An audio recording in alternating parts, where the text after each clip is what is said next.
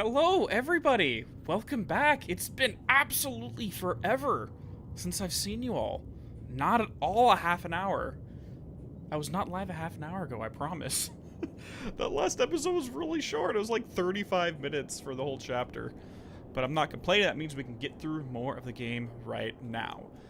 Alrighty, so for anyone who is just finding this as their first video, hello, my name is Dean.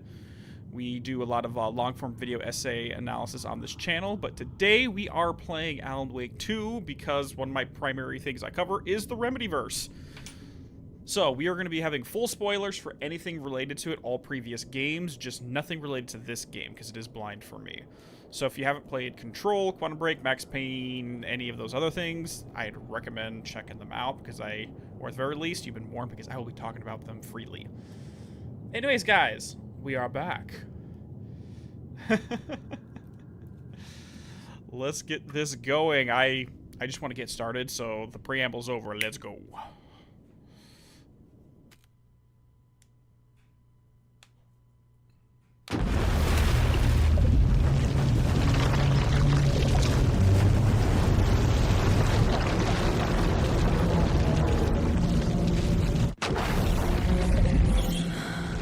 Oh, are we doing the Saga section again?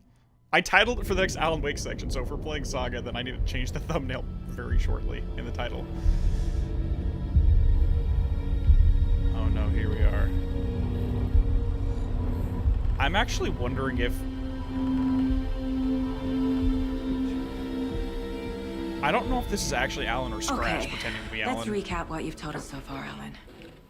For the past 13 years, you've been trapped in a nightmare dimension called the Dark Place. Yeah. It's like New York, but it's not New York. And can be reached from the bottom of Cauldron Lake, but it's not really under the lake. And after all this time, you've managed to get out. Yeah. But so has your evil doppelganger. Mr. Scratch? Or is it the Dark Presence? Both. It's interchangeable. He's Scratch when he looks like me, but he can change into this other form. And Scratch, the Dark Presence, wants to rewrite the world in his own image. Which would be in your image, as he looks just like you. And turn the world into a fucking nightmare. During Deerfest, which is scheduled to take place in a couple of days. You got out of the Dark Place by writing a novel, the pages we've been finding. But your double edited it into a horror story that's now changing reality, taking over people, making them crazy, bringing the Dark Place to Bright Falls. Yes, fiction coming in contact with the Dark Place can change reality. The story is coming true, soaking into everything like darkness when night falls. But last time This will be back in 2010. Yes, last time it didn't happen all at once. The story came true bit by bit as it unfolded.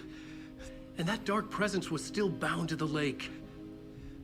I stopped it before it got the ending it wanted. Before it broke free. Based on that, there's still time. Which brings us to your magical light switch. The clicker. Magical doesn't quite cover it. Scratch wants it to bring about his ending. That can't happen. If I can get the clicker, I can send him back to the Dark Place, make all this shit go away.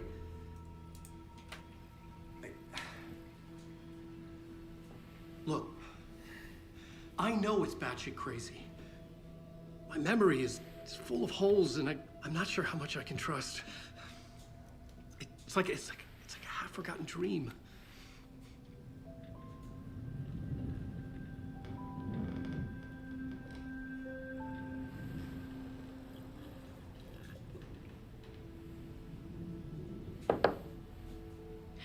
Mr. Wake, Alan, we've seen our share of batshit crazy in the past 24 hours.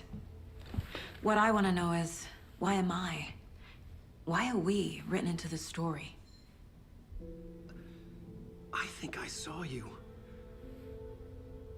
Or a vision of you in the Dark Place. I think you helped me reach out and escape somehow. With that in the story, Scratch would have edited it to get to you. To hurt you. We are all in danger.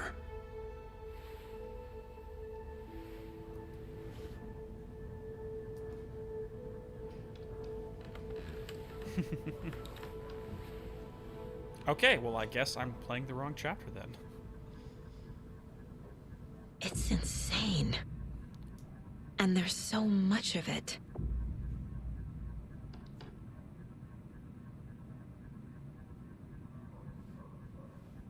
Have you ever heard of the cult of the tree?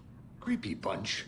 In the habit of wearing deer masks, performing murder rituals, victims turning into monsters possessed by darkness, possibly inspired by a horror story written by a certain author. Ring any bells? The cult. Yes. Yes. They have the clicker. So the impression I'm getting is that Scratch is attempting to get the clicker and then rework it. So instead of flicking on light, it removes it entirely. Because like the lamp that we've been using with Alan to like drag light away and put it back in, the clicker was the switch for that lamp. So I'm curious if it could also just turn the lights off entirely. If the cult has the clicker, does that make them Scratch's followers? How are you so certain they even have the clicker? They could be working for Scratch. I don't remember. It's all confused. Alan, if I'm gonna act on this information, you need to be honest with me. Yeah, of course. Is he confused? Yes. Or is he hiding something? He's confused.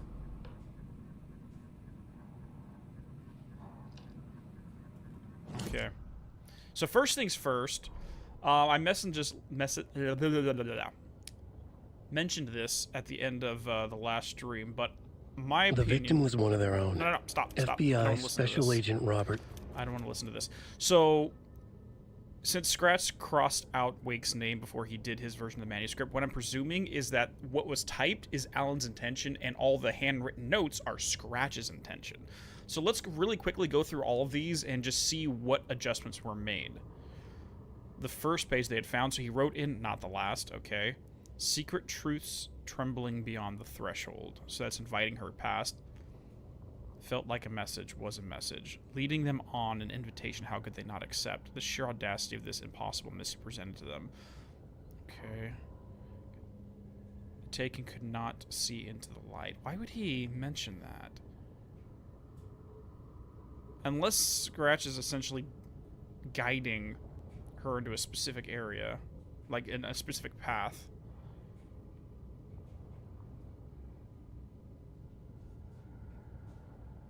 You just finished the game, Mateus? Oh, don't say anything, but I can imagine it's an absolute mindfuck. Yeah, Caramel, them drinking the coffee at the same time is a throwback to the Return trailer in Quantum Break, when the original, when Casey and the original saga, were, playing out that scene. Increases reload speed, that's actually nice. Increases the damage. Kills an enemy, restores health. That's actually really good. Plants 2 headshots quick succession to stun the enemy for extended duration. Hold the fire button to activate auto fire. I don't really want that.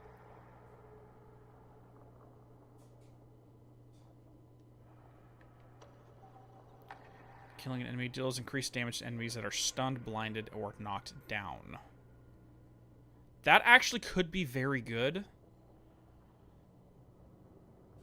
Only because the strategy I'm going to have to start using essentially comes down to dodging, and that will stagger them, and then we can get extra damage on the hit. The Taken was momentarily out of action, but not for long. Saga raised the sawn-off shotgun to stop it, once and for all. Oh, there's audio for that.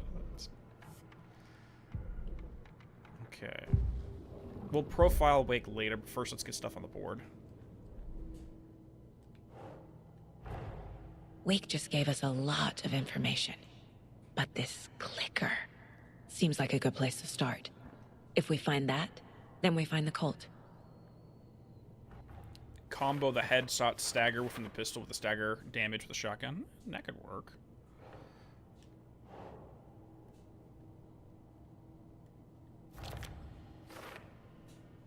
Cult. Yes. Yes, they have the clicker. Nursery rhymes. Yeah, because we did get a few more.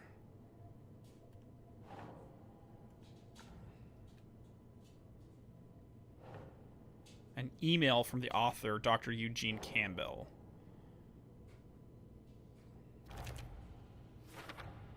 The FBC is definitely playing with things they don't fully understand. Sounds like the FBC, all right. And that always goes well. Yeah.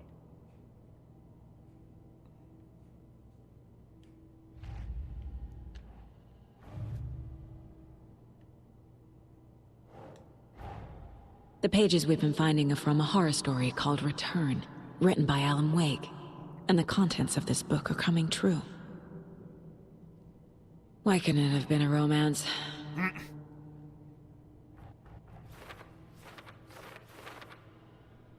Okay, we got a lot. Alright, first things first. Wake's fish coming into contact. How does it... Yep.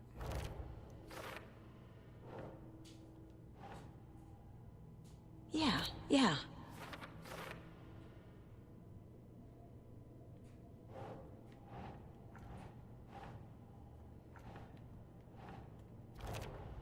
Light and dark in the presence. Okay.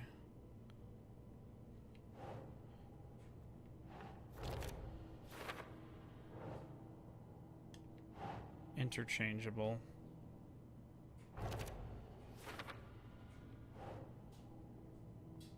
That's it. Wake was tracked in there for 13 years.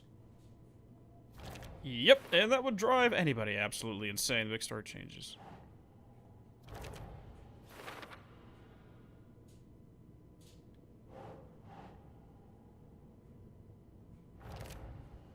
The clicker.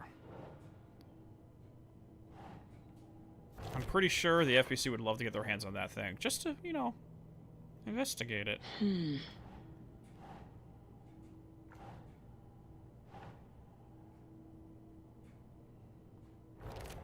The overlap. Okay, so it's a whole separate thing.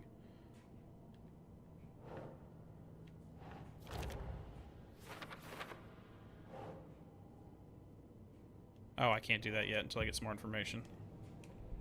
God, we have a lot of stuff going on. Cult of the Tree background. Cult could be followers of Scratch. They have the clicker. Who's involved? Nope. Cult psychology, maybe? Nope. There we go. Alright, let's go profile Wake real quick. I don't know if you want to dive into his head. There's a lot of shite in there. Wake has a double. Mr. Scratch. Where is he now?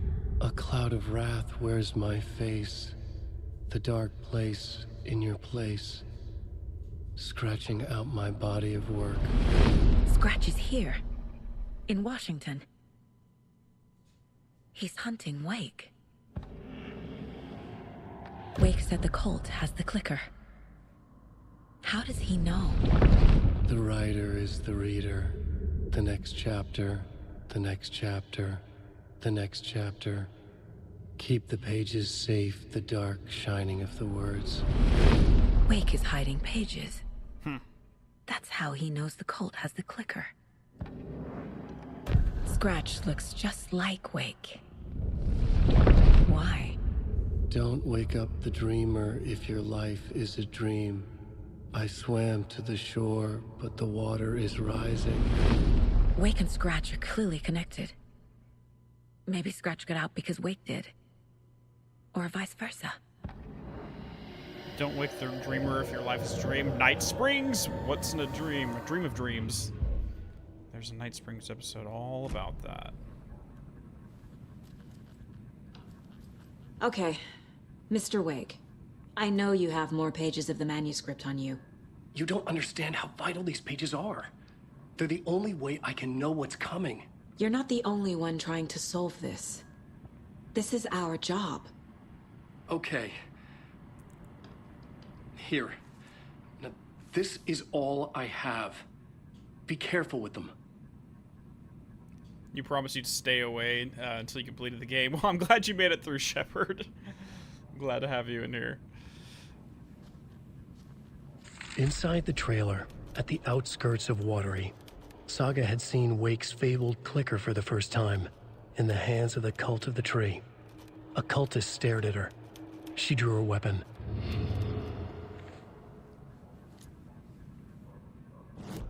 Okay, so this one is entirely written by Alan right here. Nothing has been changed. Okay, so we are technically doing Back to the Return instead of doing Initiation, so okay. I'm gonna have to change the title and the thumbnail later as soon as we finished. Not much, we've just been interviewing Alan. That's really about it. Actually, let me check this out. We do have some more.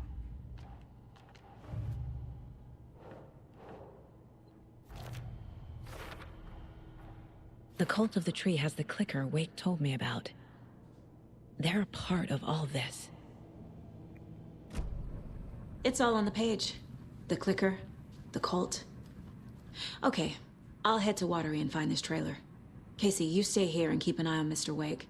Got it. No, you need me there. No dice, pal. This is an FBI investigation, and I don't see a badge on that flannel. From now on, you can switch between Alan Saga stories via the bucket in the janitor's break room. Feel free to play in whatever order you choose. All right, so Shepard, since I've gotten you, what would you recommend? Since you finished the game, I mean, what would you recommend? Going back and forth, or going one character all the way through completion and then backtracking, and if so, which ones? Hey there, Faisal. So all the VODs are technically up in the playlist. I have episodes 3 through 5 unlisted right now. I'm going to be releasing them every other day publicly. But if you go to the playlist, you can find them all in order.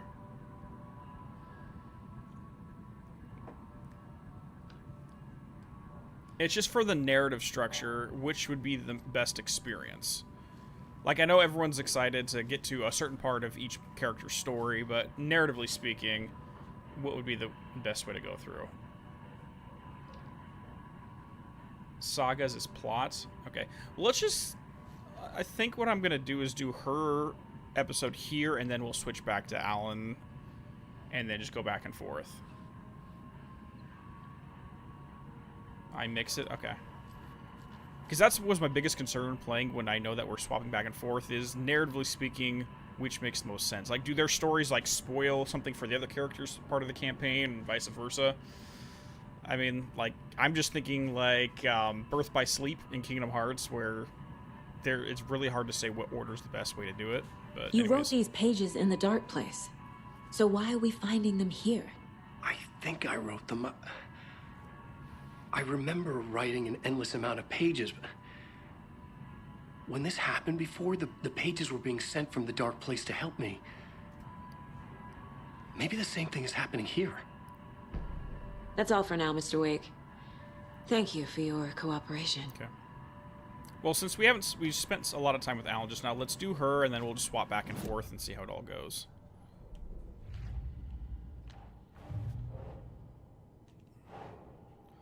Wait, what is this? Wake remembers writing many stuff.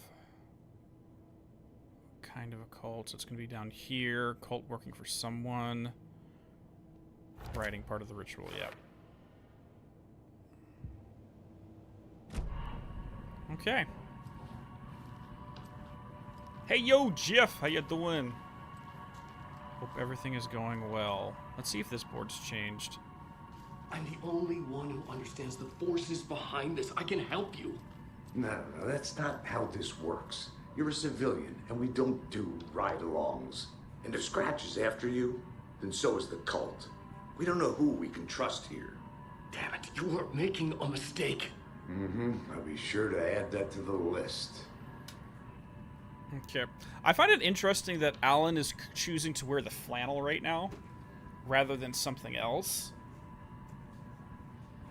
Like, I don't think it's the one he wore in American Nightmare, but if anyone remembers, the reason why he changed from his writing jacket that tweed jacket to the flannel in American Nightmares because he wore the specific outfit at a time when him and Alice went on vacation, and it's charged with positive, wonderful memories he had with her, so he wanted to wrap himself in basically a little warm blanket of his memories of her by wearing the flannel.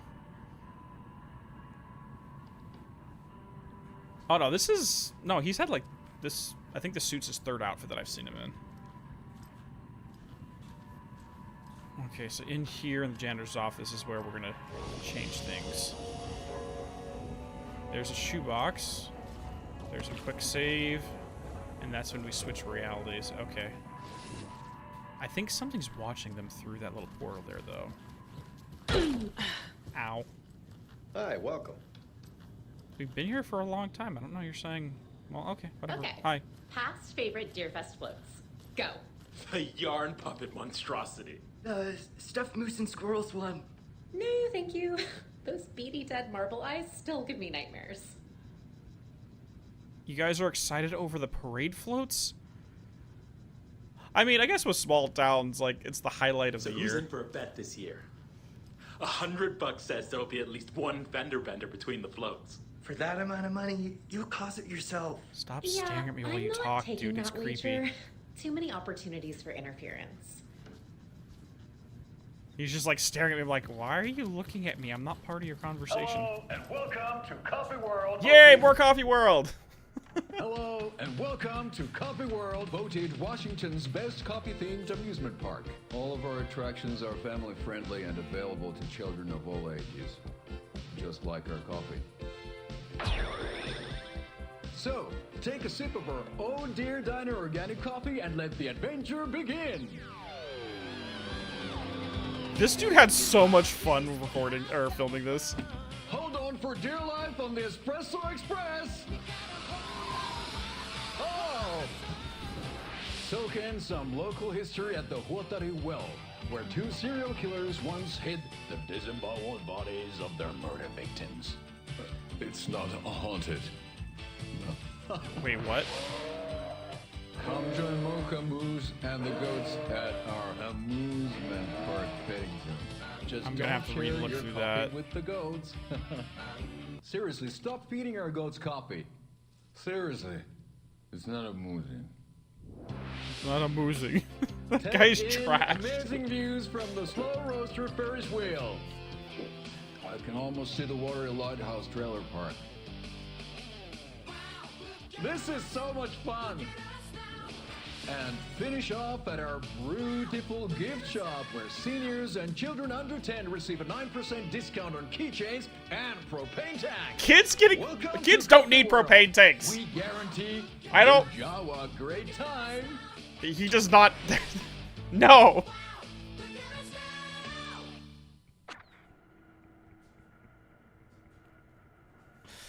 There's more to these guys than we know. I mean, we bumped into one of them earlier, and he had a biker jacket saying Calavella Nights. He has something to do with Finnish folklore, but whatever. Because, yeah, whenever I go to an event, the first thing I want to give a freaking child is a propane tank. This is the third time I've requested something be done about the TV in my room. It keeps going on by itself. It's keeping me awake all night. Yes, sir, I'm terribly sorry for that. We've called a professional electrician. In the meantime, have you tried unplugging the TV for the night?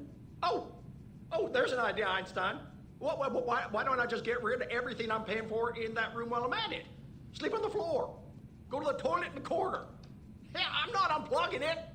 You're fixing it. Of course, sir. All right. Let's do a little bit of theory crafting here. So this is the guy we found. Is there anything else I can help you with, sir? Stop talking. I'm talking. Would you like a complimentary dinner tonight? Well, that almost makes up for the ineptitude of this place. I'm glad to hear it. All right, so this is the dude we saw in prison the other day. Actually, early this morning, his lawyer was showing up to best him out of jail. We don't know what he supposedly did. That being said, there's also been some whispers of screaming in one of these rooms. We don't know which room it is. I don't know if those things are connected, but also he's saying his TV keeps flipping on and off in the middle of the night. Anyone else thinking of Night Springs right now? Because we see that happening with Night Springs episodes.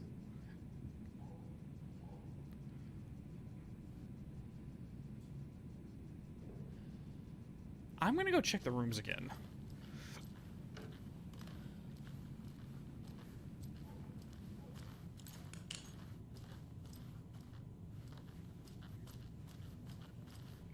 I'm not sure which one's his. But remember they said something about they finding something under the bed? There's a musician here.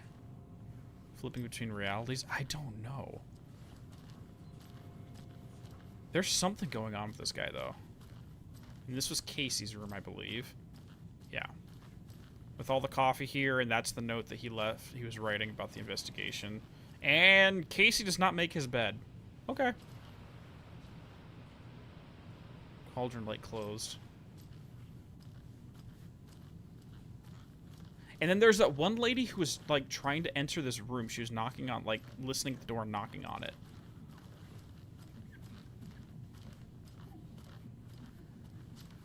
I can't force it open.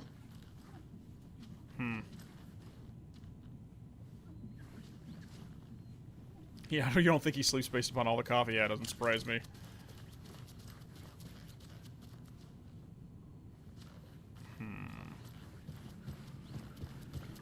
I don't think we can make it into the kitchen either. It won't open. Maybe eventually later on in the game. Okay. Well, let's... We've spent too much time in the dark place. Let's enjoy the... look at the sunlight. Look at the mountains and the trees and the river. I swear I brought my full kit along. Jules, you didn't forget to pack the EMF reader, did you? Why would I pack your gear? I've got my own to worry about. Great. Now how am I supposed to measure the energy signatures emitted by paranormal manifestations? I was gonna say! She said EMF. I'm like, are you like ghost hunters or something? Yes. I can't wait to hit the haunts. We should check the town out first. You know, do research, interview some locals, get the feel of the place. Not before I find my frickin' EMF reader. Exactly, Emerson Kid. That's exactly what I was thinking about. Yeah, I was one of those weirdos that watched that show all the time when I was a kid. Welcome back, and boy do we have some breaking news that's sure to knock your socks off. Davis Family Beef Jerky will now be available at the Sunday Market in 3 delicious flavors.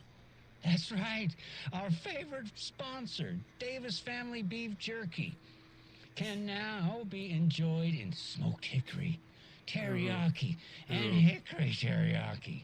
I handed out That's samples not 3 here at the different flavors. Valhalla That's nursing home and thought basically a surf and I'd turf. catch up with one of our residents to get her thoughts. Donna, how are you? I've got chronic back pain from my spinal stenosis. Oh, yeah. You know, when I'm feeling stiff, That's I me. find a light snack helps. So, did you try that beef jerky? No, lunch is at 11, and I wanted to save my appetite because today was the fish soup with crackers. You're allowed up to 4 crackers, but I only take 1 unless I have a glass of cranberry juice. They ran out of cranberry juice at breakfast, which is at 7. I didn't take the oatmeal today because it makes me gassy before cribbage, and I can't So you didn't try the jerky. Got it. Well, that's too bad, Donna. Their new teriyaki flavor sure does hit the spot. They had teriyaki salmon with rice on Friday's dinner menu. Dinner's at 5, but we all know the salmon takes longer to prepare, and then you're late She's for a bingo. little out of it, And who okay. needs all that spice? I agree. Teriyaki is a shit flavor. Who? Is that Tapio? How are you on the line? I couldn't end the call. You've been on the phone this entire time? I mean, he's a lot older now, Shepard, so I kind of give it a pass. Teriyaki. Well, it's delicious on jerky. So, let's give a big thank you to Wendy Davis for From these what I've samples. heard, it's supposed to be the same voice actor. He's just a lot older. No, that can't be right. Wendy went missing in 2010. But I could be wrong there. I'm just going off the chat. Dead. No, I'm referring to Wendy Davis from our sponsor, Davis Family Beef Jerky. Wendy Davis. That's the dead one. She's dead. Right. Well, that's our time. Remember to keep your coffee warm and your chin up because that sunshine's right around the corner. Pat Maine, signing off. Right. Well, that's our time. Sunshine's right around the corner, so I'll leave you with this sunny little ditty to carry you through the day. Okay, then. That being said, we do have a beef jerky shop, that I sometimes when I'm heading out to Arizona, it's on the road. I think it's along the 10 between California and Arizona. The jerky store. Oh my god, it's so good. Yeah, he's probably just really old, but frankly, I kind of like that. If it is the same VA, it's nice to have him back, regardless. Good afternoon. Good afternoon. Don't yell at people through the window. It's creepy. All right, I guess let's head over to the diner then. We're just gonna go exploring. Okay, I'm just gonna make a note that we have ghost hunters running around. Ghost hunters. Ooh, I'm getting some good Yokosha shots emoji here. bro. How you doing? Capturing the charming small town with a dark undercurrent beneath the surface vibes. Bright Falls. Even the name brings to mind a deceptively idyllic place. I'm glad you two are enjoying the views. Love that deceptively idyllic place. 100% FBC members? Yeah, it wouldn't surprise me. Honestly, that would not surprise me. Now that I think about it.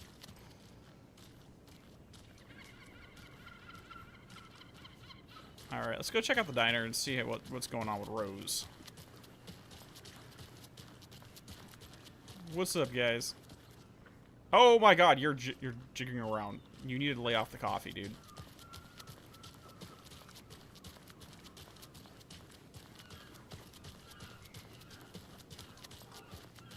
Hello there. And what are you doing by the trash can? Hi? You looking for your wallet? Did you lose your wallet? She looks confused. Okay.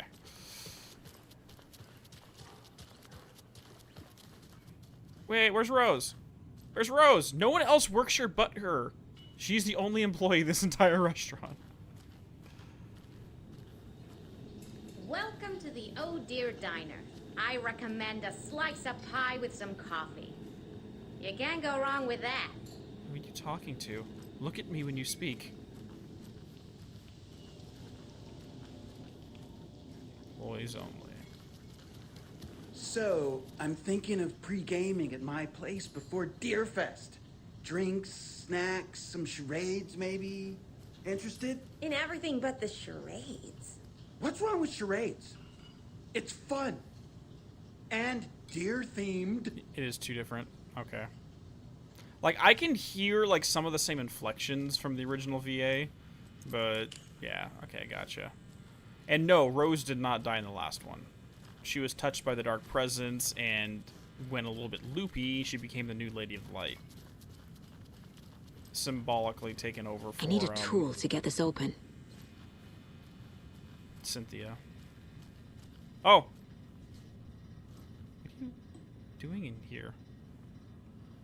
Well, I guess the girls' restroom is locked, so... For some reason they decided to put a padlock on it. Who knows? Okay, well, never mind. I don't know where... Hello. Maybe she's out at the trailer park. Catching up with some Z's. Hey, Clay! Let's see if we can get inside Clay's clam shop.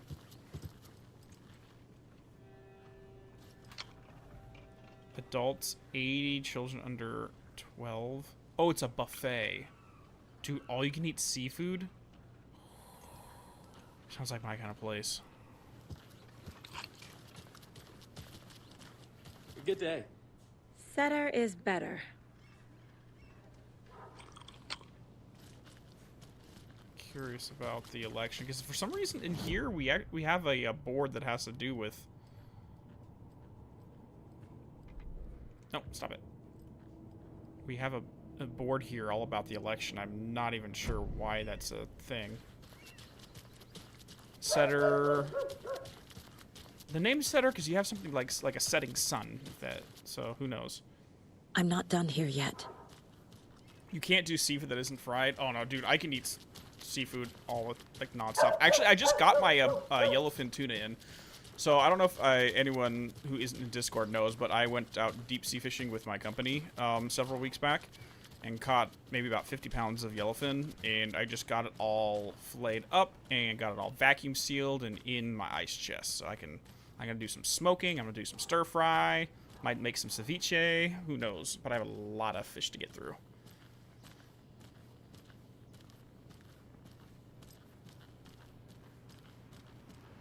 Okay, I guess we just have to go to the car then.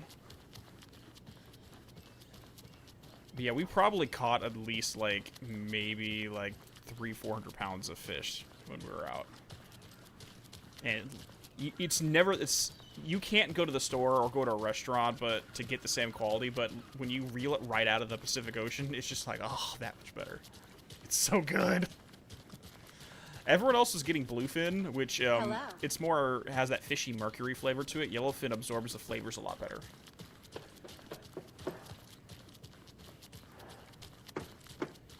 And then there's some yellowtail too that some other guys caught.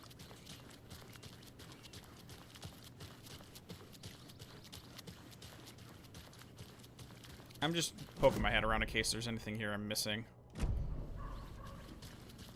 Because every time we come to this area, the characters are going to move around. There's going to be new dialogue options. You try to fish once, your dad throw you in the water. Payne, and we've got a very special guest today on the program. It's artisan cuckoo clock designer Terry Feldman. Terry Feldman. How are we today? Hey there, Pat. Doing just fine. I'm a super big fan of the show. What a treat to be on with you today. Oh, the pleasure's all mine, Terry. Now, I hear you're doing something special for Deerfest. Tell us about that. Yeah, I'm crafting a selection of custom basswood cuckoo clocks, but the real special sauce Very cool. is when it's cuckoo time and you're expecting a bird to pop out for a chirp. Out comes a big old deer. Well, that's just neat. Oh god, but what sound does the deer make? Real neat. That's gonna have the tourists tickled pink. And I hear you're selling these at the Sunday market. So make sure to say hello Ooh, to that Wendy hurts, Davis Emerson. from our sponsor, Davis Family Beef Jerky, while you're there, all right? Terry, you still there? Yeah, still here. I'm just... Geez, Pat, I'm sorry to tell you this. I thought you heard Wendy's dead. Oh, boy. That's a strange joke you're playing there, Terry. No, it's... I'm sorry, Pat. You know all that FBI business. Wendy was one of those bodies they found. Well, that's just not possible, Terry. Wendy stopped by this morning with 3 flavors of beef jerky. She brought me the smoked hickory and the teriyaki and then what was that other one? I'm real sorry, Pat. What was that other one? She was just talking about this just hours ago. Smoked hickory, teriyaki, and... Hickory teriyaki. Thanks, Tapio. Take it easy, Shepard. It's just Thanks for stopping by. A strange joke, Terry. Did Yako and I won't put you up to this? Pat. Well, somebody's having a laugh over this little prank, I'm sure. Terry, thank you so much for your time. Can't wait to see those Deerfest cuckoos at the market. Wendy will be there with her beef jerky as always, and we'll be back after this. Yeah, I'm wondering if he's at that age where he's starting to develop dementia, or there's the secondary option, because Pat Maine is part of the Night Springs group, along with like Deputy Mulligan, Thornton, Grant, and Frank Breaker. So I'm curious if, as a result of being involved in that stuff, he has his memory immunity when reality changes also. But most likely, it's just he's getting dementia, which, oh, dude, that's rough.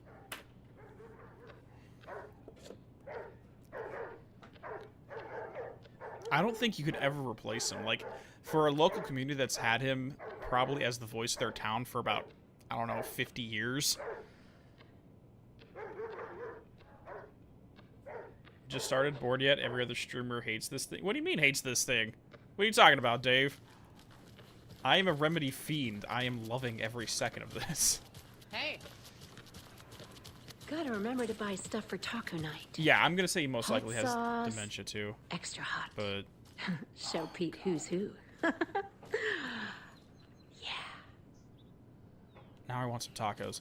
I'm wondering, because Mulligan and Thornton are still here, Pat's still here. We haven't heard any information about Frank Breaker yet. Deputy Grant's no longer in the police department, or at the sheriff's office. I have no idea who's actually running up the Night Springs group right now. Hey there. Hi. That's a nice fashion statement. You're standing out in the weeds, wearing a full suit. It's okay. No, we didn't just start. We're like 6 chapters in, Dave. Low-key, check the store. There's a crime in there. Where's the store? Sheriff's Station, Oh Dear Diner. I don't know any stores that I can enter. Oh, $35.99 for a vest. That is a crime.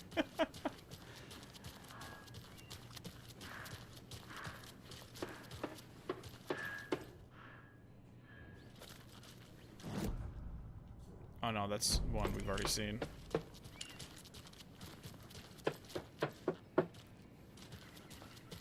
By the way, your stepdad tried to make a chimney out of old toy box so he can grill in the house.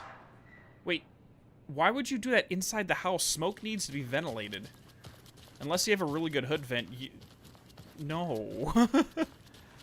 I actually, I forgot where they're from, but there were some people from who moved over here, and it was a weird situation that I got called out to, where they're used to cooking inside, so they went and cut a hole in the roof for the smoke to come out of. And they didn't realize why it was a bad thing to cut a hole in the roof.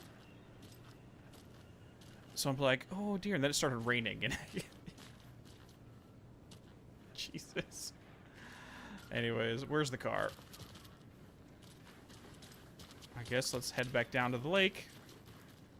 We can go to Watery? Okay, first things first, let's go to Cauldron Lake, because I want to poke my head around and see if there's anything we missed. What are you guys doing? I'm peeling butternut squash. I can roast them for soup tomorrow. Not much. I'm just sitting here enjoying some tea and playing some games.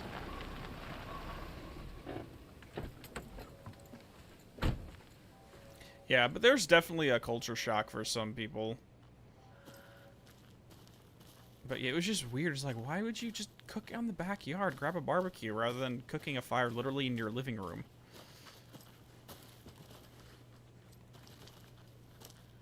Okay.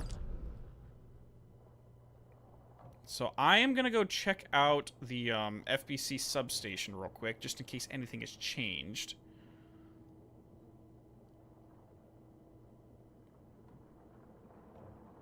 Yeah, let's do that, because I really want to see if anything's changed in there. And then we'll head over to Watery. You ordered some pizza? Nice. Where are you getting it from? Oh, you mean in the chimney. You smoked it in the chimney. Okay, never mind. I misheard what you were saying.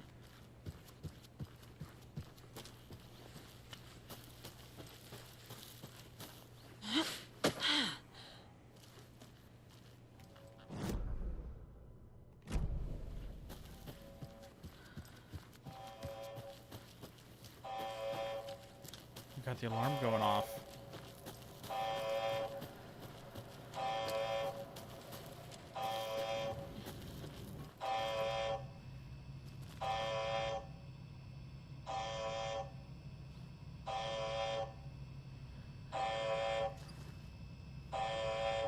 Activity detected AWE Cauldron Lake. Ooh, the alarms. This is the alarm right here. This is the alarm that went to the freaking investigation section that Langston found. Because remember, Langston mentioned that there's an AWE alert coming from Cauldron Lake, but it seems to be coming from at some point in the future.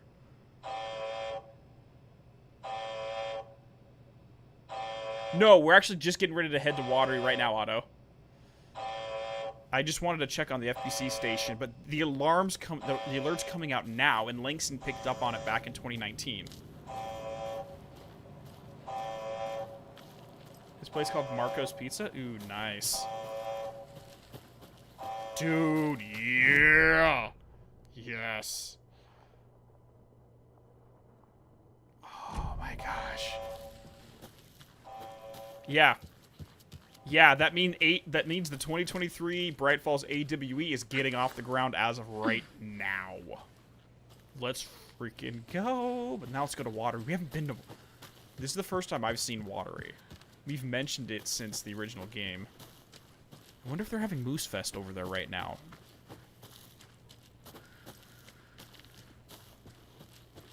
Well, like, I don't know if it's necessarily that it traveled back in time. It's just the AWE alert was dated in the future. But then again, the oldest house is... Reality doesn't work there properly, so getting things out of linear time space would be perfectly acceptable, in my opinion. The oldest house does it once. Okay. You want to know, like, okay, maybe not pizza. Like, I've had New York-style pizza in New York, and I've had Chicago-style, a deep dish in Chicago. I still don't know which is best, and I'm not going to get in the middle of that debate. Anyways, let's go to Watery.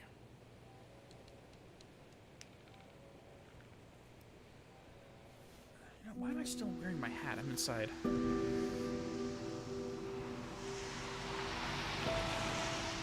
Ooh, same here, Draco. My buddy has a homemade pizza recipe that we make all the time. Anderson, I didn't want to say this in front of Wake, but are you sure this is a good idea? Going on your own? Assuming we believe the page, I need to check this out. We need to find the cult. Anyone we meet here could be a member. And this Scratch guy. The evil doppelganger? Must be true, or else this guy can't write for shit. The quality of his writing aside, if this page turns out to be true like the rest have, this could be a breakthrough. We might solve this thing before backup even arrives. Yeah, but they're taking their time, so just be careful out there. Meanwhile, I think me and Wake will have a chat.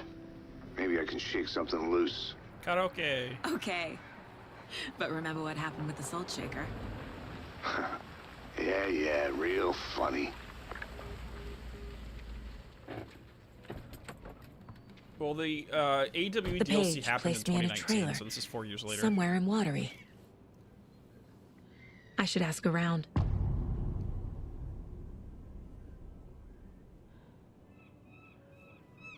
Alrighties. Let's go. A vote for Mayor Setter is a vote for everyone.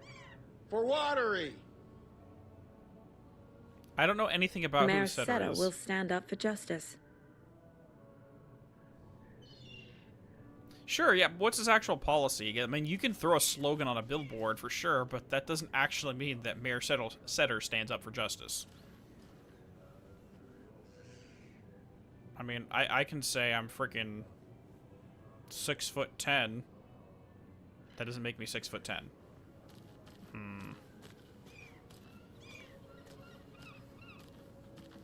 Somi Hall? Is that something I should be aware of, Ghost Tempo? Like, if it's game-related, don't tell me, but if it's something that's just kind of a Easter egg... What is that? Suomi.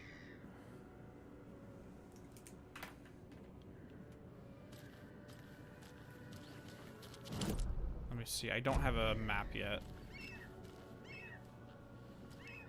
Oh, it's Finnish for Finland. Oh, it's Finland Hall. Yeah, because this whole area was formed by Finnish settlers. Where's the time gone? There's just a wretched husk of what used to be me left. I was just checking her biker jacket, because the other guy we saw had the Calavera Knights printed on the back of it. Which, again, I'm still... Because that was one random thing in the original game that stood out to me, but I never got an answer. Definitely quaint. I never got an answer on it. We saw a poster or a billboard or something for it back in the day. Good day.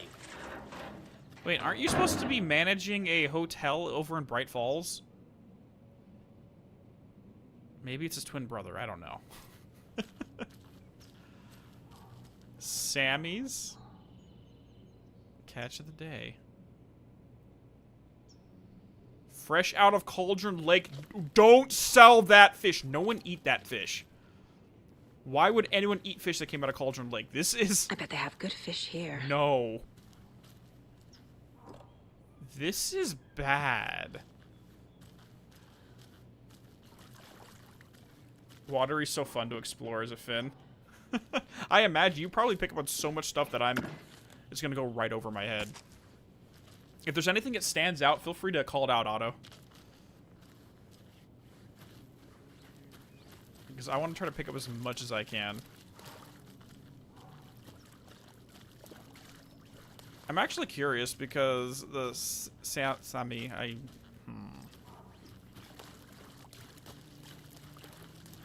can't be worse than Cauldron Lake Moonshine. That's very true. 1891. I'm trying to get a timeline on when this place was founded.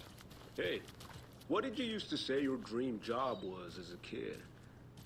I bet it wasn't dock worker. I don't know about all that, but idle hands are the devil's playground, so... Well, us fishing types appreciate you all, at least. So is this also Cauldron Lake here? Mind just giving me on a the other hand side in of the helping lake? out? I'm supervising the work. And? And it's super. Super.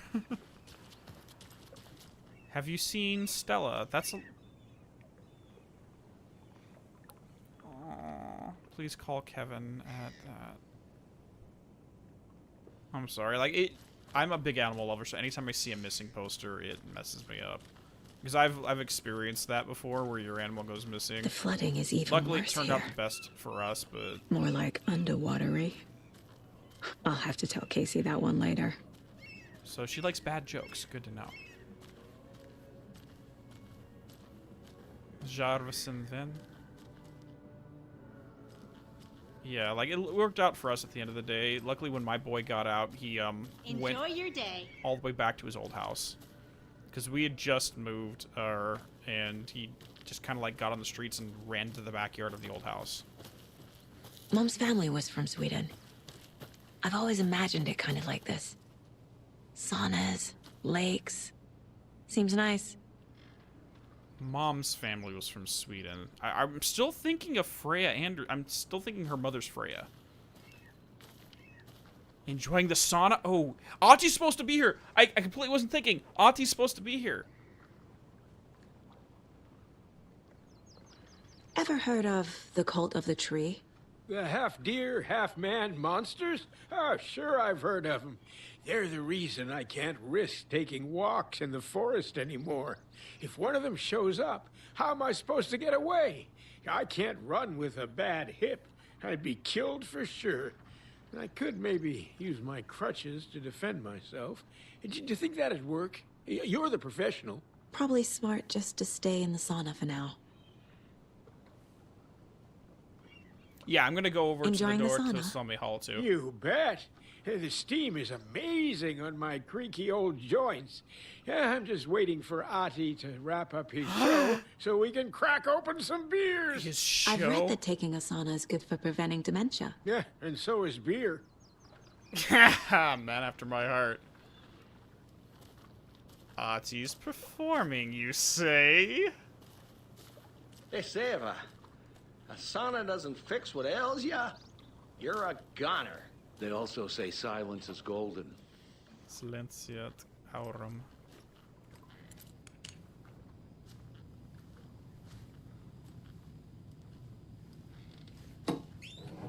I'm stealing your guys' bullets. Sorry. Oh, is it 9mm? Okay. I mean, if I'm gonna be fighting demons in the forest, I'd rather have something more than a 9mm. At least give me a minimum of like a 38 or 45. Come on.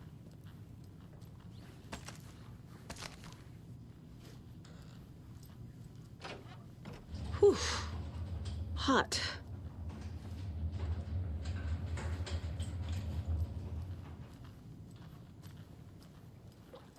Her description of Sweden fits more Finland than Sweden. Have you heard old Pat's That's coming radio from a show Swede? lately?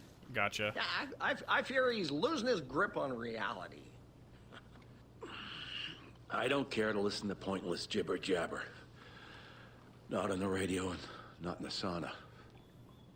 They're talking about Pat. Yeah, he's losing it. Yeah, let's swing over to the Swami Hall and see what we have going over there. I mean, the only I've only ever been to France. I've never been to any other European nation, and that was only for like I want to say a week.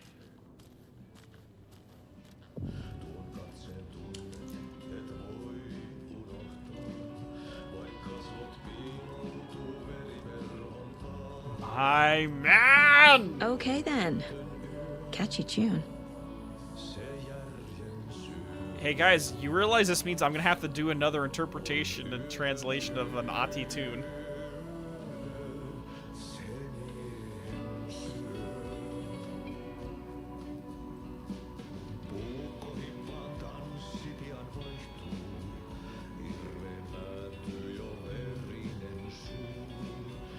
I'm just gonna vibe here for a second.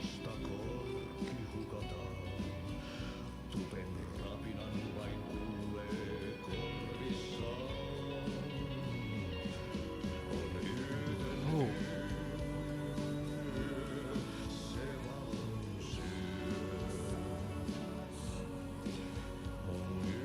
Praise to a god of dark myths. Old Scratch Satan, our savior. Black cloud boils inside his skull. Hey, I just did a video on the black cloud!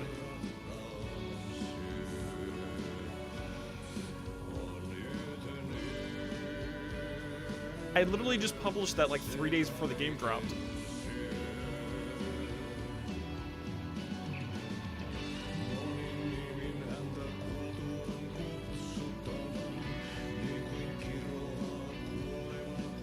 Bottom of the well into a pile of corpses. It's not a very cheery tune.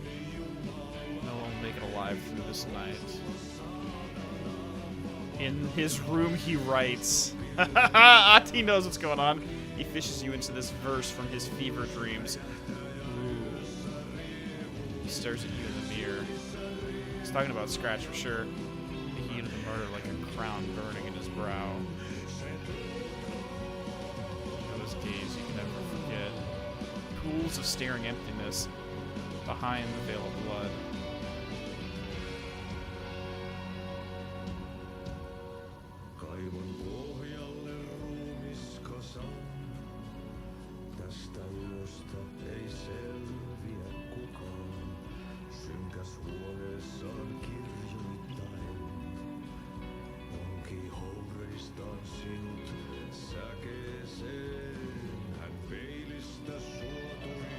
Tales are told, you can never escape. He's been murdered like a crown burning on his brow. You know his gaze, you can never forget.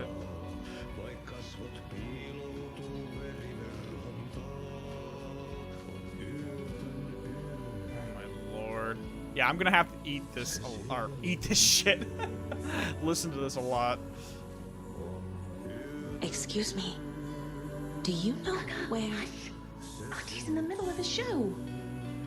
I wonder if I'm the first FBI agent to ever get shushed.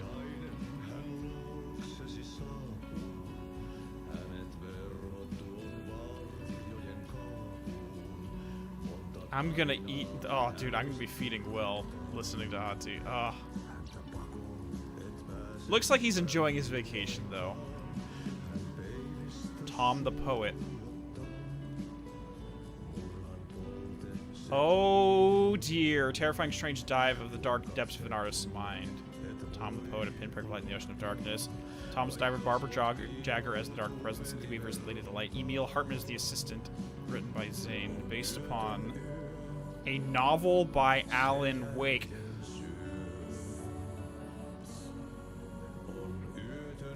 Okay. So, okay, I don't know if this is exactly how it was described in the poster in the original, in the remastered version of the game. But it's based upon the novel by Alan Wake. So Departure is the novel, and then Thomas Zane made a film based upon Departure about Tom the Poet.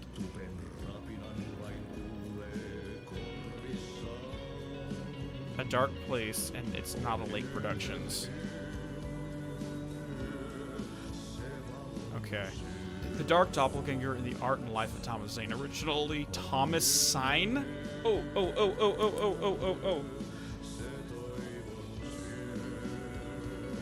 What does sign mean? What does that mean? Come to me, computer.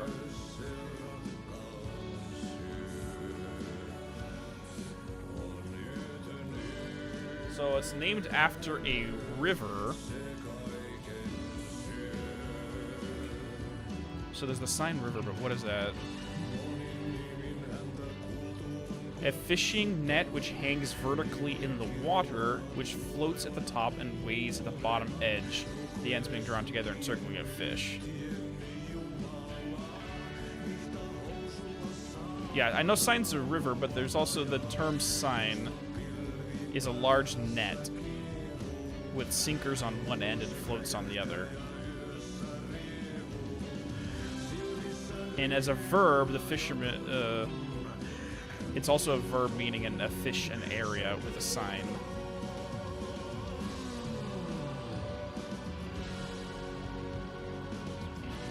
Okay.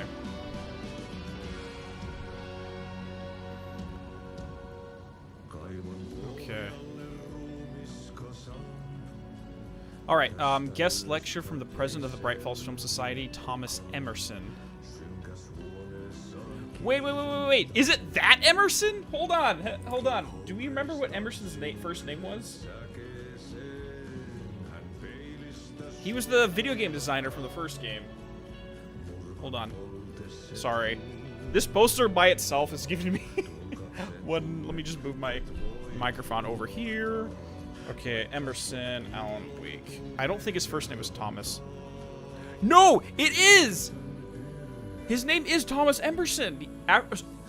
He was a video game designer that got admitted to Dr. Hartman to the College of Lake Lodge, and Alan met him back in 2010. So now he went on to be the president of the Film Society. Dude, good for him! Good for that dude. I'm glad to see he's doing better. Hold on. Making notes again. President.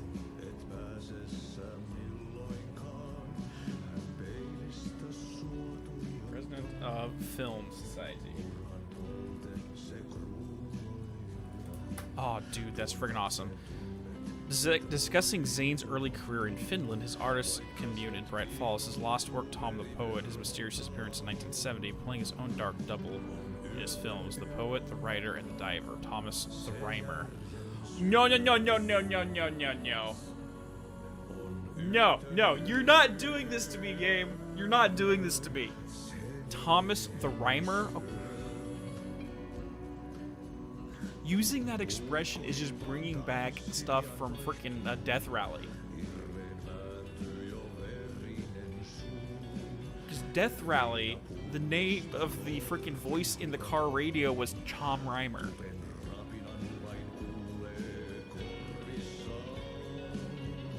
Are they literally gonna make Death Rally a canon to this story too?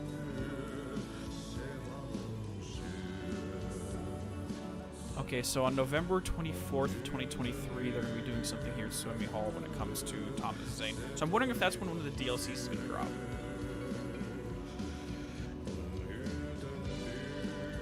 Oh.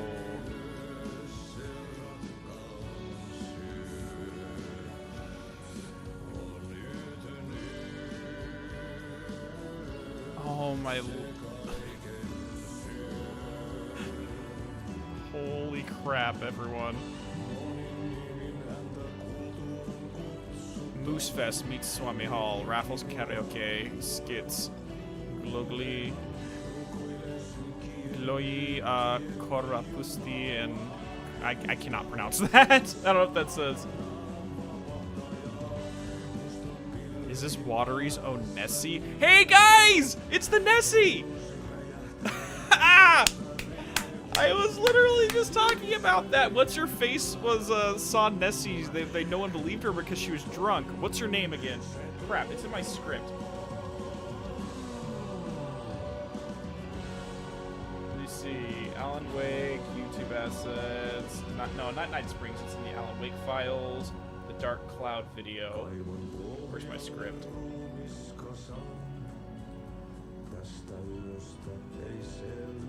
Dude, Yellowbat told me to pay attention to the posters, and oh my god, I am. Young couple of the sky serpents regardless separate from this. There's an instance of So Got Black, the Dark Cloud. A woman named Ingrid Peterson. Ingrid Peterson witnessed what she considered to be a Loch Ness monster in Cauldron Lake. But she had a history of alcoholism, so no one trusted her. And this was back in 1975. An anonymous source sent this photograph to editors claiming it was captured during the last full moon. Majestic beast hidden in the depths of the water, or an 11 prank. A sea creature that defies the laws of nature, or submarine relic from the Cold War era. A lonely wandering search for companionship and compassion, or a fearsome monster out for blood. The question, among others, haunts our editorial team here at Bright Falls Record after one of our avid readers sent in this mysterious photograph as evidence of an unidentified creature roaming Watery's waters and making a rare but opportune appearance. This titillating spotting might just be the event of the year. As we dive deeper into this mystery, we here at the Bright Falls Record invite all readers to the naming competition. What should our local beast be called? Watery Wanda? Shelly the Sea Monster? Send your suggestions now. More updates and the revelations soon to follow as the story unfolds. So, I'm going to do a shameless plug right now. So, I'm working on a video series on the Alan Wake Files, which is a book written by Clay Stewart that... After Alan, he had shared dream states with Alan back before the events of the 2010 AWE, and after his disappearance came to Bright Falls to investigate Alan's disappearance, and he published all of his findings in it. In the book there is a history of Bright Falls excerpts that was written by James Alford, and there was a bunch of just weird oddities about the town. And one of them was the Dark Cloud, and in that subsection was the situation with the Nessie here. I just published that, I think, on like Tuesday. I like Watery Wanda, too. I prefer that one. A one-of-a-kind amusement park opens in water. I'm sure all of our readers know Ilmo Koskela, who, with the help of his brother Jaco, has been making our small town of Watery a bustling hub with various business adventures. The latest of these, Coffee World, has a grand opening just around the corner. I had a chance to ask Ilmo for a few questions about Coffee World. What is Coffee World? I'm glad you asked. Coffee World is the world's greatest coffee-themed amusement park of all ages. Yes, because giving caffeine to children is exactly what they need. Sorry. It's got all rides, thrills, and excitement for all you could ask for, and of course, lots of delicious fresh coffee, both hot and iced. Put that in. How did this unique business idea come? Well, as you know, I'm all about ideas, an idealist, you could say. But what's even more important to me than my many successful businesses is our hometown. With my help, we can revitalize Watery, build its economy back up, bring the tourists back in, and enjoy ourselves in the process too. Coffee World is just as much for town people as it is for out-of-towners. Which attraction should the visitors be sure not to miss? Oh, that's like having to choose a favorite child. It's impossible. But the Slow Roaster is, of course, a wonderful, full ride of mystery and magic. And the Espresso Express is sure to give you a thrill. Also, don't forget to drop by the Fresh Bot gift shop on your way out. You never know what treasures you may find. Coffee, at least, I bet. Mm-hmm. So we're going to go and see if there's any treasures there when we finally make it to Coffee World. These are probably developers. I think these are probably devs.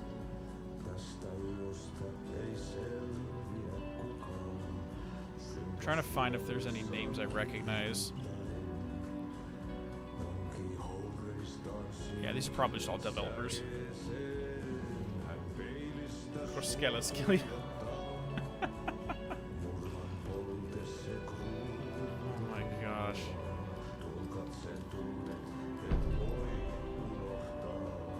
I could listen to that man's voice all flipping day. Okay, so Coffee World's way over here. There's all these backwoods. There's a radio tower. Where the fun is percolating. Ooh, Calavella Nights. Yes, we need to go there at some point. The Lighthouse Trailer Park.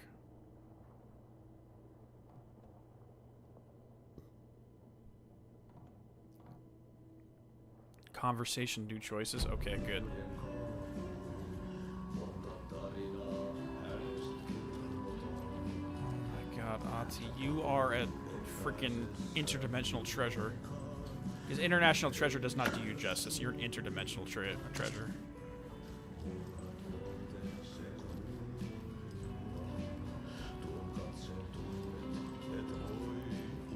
Did we really just spend like 20 minutes looking at posters?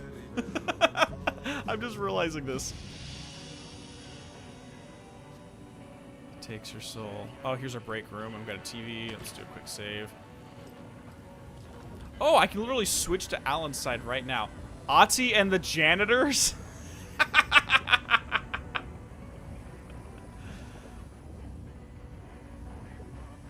Oh, my face hurts. I'm smiling so much right now. Oh, we got one of these. Such a shame. I want to get like some more information about her nightmares regarding the deer.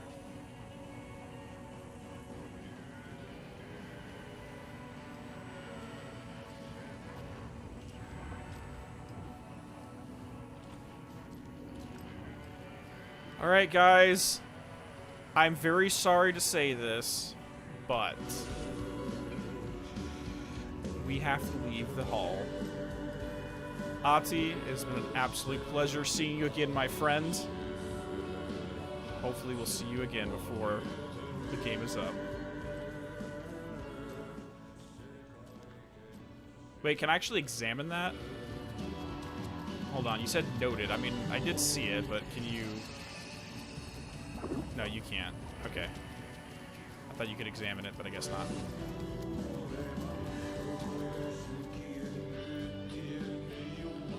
Everyone, salute our extra-dimensional brother over here. The one, the only, the janitor, Ati, our god of the ocean. Oh, something like that I'll remember. I'll remember that, Draco. Trust me, I'm not going to forget that. Mitsaye, Bright Hunters. I can't read all that.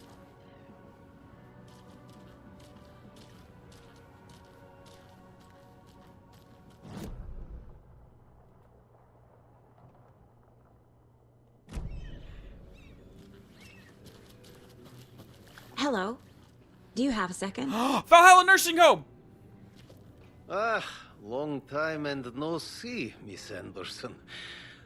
Thor and Odin are not here. They are old tricksters always sneaking off. Sorry.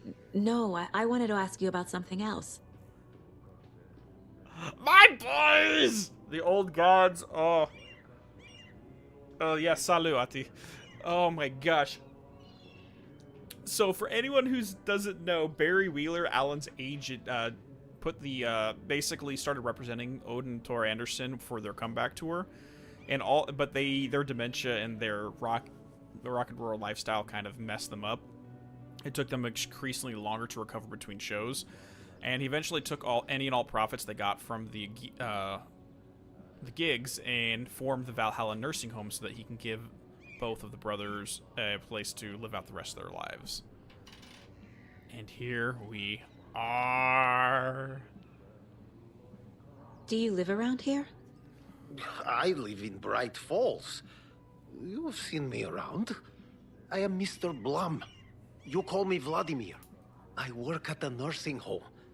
I take care of your old people. We are on day trip, music, sauna, the good times. I bring them here in the bus. The elderly are very important. And it's a very nice bus. Thanks. Can you point me to any trailers around here? Sure. Watery Lighthouse Trailer Park. Ilmo Koskela owns it. Owns many things in town. And where is Ilmo? I saw Ilmo and his brother at the bridge. Well, what used to be the bridge. So, did it sound like he says we should know who he is? We've never seen him before, but he seems to think we have.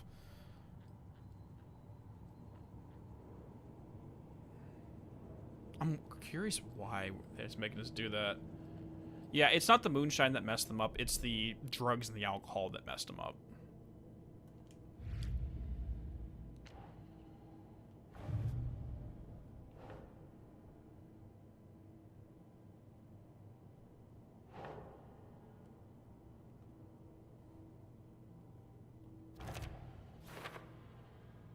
I don't remember getting that one. There was a page of a story inside, but this is definitely not like the other pages I've been finding. Fan fiction? I don't think I collected that one. I think we only got 4. Oh, no, we did. We just never put it up here. Okay, never mind. I take all that back.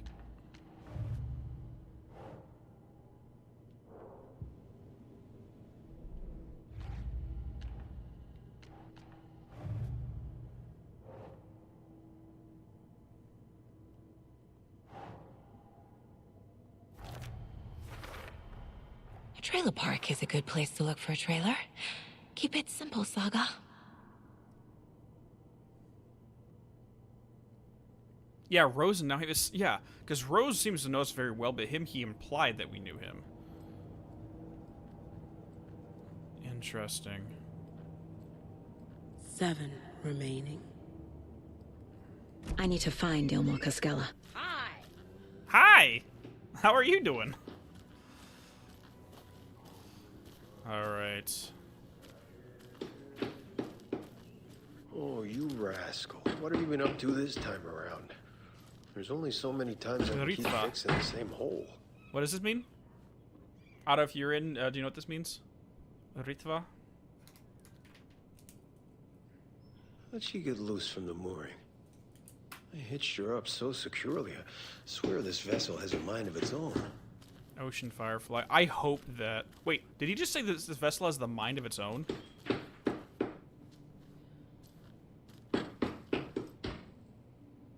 Does the boat literally go off on its own?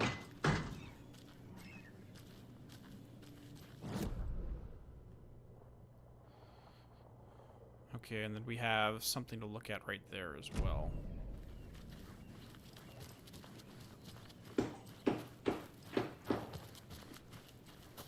It's a female name? Okay, gotcha.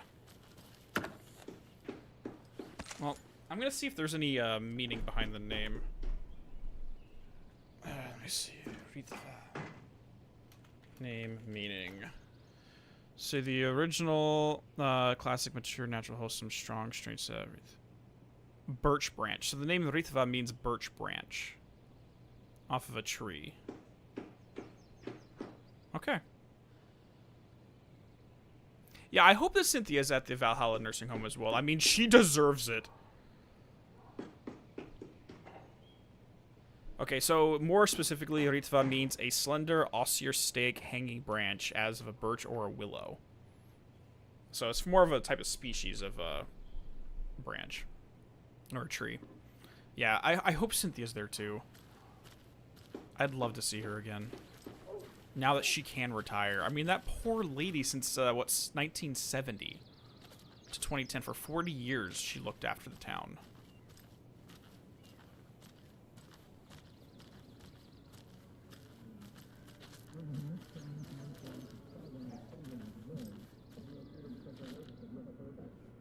Is it TV on, or are people having a conversation in there?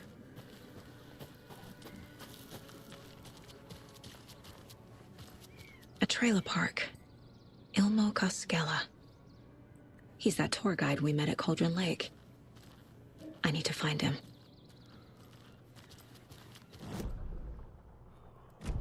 Okay. Let's go. Let's just go off the beaten path and see if we can find any more lunchboxes. I love that they have the chairs just sitting half in the water. I guess Saga! Over here!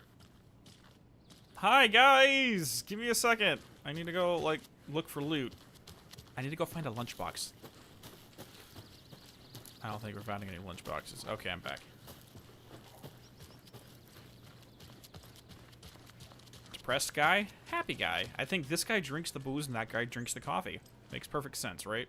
Hey, Ilmo. How did your walk in the woods with Steven go? Another satisfied customer. I just hope he remembers to write a good review on the webpage. Great to see you back in Watery, Saga. Everyone in town missed you. Super nice to see you again, Saga. Shit! They act like they've known me for years. This keeps happening. Okay, now we're getting deeper into the mystery here. Okay. Good, good, good, good, good, good, good. You own the trailer park, right? Mind if I take a look inside? Yeah, I'm pretty sure the owner of the Watery Lighthouse Trailer Park, me, can help you with that. It's good to have our funniest resident back. Resident? Funniest. I don't understand what you mean. If this is your way of getting out of any outstanding bills, don't worry. They've been handled. Must be hard coming back to where you and your little girl lived. It's like they remember a different reality. Is the horror story messing with their memories? Yeah. Yeah, but. The question is, which reality is real? Maybe the horror story is messing with our memories. Like, that's the impression I got when we first met with Rose, is that someone was messing with the memories. Because reality does do that. But here's the thing. Oh! Confirmation and vindication, guys. So I've been wondering, the two things I've been wondering about how reality gets altered through use of Cauldron Lake is two things. One, does it affect memory as well? Boom, we just got confirmation. We just got confirmation here and with Rose that yes, memory is altered. That goes along with the plot of the story. I mean, technically we already kind of knew that because Alan loses his memory, but that was kind of a throwaway. But now so many characters are having their memories altered. So yes, confirmed. 2. Can a story change the past? So, like, if I wrote a book today and wrote about something that happened 30 years ago, did that change happen 30 years ago as well? Or is it only in people's memories that they remember something happening 30 years ago, but once the story's over, they stop remembering it?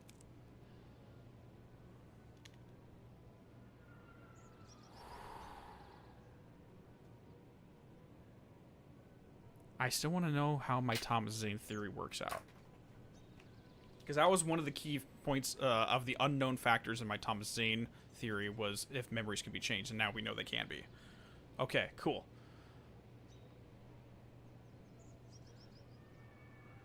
I don't think the story changed the past, but only the memories and photos of the past, maybe. Well, at the end of the day, does it really matter at that point, Draco? Does it really matter? It's one and the same, kind of, sorta. Oh, God. Okay, let's just keep going. So what is Coffee World? You mean you haven't seen our commercial for it? Coffee World is a smooth blend of rides, food, and fun. We even had a real moose. Until recently. Plus, right next to Coffee World is the workshop of our own Kalevala Knights Motorcycle Club. We're busy building the floats for Deerfest. Don't go peeking, though. You know, we're saving the big reveal for Deerfest. Understood. Yeah, I'm with you on that, TNT. That might be why Deputy Thornton and Mulligan didn't seem to know about the supernatural. Because, yeah, they're part of the Night Springs group. They should know what's going on. And when we hear them talk to each other in the first game, when they're over the radio, when they called into Pat Maine's, KBFM, they were talking around it, but you could tell that they knew something they were not letting on.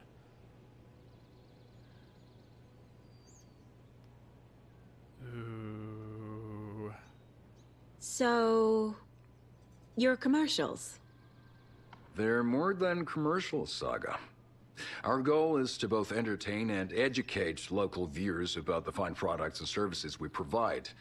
And, Yako here really comes alive in front of the camera. Really. Fuck off. I'm just there for the free beer. Not sure what Ilmo's excuse is. Hey, I'm writer, producer, co-lead, director. Do yourself a favor and, check them all out. One thing that when they comment about it must be hard coming back to the place where you and your daughter lived, it's, again, very much implied that Logan is dead. And I did do some research on that. Apparently, in recent years, the name Logan has become gender neutral. That they started using, like kind of like for example, like Morgan can be a female or male name, or Jesse, more specifically, can be a female or male name, as Dylan mentioned. And then we have Ashley as well, because of Evil Dead. Ashley Williams, come on. Boy named Sue, come on. Are you familiar with the cult of the tree? Yeah, we always thought it was an urban legend. Kids drawing creepy symbols to scare each other, but, now it's gotten pretty damn real, huh? It's terrible what happened. We're all in shock. Well, we're looking into it. Hoping to get things back to normal soon. We're all for that. As normal as it ever gets around here.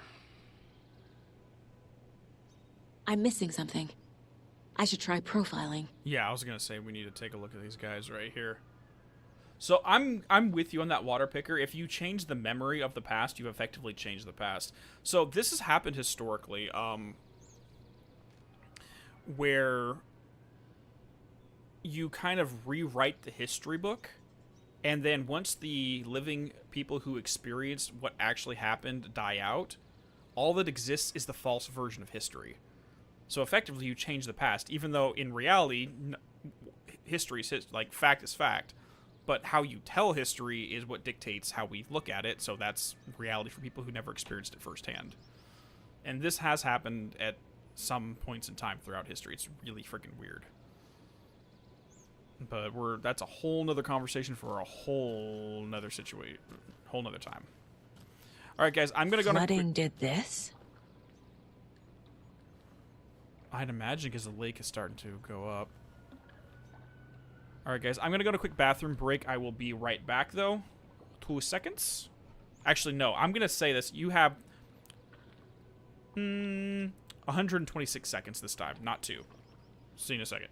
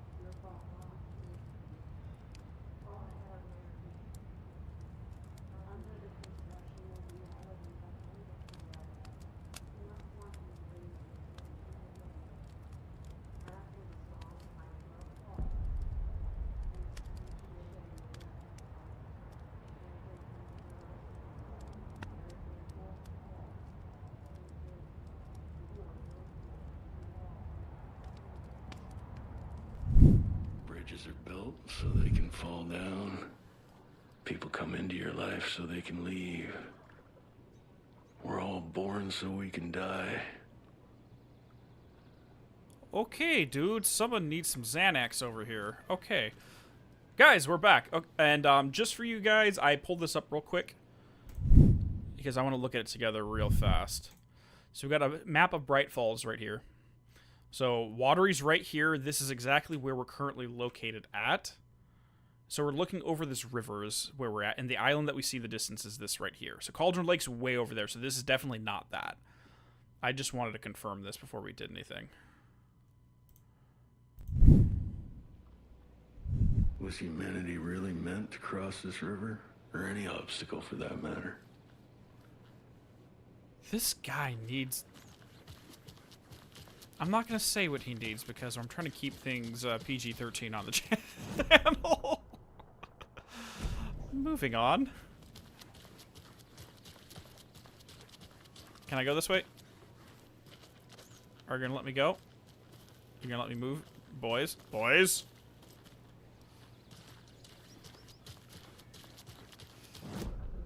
Okay.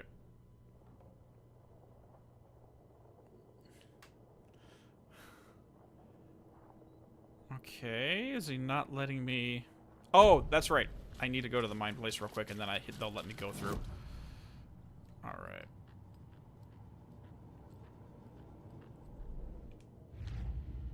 Fact versus fiction. Wake says the story will change reality around us. If that's true, then I need to know what's real and what's fiction. Okay, what's real and what's fiction? And the sad things with the age of the internet, we all have to ask us the same question all the time, because it's like Wikipedia. Anyone can edit Wikipedia, so you can't trust anything that's on it as being 100% true. Owner of the trailer park where I supposedly lived calls me his funniest resident. Oh, so they're saying she lived at the lighthouse. Trailer parks. My life in Watery. I'm actually happy we're getting into this finally.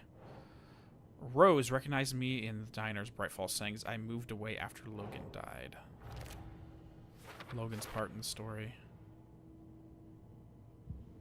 How does she keep all these things in her head? I mean, my memory, I can't remember what I did like a couple hours ago, let alone... Hey there, Sonic. Well, we're currently in the town of Watery wandering around. We just bumped into Ati. He's doing a wonderful performance. We got some information on some old characters from the first game, and right now we bumped into the two brothers who told us that we basically used to live here in Watery, but we don't remember that. So we're trying to determine whose version of reality is true and which one is false.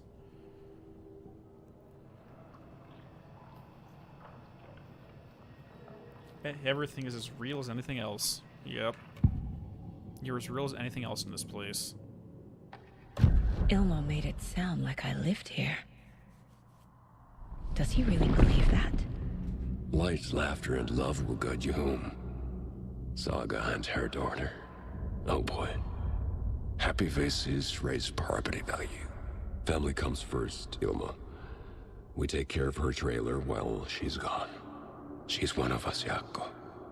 Her spare key is safe and sound. Spare key? The Koskela brothers have happy memories of me living here.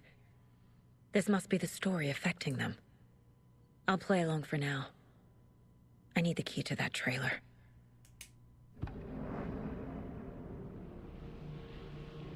Okay, what's spare key?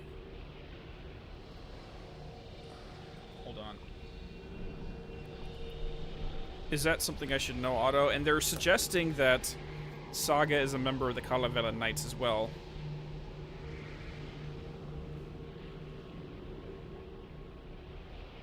Yeah, the thing is, I don't know whose version of reality is better. I think it's more likely that Saga is the one whose memory has been changed, and everyone else is remembering the true version of events.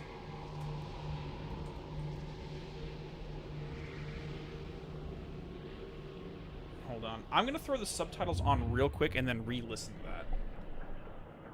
Oh, spare key. Sorry. I thought it was something like a version of a soul or like a type of memory or something. I think personally, I think Saga's the ones who has her memory altered.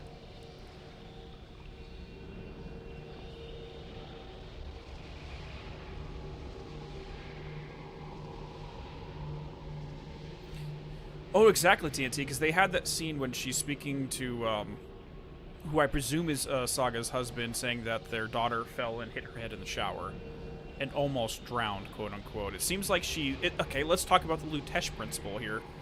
The mind of the subject will desperately try to create memories where none exist. If we're talking about Bioshock Infinite here. It seems like what's going on when these phone calls is kind of like conflating the real events with a different version. Like she's creating a false history, a false memory due to trauma. But there's echoes of what really happened in these false memories, is what it sounds like to me. Elmo thinks the cult is just an urban legend. Or does he? There are things that go bump in the night. It's all true. It's all true. Sound the alarm, brother. Gather the troops, brother. Yako, the shadow of the forest is creeping closer. They don't think it's an urban legend at all. They understand it's dangerous. Mm-hmm.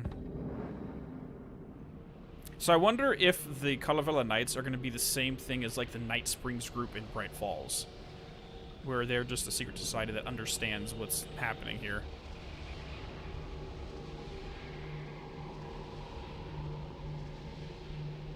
I think he did go step up, but I'm going to have to go double check that scene when they're at the FBC substation. Well, and the thing is, I don't even know if her memories are being altered or if she's creating a false reality due to trauma. I mean, this kind of stuff can happen even if you don't have reality bending stuff. Just okay. So far, the only thing that I'm annoyed about with this design here is they keep constantly saying that I never listen to these when I have. Like these, I've looked at all these. Like it's like every time I come in here, it keeps saying, "Oh, you never saw these before."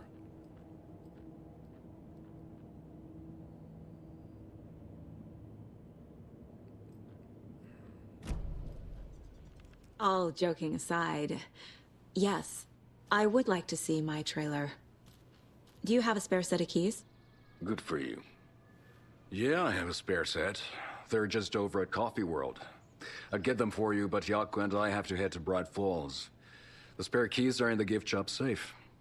I'll call ahead and have someone get them out for you. Oh, the road's flooded, but if you just follow this trail behind me, it'll lead you there. Call the gift shop so they can give Saga a hand. Yep.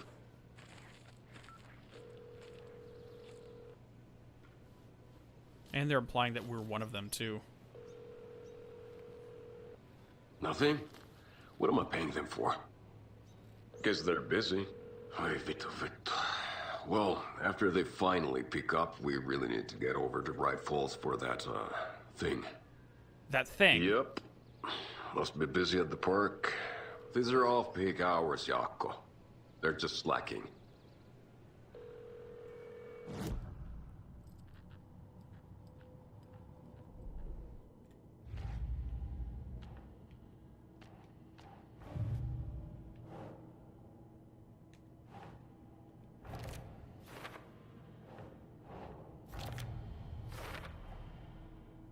The Koskelas think I lived in the trailer park. With Logan. The story really is changing people's memories. Why aren't mine affected? But a local girl would know her way around without those directions.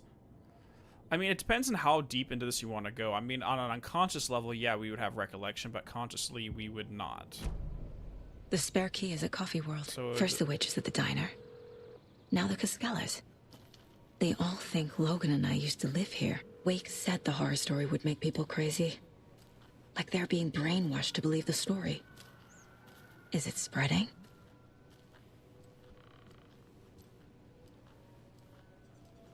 There's Coffee World. I'm really intrigued. Need to get across the river. Honestly, I know that there's been some discussion around regarding that they wanted to play Alan throughout the entire game. and that having a new main character show up seems to take away from the quote-unquote Alan Wake IP. But honestly, I think the best part of what they're focusing on with her character is to develop a new character entirely. Like, it's all a mystery about who this is as a person. So we did that with Alan Wake in the first game. We did that. We were breaking down Alan as a character and trying to figure out what makes him tick. But now that we know who he is, they can't really play those kind of characterization games like they did in the original game, because we already know what's going on. So it would just be a series of events going on. There's really not much more to learn past there, but by having her as a secondary protagonist, we have a character we can dig into and try to uncover the mystery and figure out what's going on. I don't know if it's, Drake, I don't know if it's that she touched the pages. I mean, like, we see Jesse's mind get altered a little bit when she opened the spiral door in the Ocean View Motel. She knows Thomas Zane is a poet, but the second she looks behind the spiral door, boom, she's like, oh no, he's a filmmaker. I remember this wrong. I'm always remembering that wrong. Yeah, he's a filmmaker. I'm sorry, but that's not something you just misremember. He's a poet versus a filmmaker. You don't just misremember that. Her memory got altered the second she peeked behind the spiral door. There's no manuscripts involved in that situation. Yeah, I'm enjoying playing I'm equally enjoying both sides of this for different reasons. It's just an art that's lost in a lot of modern writing is characterization. Because most of the time, all we care about is, oh, is the character doing something badass? Do they, like, shoot, or do they have freaking, like, cool superpowers? But who the person is not really relevant. And if anything, that's more interesting than what's happening to the character. So being able to dive into the mind of someone new is actually really freaking cool.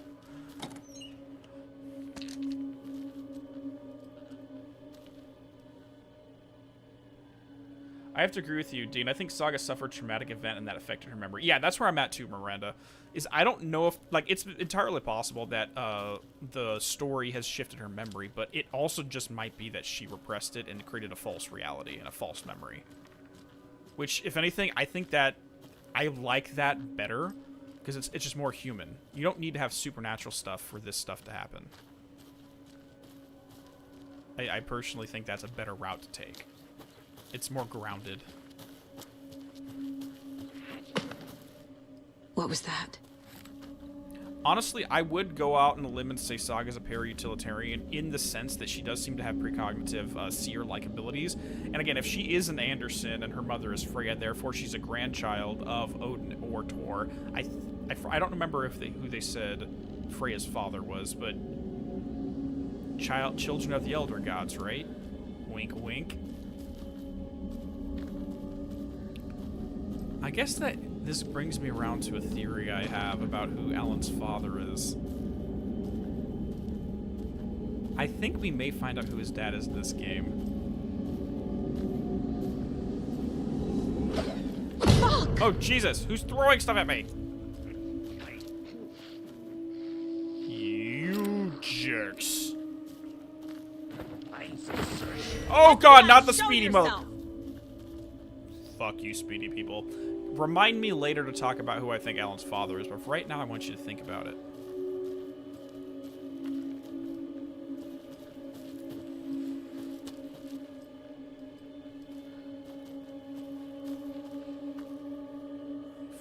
Freaking speedy boys.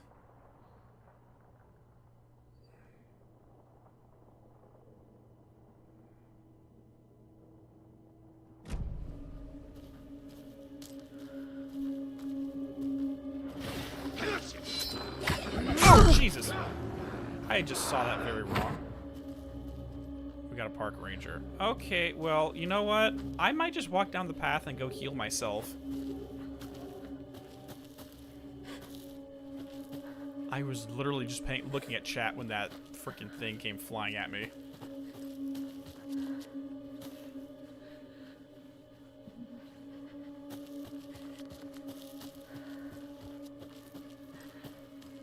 Well, okay, if you want some information on that, Amelia, go check out the 4th stream near the end. Because we have a scene with Tim Breaker that sheds some light on a new theory I have about why there's a connection between Jesse and Beth Wilder. Okay, this may seem like I'm taking up time here, but I'm going to run back to the safe room so I can recover my health without using any of our resources. Since we're so close, we might as well. Then her false reality could be... Njord is also the father of Freyr, yeah.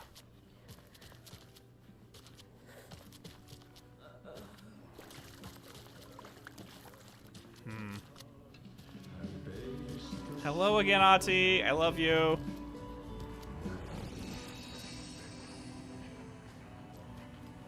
Okay, now we're good.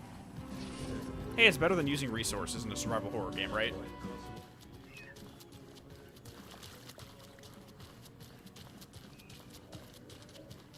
Because what they're really trying to do is play around with the fact that the returning audience knows how the world and the rules of the physics of reality work in this series. So they're playing around with our expectations a little bit. Because I fully expect everyone to say, oh, just someone's memories have been altered. But it might just be Saga's having a problem. Oh, hey, Dreadman. Welcome on in. Yeah, he's singing a song about Mr. Scratch right now.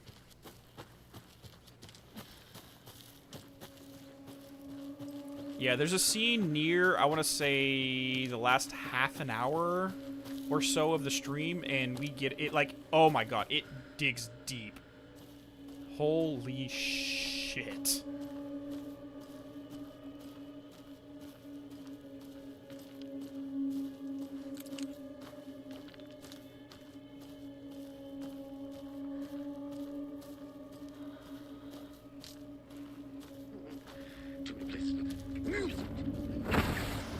God, speedy boys. I haven't even figured out regular boys.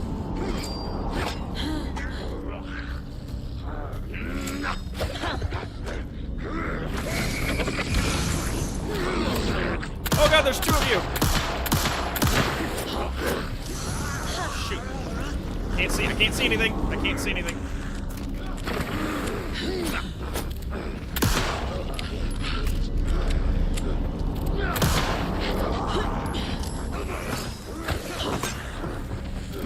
Oh, jeez. Where is he?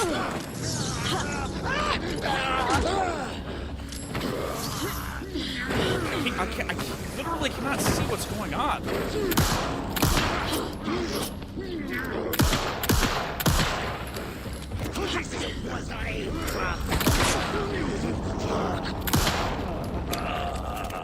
Oh my More people turning into Taken. Lord! Is this the cult? Or the story? Or both? That was a scary freaking encounter.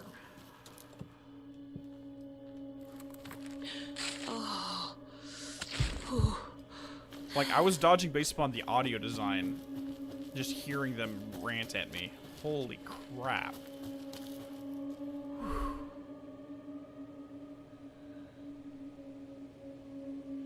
Well, the name Scratch is based upon the devil, Dreadman. Like Old Scratch. I have the actual etymology of it in my Mr. Scratch video that I put up a couple years back.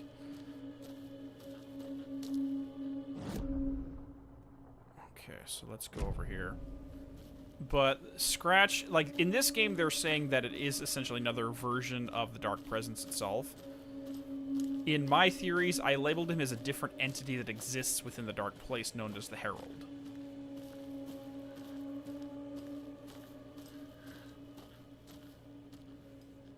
I refer to him as the Herald. Another rhyme.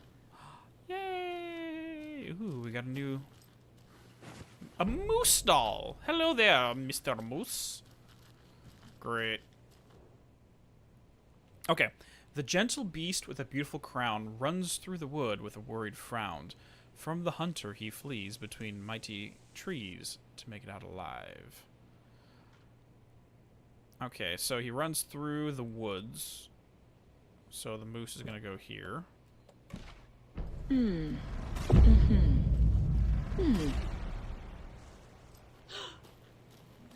A deer doll.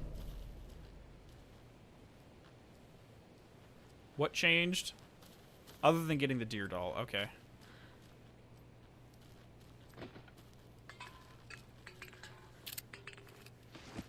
So I guess all I got from that was a deer doll. 1.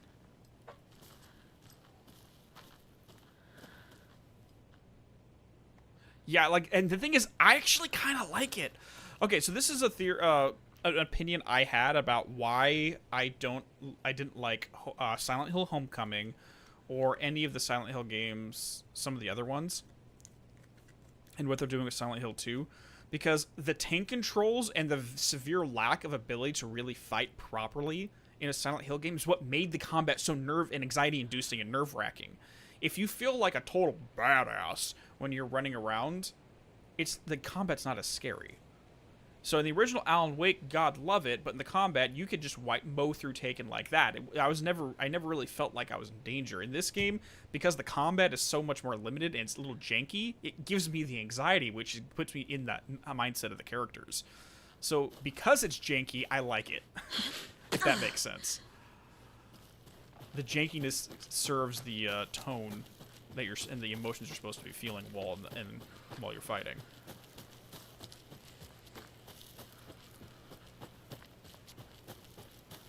This wasn't here before. A charm. Oh, yeah. And that's another one of those instant, yeah. It's a Phoenix down, basically. Yeah, and meanwhile, American Nightmare's an action-adventure shooter game, which means you're more like, yeah, this is ridiculous. I'm a fucking badass, let's mow through these guys, yeah. It's like my opinion between Diablo 2 and Diablo 3. In 3, like, you can get wiped so easily, you are very limited on what you can do. Diablo 3, you basically felt like a god mowing through enemies. And it took me out of the entire experience.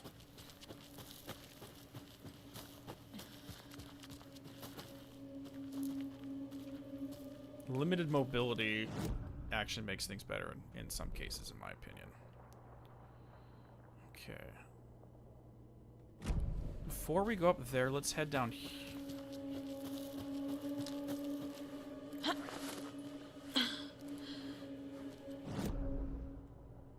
Oh no, that's that.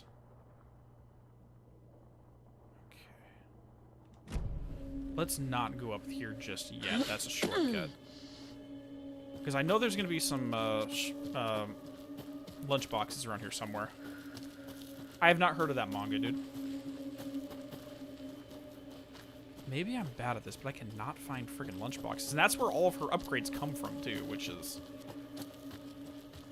frustrating. And that's the way around the entire... So yeah, let's go this way.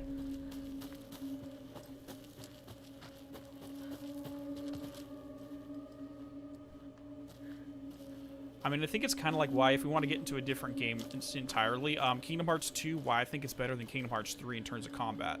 Because in 3, you can do basically whatever you wanted, but with that freedom means that you never feel in danger.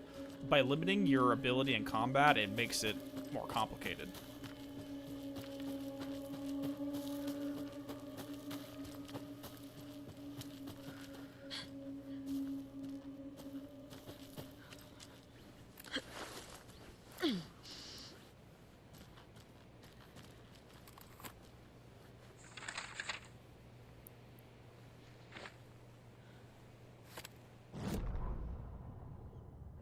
Okay, what most people had left to find a job.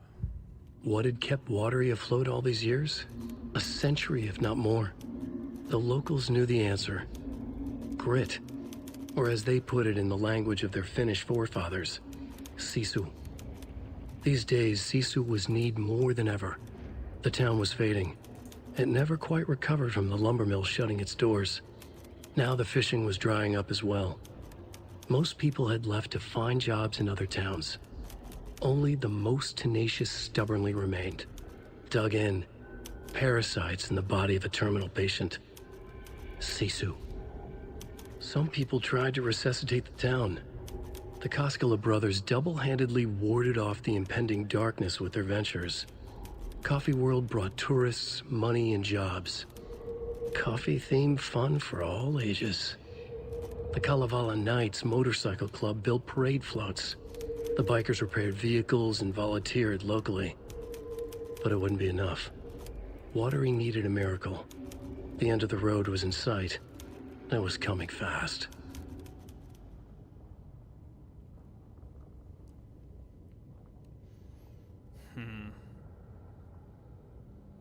Sisu.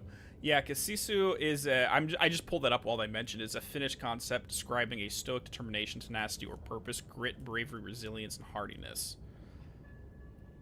Meaning extraordinary determination in the face of extreme adversity and courage that is presented typically in situations where success is unlikely. Makes sense to me.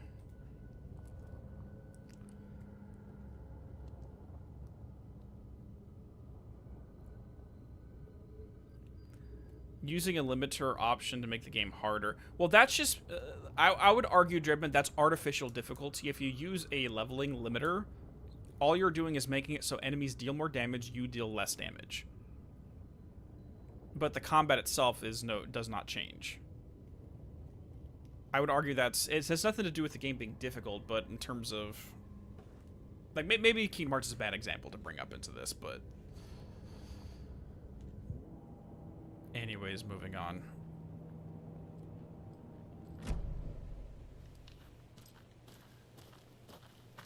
Another locked box.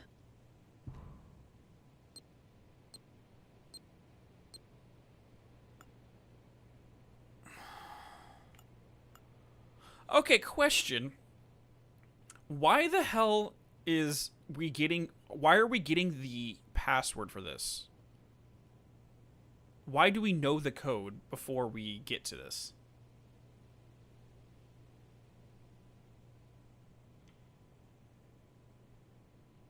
I mean, does Saga secretly know what these are before she gets here? Did she place them here, or is she aware of who did?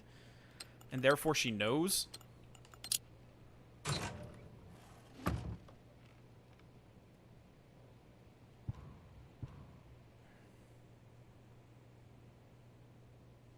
That's what I was thinking too, Otto. I never watched Sisu, but I recognized the name immediately. Because of that film. I saw the trailers. No, Sonic, it's not that we solved it by accident. We're witnessing lights shine up as the password.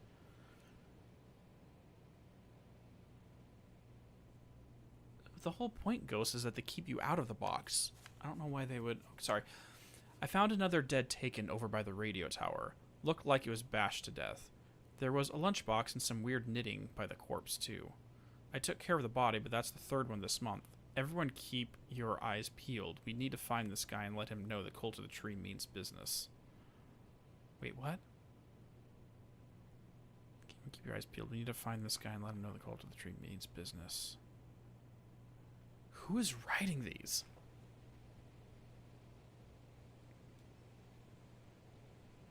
I mean, if these are left by the bicycle club or the motor club, and what's his face was just saying that we were a member, maybe that's why she knows.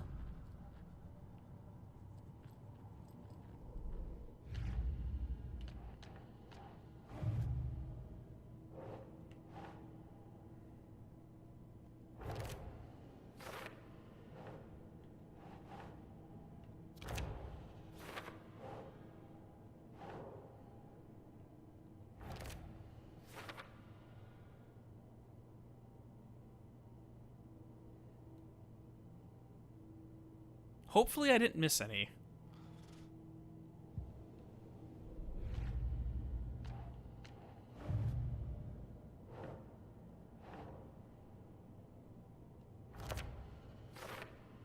Apparently in Bright Falls there's also some of these in town.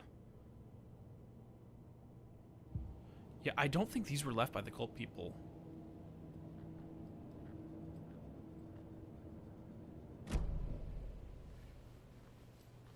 I think the ones that look like they're in, like, ice chests were left by the cult, but not these ones.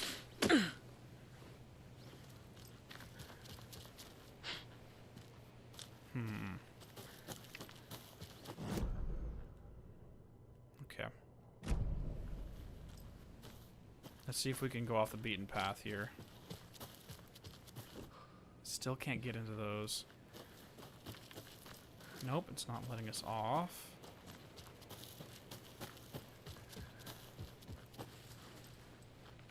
Zero. So we had 1 post and 0 post. Why are we numbering these? Okay, I don't want to go inside the building. Yes. And where was the tower? Radio tower. That's what they're. That's where they said they found the Taken's body. They're called cult stashes. Okay, maybe I'm wrong then, Otto. Sounds like I'm wrong. That's fine.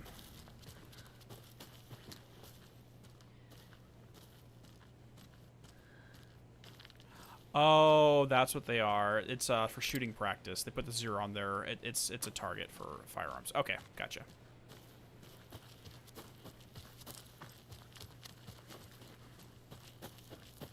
Some guys were just out here doing a little shooting out here in the woods.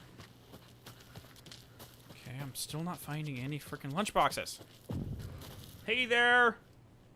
Hey there, Kay. How you doing? 13517. Playing darts. There's another cult stash. Hey, if you take the crossbow out and put it back in the stash when you're done, I changed the code as asked.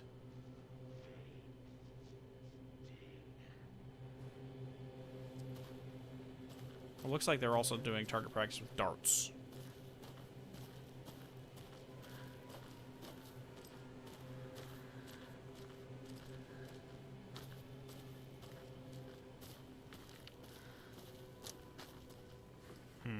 Nothing back here. Let's check inside before we turn the lights on and create a new safe room.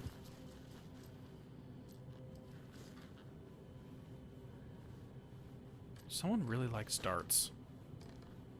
Okay, there's nothing in here. Okay, looks like we got plenty of ammo for the time being. Hey there, Jamie! How you doing? Hope everything is going well.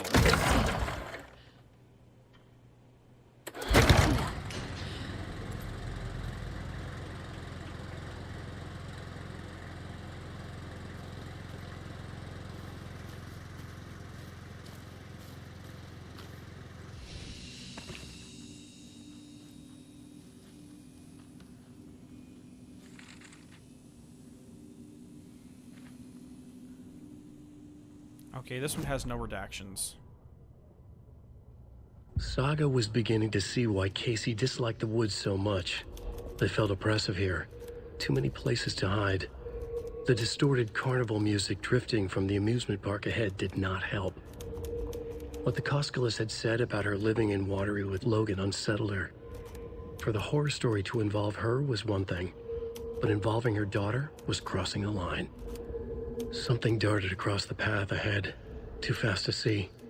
Saga drew a weapon. Her eyes searched the woods. A noise overhead. Saga swiveled to look. A local, a man on the ridge above her.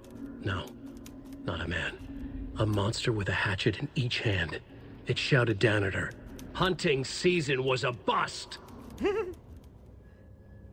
Oh god, I miss having the take and just say random shenanigans like that.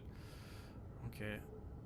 So we know based upon this, Saga's not happy with Alan about that portion of it. Okay. Can Alan do more voices? I know, he's going from, so this is what's going on here. Hey, what's going on here? Yeah. Oh my gosh. Matthew definitely needs to do more of that stuff. February. Ah, isn't that cute?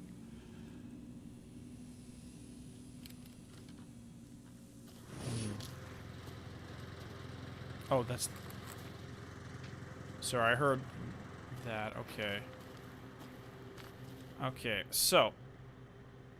I presume the password's going to be with the darts and the arrows. So we got 2 on 2, 1 on 5, and 3 on 7. So it's going to be 5, 2, 7.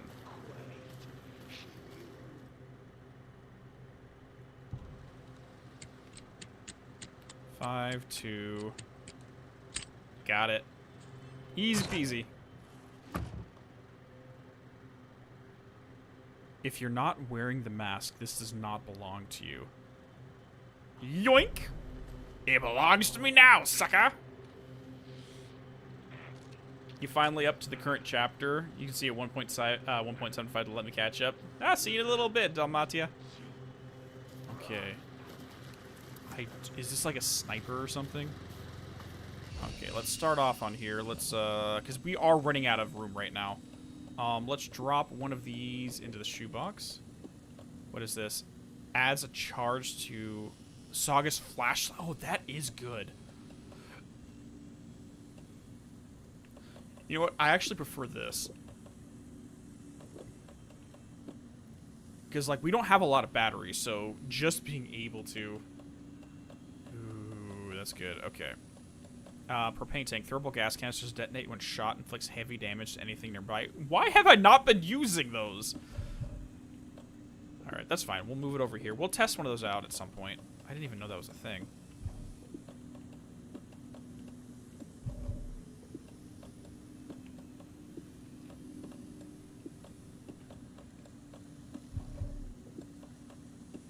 Okay. You.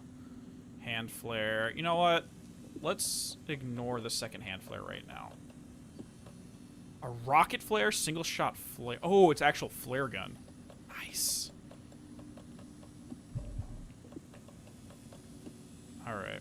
Let's just leave that for now. Hopefully we can get another upgrade for our stash pretty soon.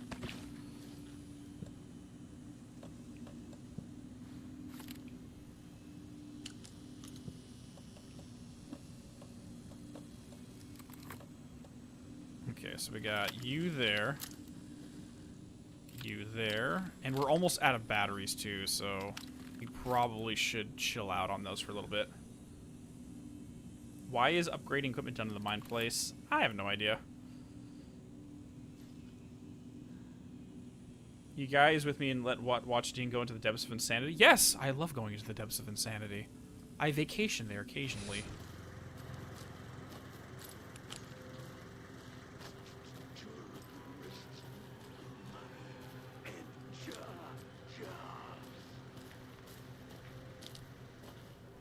Oh, by the way, Jamie, I've been considering, and you just reminded me, of doing a Let's Watch of all of Twin Peaks. With analysis. I think one of those charms is something that I got for pre-ordering the game. I'm not sure, though. Oh, geez. Come up here. What is this? Container? Did I not open that container?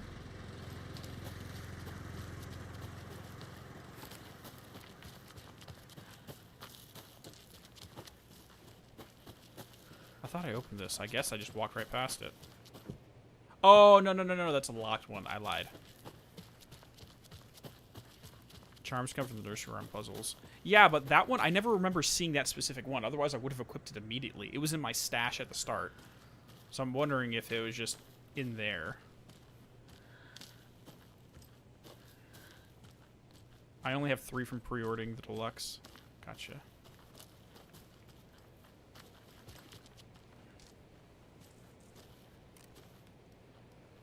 You're down for a watch-along and in-depth conversation about it? Wouldn't be a YouTuber without Twin Peaks. Honestly, Jamie, that actually would be fun if, yeah. We'll talk later. That'd be fun. We'll do a Let's Watch where we have the veteran and the expert with the newbie. I mean, I'm not really a newbie. I know a little bit about the plot, but I don't really know all the story. I think that'd be fun. A little collab there.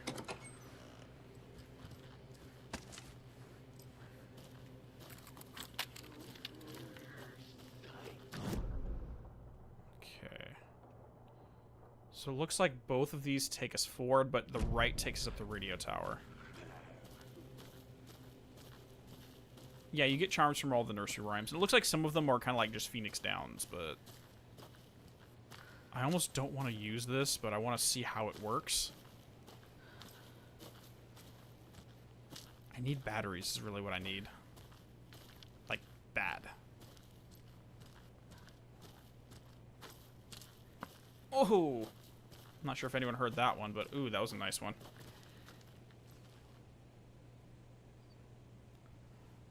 It's just like, I know anything that's related to Alan Wake's lore. So, like, yeah, I know roughly, like, I know of the Black Lodge, I know of the Owls, and a few other things. Park benches in Bright Falls. And now, I just want to clear something up from our last broadcast. There was some talk, an off-color joke of sorts about Wendy Davis of Davis Family Beef Jerky being dead, which of course is a bunch of hogwash. So I'm gonna give our dear friend Wendy a call so we can put an end to these silly rumors. Oh God, Pat. Oh, it looks like we already have her on the phone line. Wendy, hello. Hi there, Pat. That's not Wendy. No, this is Jim Figamore. Remember, we were going to do the announcement today. Oh, was that today? Listeners, we have Jim Figamore with us and the director of the Bright Falls Community Theater, and I'm here to announce that the theater will be losing one of its most dignified thespians as I, Jim Figamore, will be running for mayor. Hold for applause. Well, that's quite an announcement, Jim. Just let me find my notes here. I have some questions written down for you. The real question is what happened to this town. Bright Falls used to draw in thousands of tourists with its vibrant art scene and impressive bird feeders. And what's our reputation now? Haunted Bright Falls. Spooky Bright Falls. The world is laughing at us. And now all this business with the FBI? We need a mayor who can turn this town's reputation around. And nobody knows more about the role of mayor than I do. I played one in the theatrical production of Fiorello, to glowing reviews by Coffee World magazine. Mayor Setter is a joke. And you know what? I hear he kills cats. I hear he kills cats. Now, Jim, this is a family show. I found my notes here, so why don't we pivot to some questions? First question, what exactly goes into that delicious beef jerky? Right, so it looks like these are my questions for Wendy Davis of Davis Family Beef Jerky. The only jerk I care about is Mayor Setter. Our future's at stake. Pets are being murdered, and it's time for a change.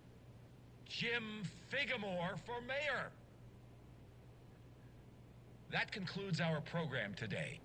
Oh, I actually had more. Jim Figamore and Pat Maine signing off. This honestly hurts me a little bit. Like, a lot. I love Pat. And seeing him, and more accurately hearing him like this is... For me, one of the scariest things is losing your mental faculties and your cognitive function declining. I have a friend who, let's just say he watched his father go through that kind of cognitive decline for a very long time, and after that was all said and done, his father finally passed away from everything. This is maybe getting a little bit personal here, but he is so deathly afraid of putting his family through the same situation. I'm not gonna comment further, but it's a fear of his, and anyways, moving on.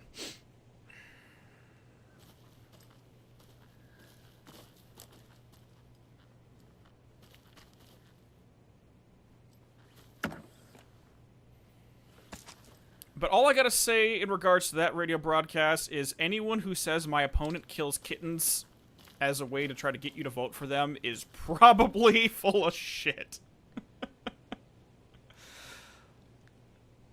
And the fact that he is sponsored and endorsed by Coffee World magazine means that Watery is the one that is endorsing him,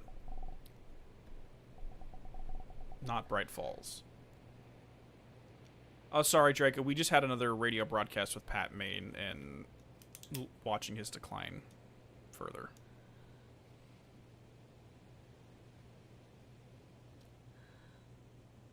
Exactly. I played a mayor once in a TV show, therefore you should vote for me. Also, my opponent, he kills kittens. I mean, like, that kind of propaganda is not just in politics, but you see that in, like, warfare, too. I mean, I'm technically an American of Irish descent. My family came over in, like, the 1860s to the U.S., but there was back when there was some conflict between the Brits and the Irish, which was going on for, I want to say, like 900 years. There used to be war propaganda about how the Irish would, if we were hungry, we would turn to babies to satisfy that rather than starve to death. That was some wartime propaganda, and it was done for the purpose of dehumanizing the other side. It's obviously ridiculous. And then there's some cases in, like, I think World War I or World War II where they would say, oh, yeah, the American, or not the Americans, but like the Germans or whatever, would throw up children to the air and catch them on the end of the bayonets and stuff like that. I'm like, okay, none of that ever happened. But you use those kinds of dehumanization tactics for the sole purpose of invoking primal responses in the other person. But it's so obvious in just the realm of politics. Yes, I was an actor, and they said I did a good job, and my opponent kills kittens. It's like, oh my god, shut up. Yeah, we see it even now, Harkon. And that's why, especially with the advent of the internet and how people are so susceptible to meme mentality, it's hard to separate fact from fiction. It's really tough. Yeah, as a descendant of an Irish Jew, I think we all know the Irish survive on potatoes. Okay, this is just a random side note, but I thought it was really funny. Hold on, let's go in here so that I know we're safe for the time being. But if anyone's ever seen Angela's Ashes, there is a scene where the lady's peeling potatoes, and I'm sitting here like, okay, now you know this is not true because all the nutrition is in the skin of the potato. You would not peel it when you're starving. You would eat the skin and everything. It just cracks me up. Oh gosh. I mean, there's even some historical record that Vlad the Impaler out of Romania was the whole idea of like, oh yeah, he consumed human blood and human flesh, and the whole Dracula myth came around as part of a war propaganda. Like, none of it actually happened. It was literally just, oh yeah, the enemy, yeah, he drinks human blood. Oh yeah, oh yeah. Alright, I'm gonna go turn on the AC real quick. I'll be right back, guys. It's getting a little hot in my house right now. And refill my water, but I'll be right back.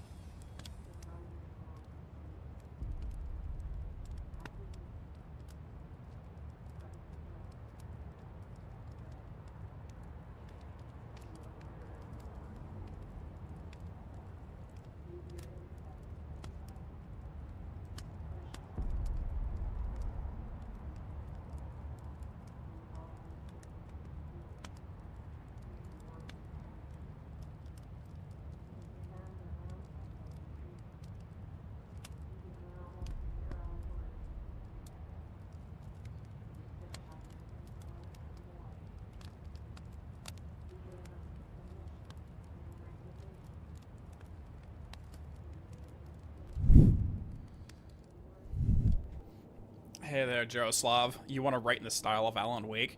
I mean, this series and Alan in general has been such a huge inspiration for me, literary-wise. It's absolutely insane.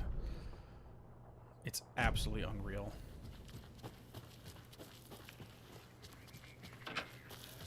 More of those rhymes. Okay, let's go. 3 little deers ventured to roam. One found a nice place to eat and play. One little deer never came home. And found a nice place to eat and play. One never came home, and 2 of the deers cried all day.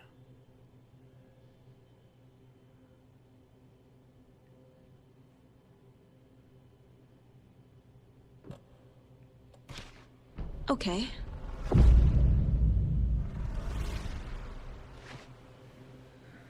What changed?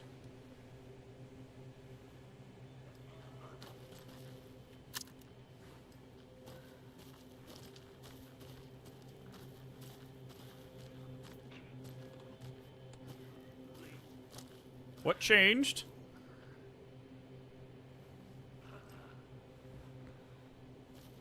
Hey there, Nathan. Yeah, I'm keeping an eye out. I can hear things in the background. Oh, shite. Oh, shit.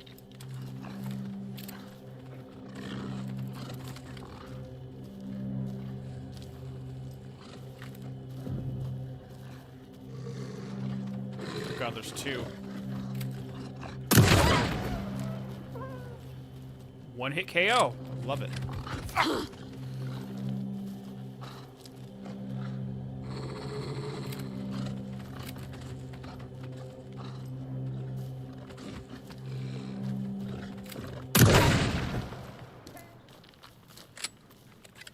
Okay, so where you said we can reuse arrows, but I don't see where my first arrow went. But on the bright side, the shotgun takes care of the wolves a lot better, which is good.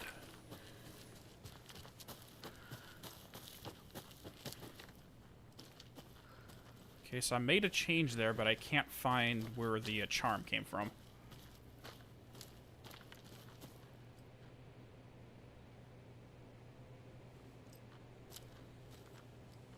Oh, so it's something about American Nightmare. Ooh. I'll keep an eye out for it.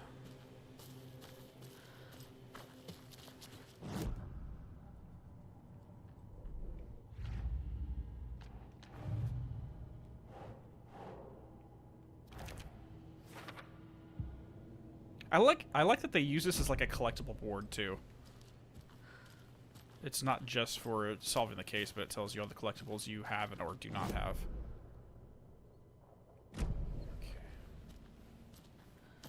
Okay, where is the charm? I don't know where the charm went.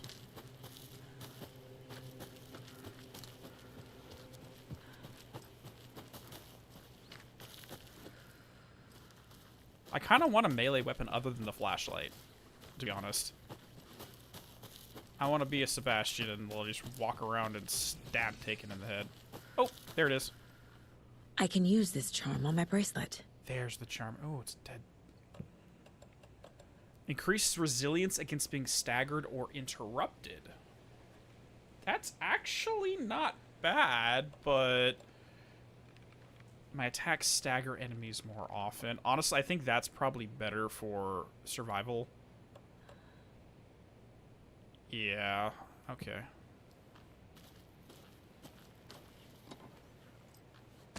Is that more batteries? Yes, I need more batteries. Thank you. I do appreciate the scarcity of materials in this one, because it's making me, like, second guess everything I'm doing. In Alan Wake, you basically were always given, even on the hardest difficulties, you were given everything you needed. You never felt like, oh. Another Alex Casey lunchbox? Oh, really? Oh, shoot. Okay, perfect. I lowered my rifle, standing on the car's roof. I looked out at the carnage. The zombies had almost won, but luckily I was here.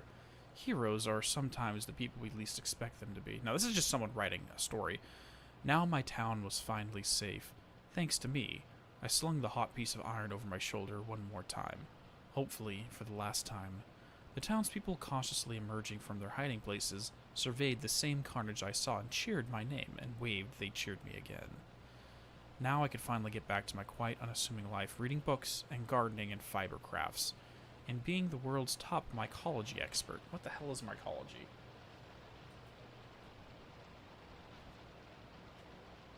Mycology is the study of fungus. Mushrooms. Suddenly a hand seized my wrist. I looked into the eyes of the sweet, sensitive writer I had known since childhood. A smile spread across his beautiful, kind face, and I felt at peace for the first time since the zombies had first emerged.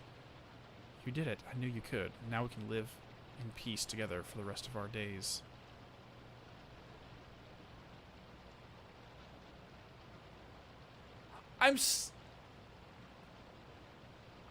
honestly think this might be frickin' Rose. Because I would not put it past Rose to write up a fan fiction about her and her crush on Alan.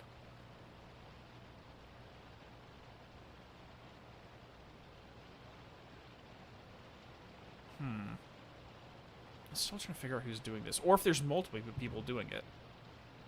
There might be more than one.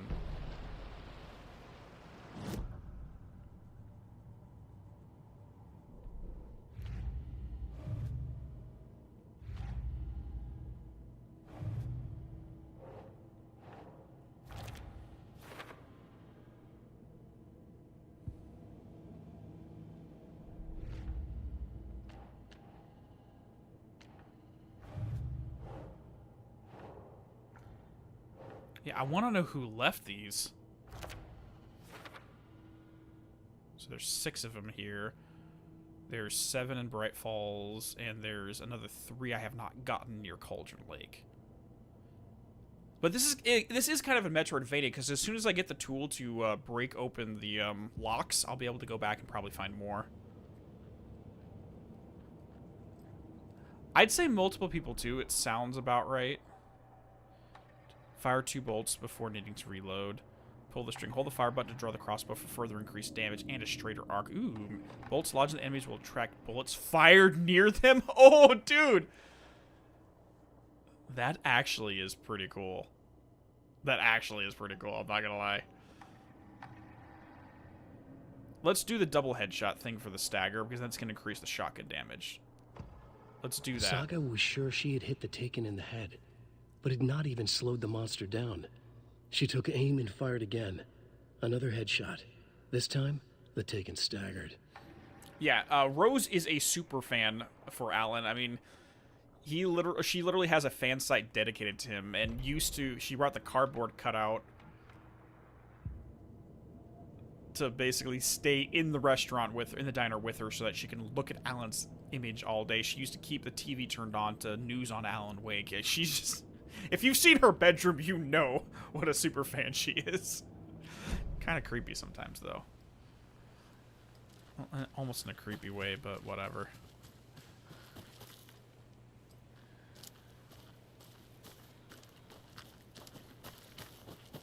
Okay.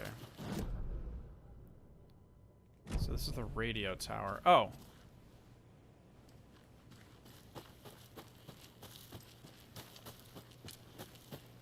Okay, I can't get inside the gate. I don't even know where the door is.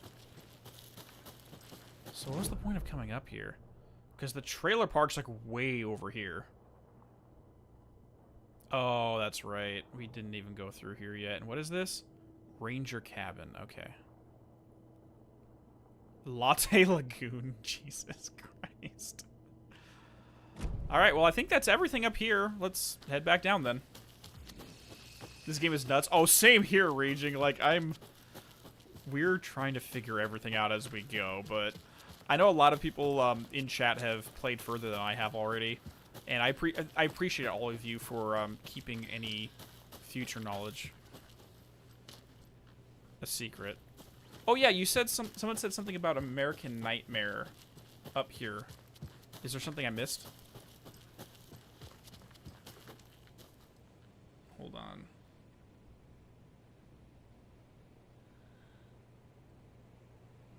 Oh, it's just this part of the game. It's not necessarily that. Okay. Alright, let's head in. Yeah, Rose is not a mycologist. That's like the biggest... Yeah.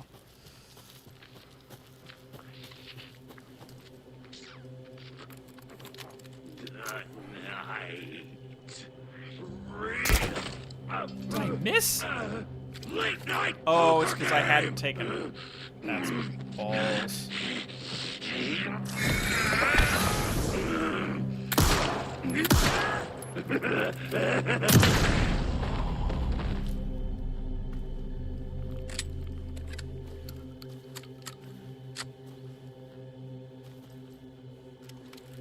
Okay, I'm almost out of ammo. Let's not use this.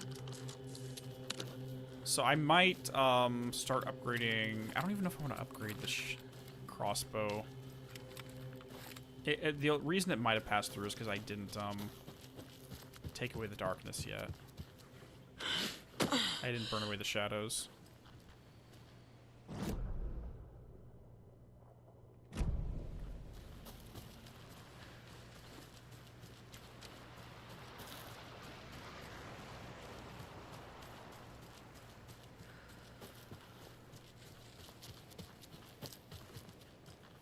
I do appreciate that she calls out the lunchboxes when they're relatively on screen.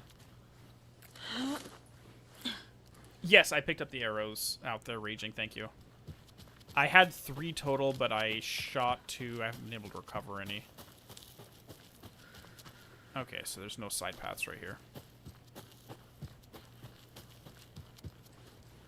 Yeah, personally, I think there's multiple people leaving things in the lunchboxes. That's my hypothesis as of right now.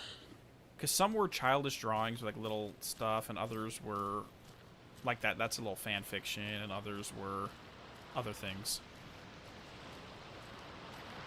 One hypothesis I had was with the childish drawings that maybe it was Logan that was leaving things.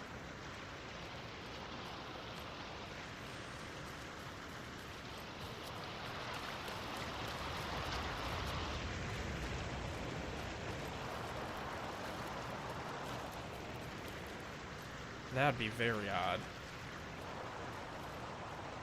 You were thinking the same, Nathan? But then it started writing like manuscripts inside there, so I'm like, okay, it couldn't be her, but...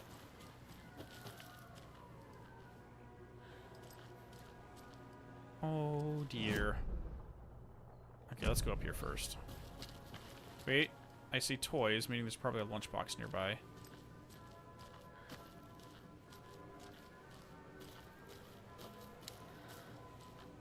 And I hear music. Got an arrow. Beautiful. Who leaves an arrow just sitting in a cooler? More of those kids' lunchboxes. There we go. Ah, here we go. Hi, Hero. I think a few pieces of paper from my private fanfiction project got mixed into some of these stashes, but I don't know which ones. I posted some online, and they're getting pretty good reviews, but I'd appreciate it if you didn't read them. It's a privacy thing. So now this is getting back to the childish writing.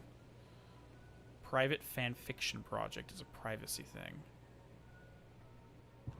Okay, well that just messes up a lot of my hypothesis right there. Okay.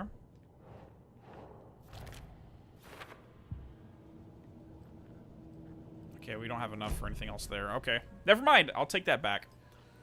I'm going to default back to Rose for the time being then, with that as an idea. Because Rose does seem like someone who would be writing fanfiction and putting them online.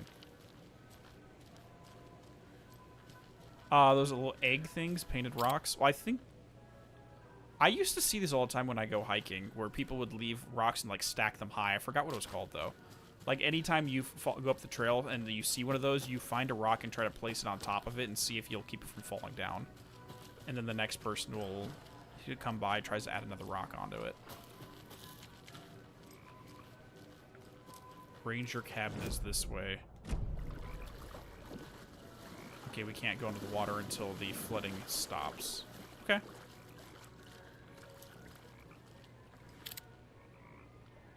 I swear that Remedy put these red lights into here just to mess with us because of our his PTSD.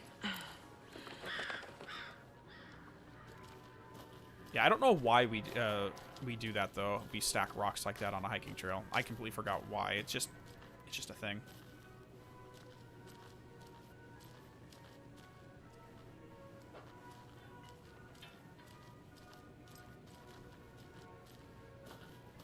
Yeah, it's not that I'm saying he's going insane. I think he's just developing either Alzheimer's or going through cognitive decline of some form, raging.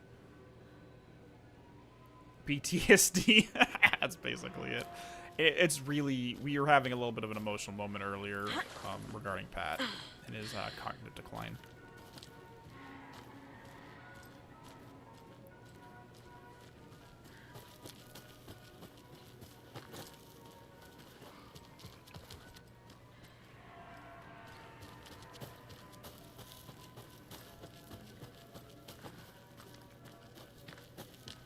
I'm actually really excited to get into Coffee World just because Remedy has been playing it up so much in the promo stuff.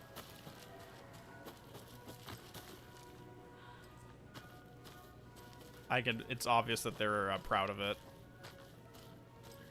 I wonder if it's going to be something like that, how they did the Funhouse in Max Payne.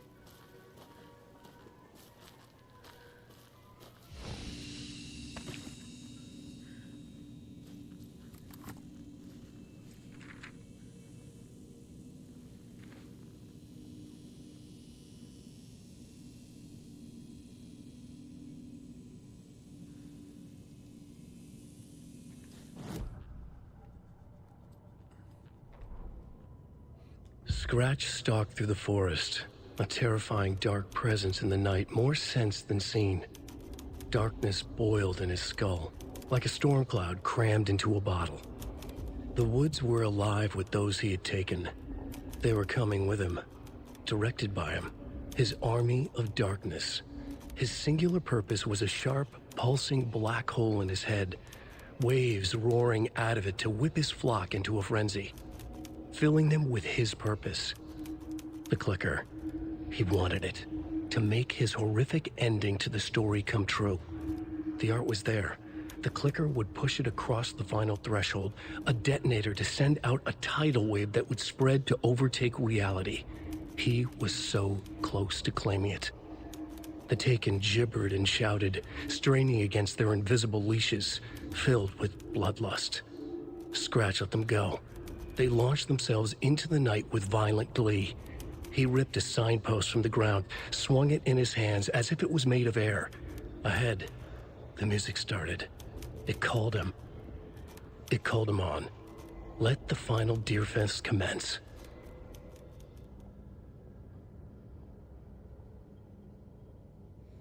Okay, one piece of note here. His singular purpose was a sharp, pulsing black hole in his head. So that's going to be the gunshot that we saw in the Alan's head in the writing room, for one. Let the final Deerfest come. And this one was 100% written by Scratch, because we look up here to the message. The victims were one of their own, FBI agent Special Agent Rodman Nightingale, gone missing here 13 years ago. Now he had suddenly turned up, only to be murdered. Blah, blah, blah, blah, blah. And then there's this page, the first page they had found. You see how short each of the sentences are? They're very clear and precise.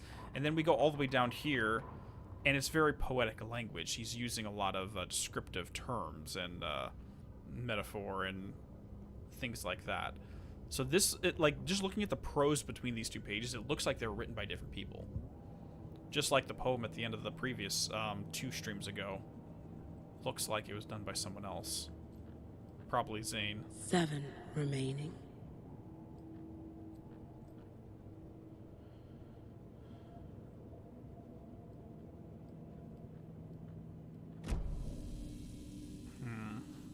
So it looks like this is when Scratch started to fully take control of the manuscript. Morning Crunch.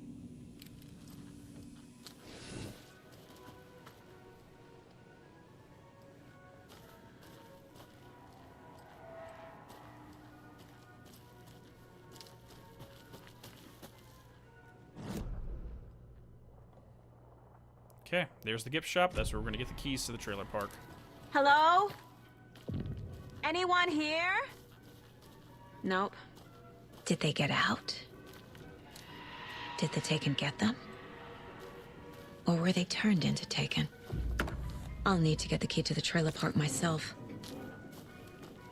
Oh, shit. Elmo said the key is kept in the gift shop safe. Hold on. Let me drop something over here. Just to clear up a little bit of space there.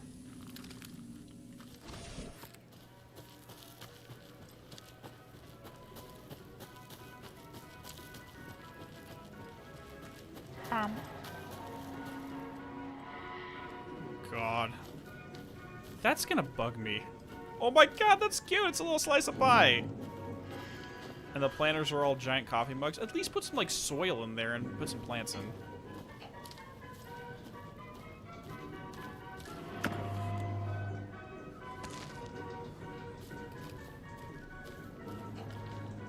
What's a horror game without a carnival? Like, I'm just getting flashbacks to the funhouse for Address Unknown back in Max Payne.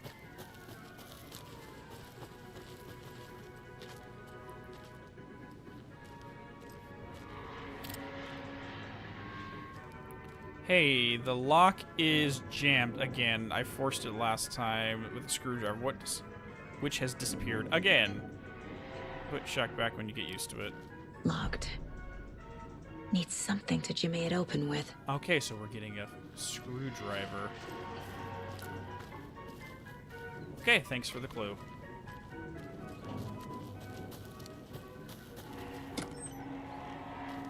Oh, yes, more batteries. Thank you. Out of order. We're sorry this toilet's temporary. Out of... Oh, jeez. Okay, so where's the screwdriver? And now that we have the screwdriver, we can backtrack real quick and open up that thingy. And we can also backtrack to Bright Falls to look at a lot of stuff. Or, Cauldron Lake. Because we found a few of those all over the place. Another one of those cult boxes.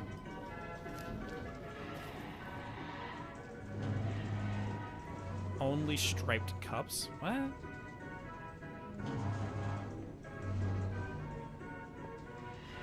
Okay, I'll come back to that.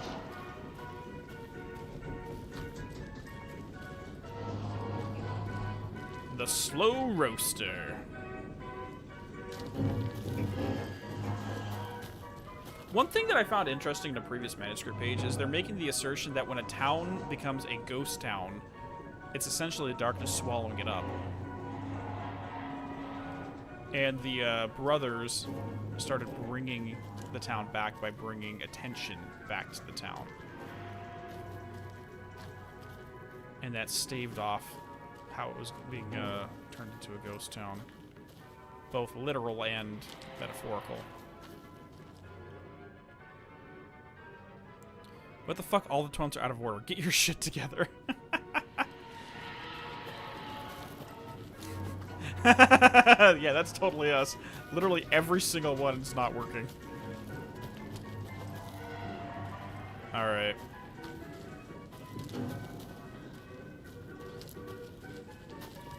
Okay, so I think the cups are going to be the clue here.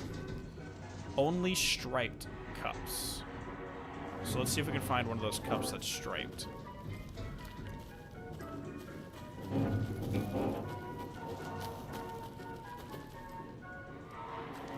Nothing in here. Let's head back down.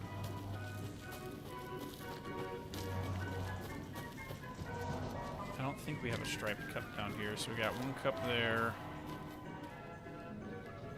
One cup there, not striped.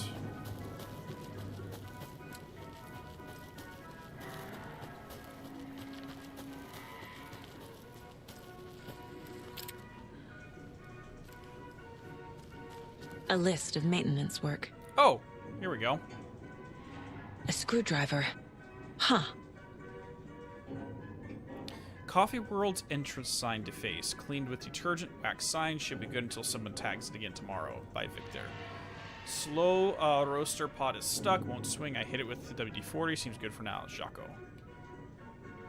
Fallen tree near Latte Lagoon. Should probably call the tree guide. Chainsawed and removed, keeping up the wood. Jaco. Several burned out bulbs and percolator. Replaced with some more bulbs. Squeaking on Latte Lagoon carbide. Tighten bolts less bad. Percolator controls jammed. Remove front with screwdriver. Found a penny in there. Stewart. The janitor from Sacred Heart is going to be pissed that he found a penny in there. Alright, so there's going to be a screwdriver near the percolator control panel. Okay. Where's the percolator? The percolator. So the screwdriver's going to be over here.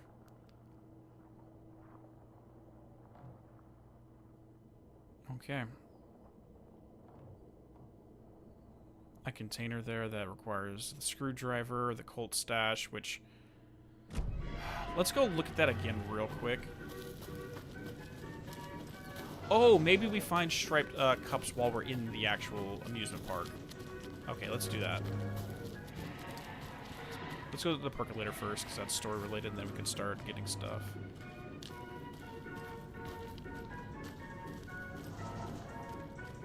Someone get a picture of me. Hi, where's Alice when you need her?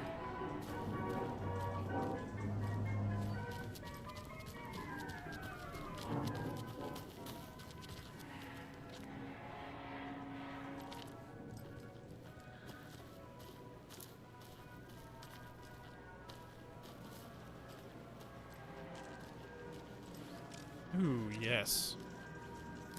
Hook me up. Oh god, they're giving me a lot of gear. That's not a good sign.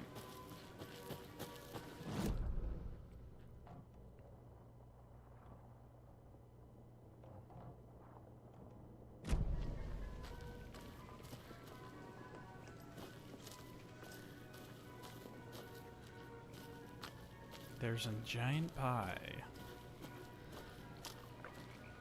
Latte Lagoon, but it's flooded, so we can't do anything there. Yep, still out of service. Great. I don't think we can go inside the water, can we? No. My guess is the slow roaster cars. Oh, that's a good idea, Colbun. We'll check that out when we get back there.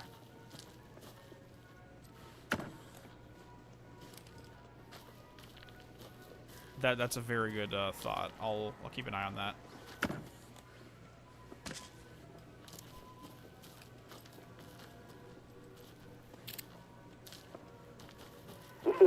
Jesus! Calm down, Saga. It's just a pot of coffee. Have a beautiful day. That is not cool. Hey, at least one of the doors is open for one of these.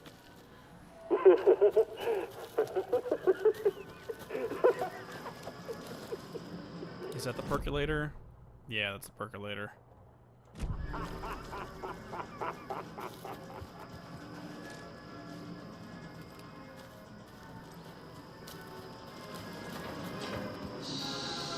Okay, then. That's not creepy. It stopped literally as we got here. That's absolutely lovely.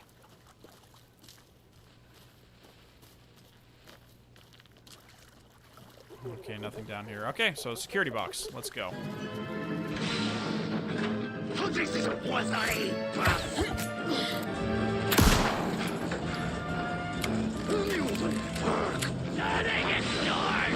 grab this. Watery needed a miracle. Oh, shit! Missed. Oh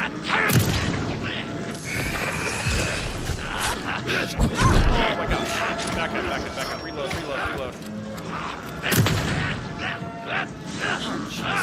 Not this load. Oh my lord!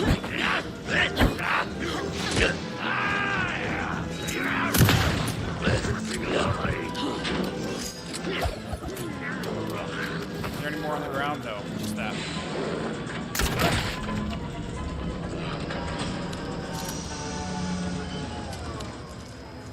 Oh my god. Screw you both!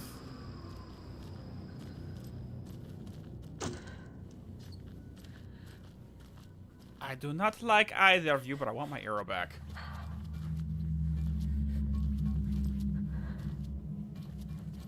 Hey, this should get that gift shop open.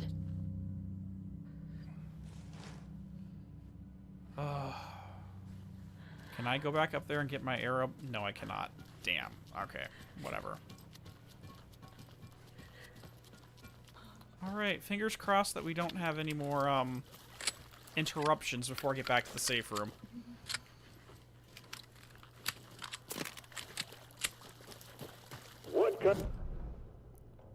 Where am I at? Oh, it looks like there's an arrow crossbar bolt over here that we missed entirely too, and 3 way up here. Jeez. Okay, so we're gonna just hang around here, hook a left across from the slow roaster, and we good.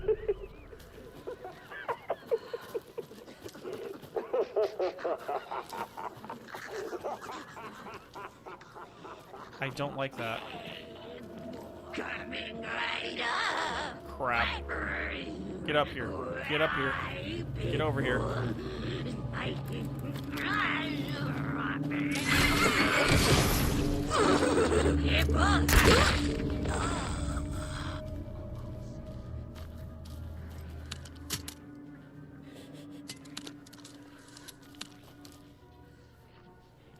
Cabin is just another word for fun. Finish forefather. Coming right up! Damn it. The world's tilted! Oh, Jesus!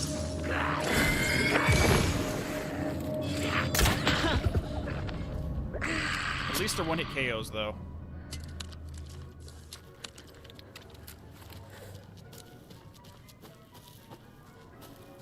And I got my arrow back. Yes! Alright.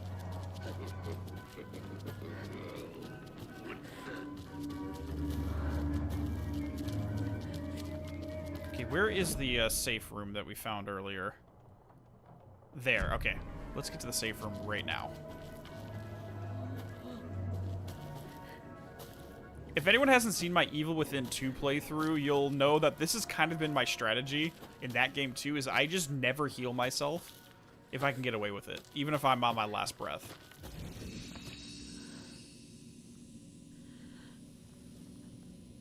Ah, there we go.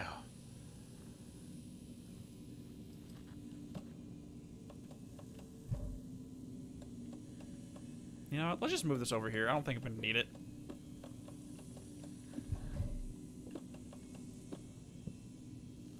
Shoot the cardboard bear? Yeah, sure. Why not? Alright, but now that we have that, it's time to do some backtracking. We have a bunch of arrows over here, and we have a locked container we can get. So, we're going on a little scavenger hunt. That way, that way.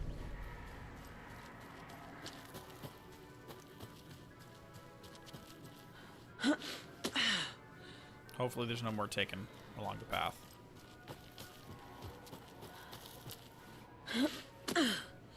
Why would you think about shooting the bear? I mean, what would possess you to even say, like, you know what? Maybe I should just go shoot that bear over there. What's the advantage of never healing? You're conserving all of your health stuff. So because you're right next to a...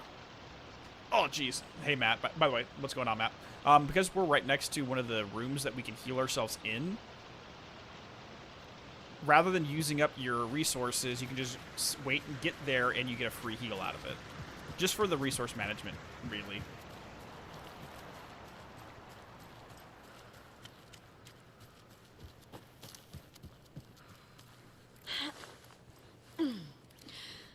They've done a super high quality freaking video on why you should not shoot bears. Plastic bears, cardboard bears, whatever they are.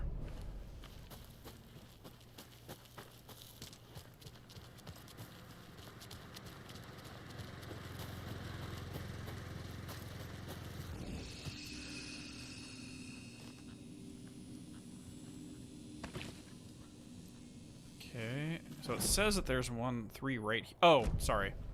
Here. Oh, yeah. I didn't even think about that.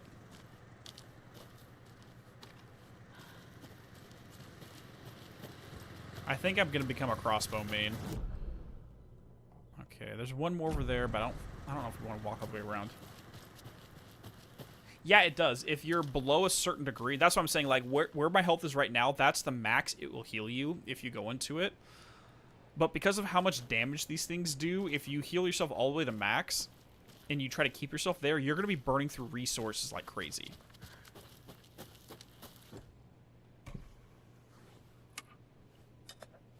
But if you get comfortable staying with that as your new max health, you'll basically always have heals ready to go. Okay. Let's go grab that other crossbow bolt over here real fast, and then we'll get on with the story. Yeah, well, my health was basically nothing, and then it went up to there. Or maybe I just like to live on the edge. Who knows? Who knows?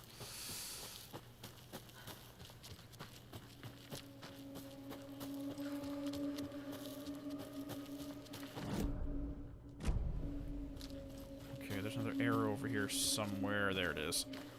Beautiful. All right, let's get back to Coffee World. Damn it. I think there's more than one.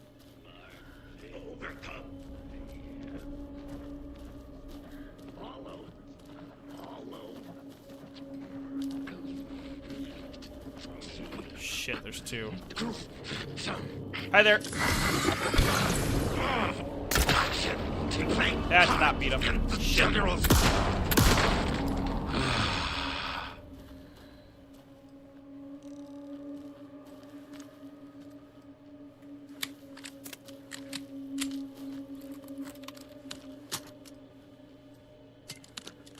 We have to go to Coffee World, Dean.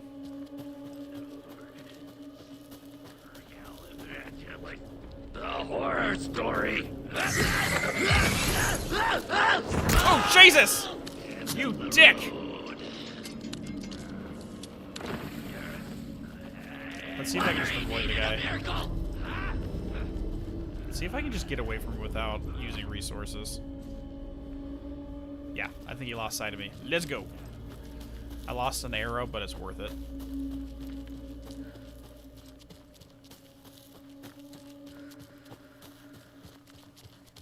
I mean, the amount, Jaroslav, the amount of freaking detail that Remedy puts, shit, he's stalking me, puts into just random things in their games is just incredible.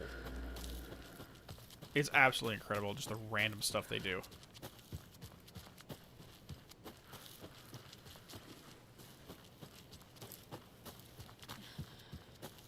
Makes it more real and surreal. I mean, just the amount of dedication they put into making the first Alan Wake, where they came over to Washington and just took pictures of stuff like light switches and outlet covers, just so they can design it when they render the 3D models of it. They can get it as similar to real-world Washington as they possibly could. I mean, the level of dedication that goes to being that close to reality is just freaking incredible. I'm running low on batteries again, though, so I gotta try to avoid some combat.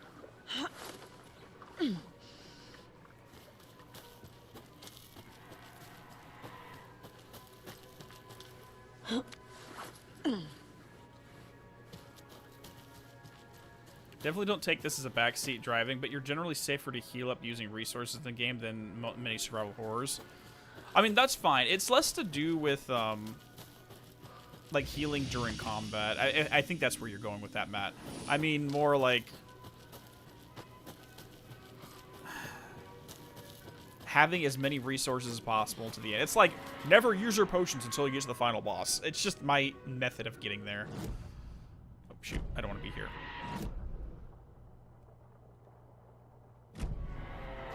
Okay. Before we go into there, let me check and see if I can do this. Stripes, 7. 2 stripes for 7, so the second number is going to be 7.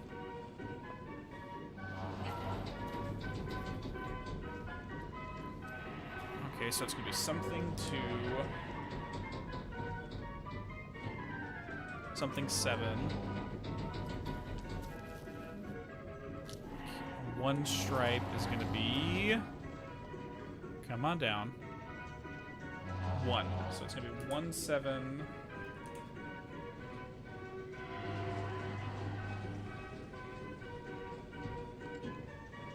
Nope. And 3 is going to be 4? 4. Okay, so 174. We just got to Coffee World, Val. By the way, how you doing? How was the Horror Nights? You just went to the Halloween Horror Nights, didn't you?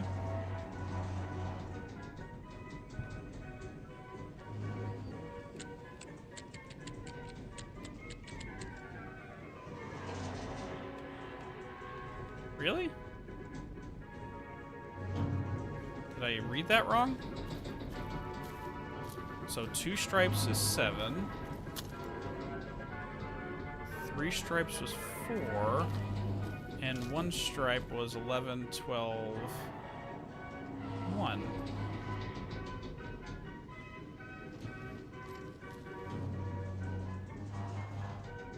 Oh, and reverse it. Sorry.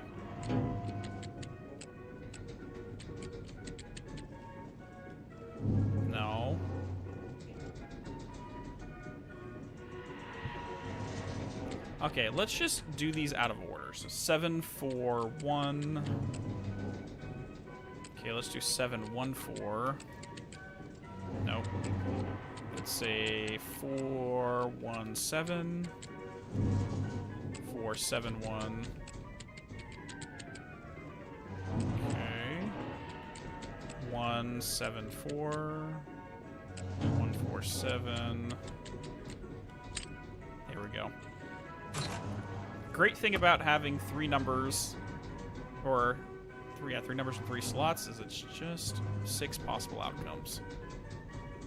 Do not take what is not yours. You're not my mommy, I do what I want. Just ran into a game-breaking bug and you lost all your progress. Tip, avoid this if you have someone... Wait. Tip to avoid this if you've had someone to profile before you save, then quit the game. It may not be there later. What's the bug itself?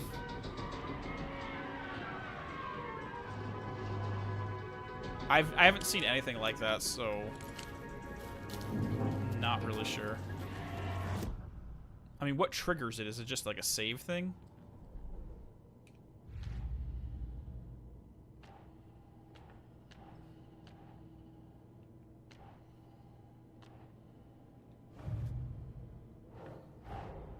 Coffee World.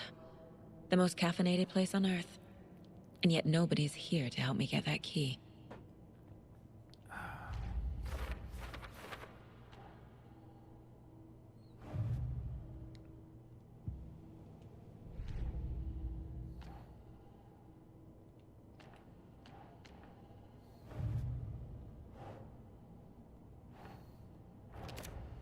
Getting inside the gift shop, okay.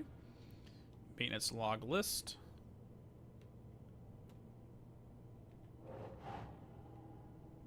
Nope.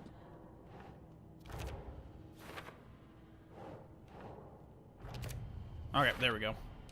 Using screwdrivers to break into gift shops isn't exactly standard procedure. I mean, if you have probable cause to think that someone inside the building has been, is injured or in peril, they've been turned into a taken, you have, justified cause. So, you're good.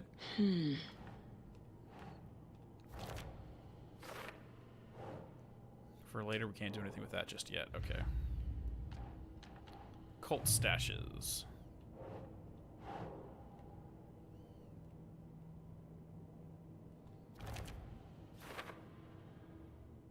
Had a character...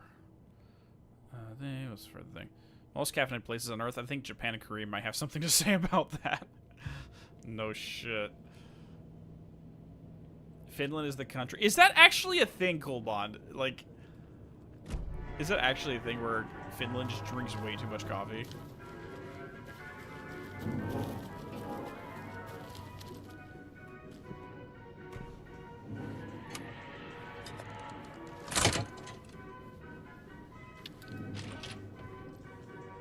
Now where is that safe?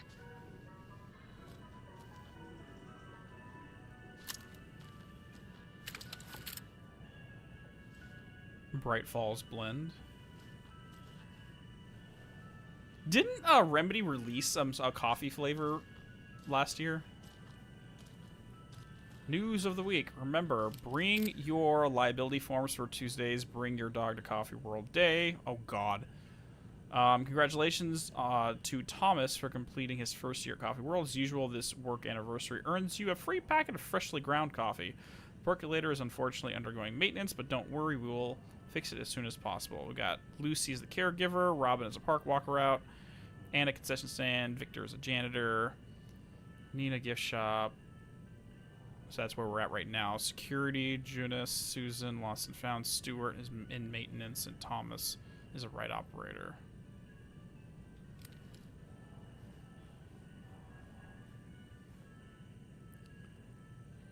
Finland is at 12 kilograms per person in a year. Oh, jeez. It was whole bean and good. You got some, Nathan? Yeah, I don't drink coffee. Otherwise, I probably would have gotten some, too. I'm a tea drinker.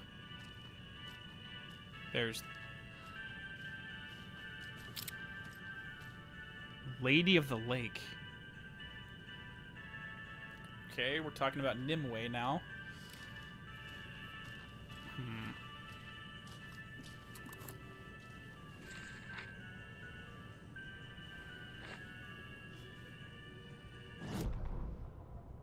Sorry, we're at a Bright Falls blend. Anna apologized to the customers. I'll just grab some from the back. More coffee coming right up. She suggested they ride the percolator while they waited. She passed Ilmo at the Espresso Express. Big smile, Anna. Coffee world is all smiles. Anna nodded, smiled. She smiled until her face hurt. Anna stopped walking, realized she was standing next to the Huatari well. Must have zoned out, she thought. She was about to go, but something in the well caught her eye. A shadow shifting in the dark. Anna was overcome by vertigo. The world tilted, and then she was falling down, down, down into the shaft. The darkness opened up to swallow her.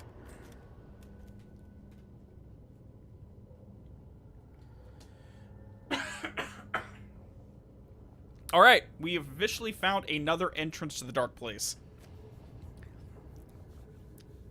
So the well here in Watery appears to be another whole weak point in reality, a threshold that takes us down there. Huatari. That's how you spell it. Huatari. Huatari. So we know of 3 now at this point, technically speaking. Technically 4 if we want to go that route. I mean, Cauldron Lake, obviously. The oil derricks in a Desert Shore is a second one. This is a third, and arguably the Witch's Ladle would be a fourth. That's where we got to the overlap. But what does Huatari mean? Let me see. Huatari. Yeah, that was the victim. Huatari name meaning. Forms of Russian names. Feu Odar from Greek Theodorus. Huatari. Let me see. Name. Huatari meaning. There we go. Name Finnish, the personal name Huatari can form a Russian fey. Okay. Recorded since the 16th century in South Savonia. Okay, that's not helping me with the name. Is not widespread approximately thing. Huatari name numerology is 11. Where is this? I can't find. I'm not finding a meaning for this. If anyone can find the meaning of that word for me, that would be wonderful. Oh, sorry, I didn't shoot the bear. Let me backtrack. Sorry. I'm still here in the gift shop, though. I don't even know where the bear statue is. Is it like the statue of him drinking coffee or something?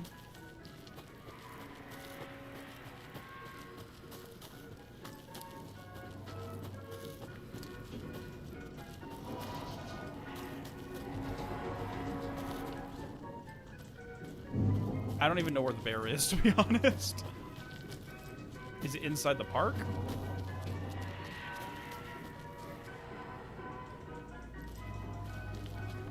Oh, this bear. Let's see if I can just smack it first.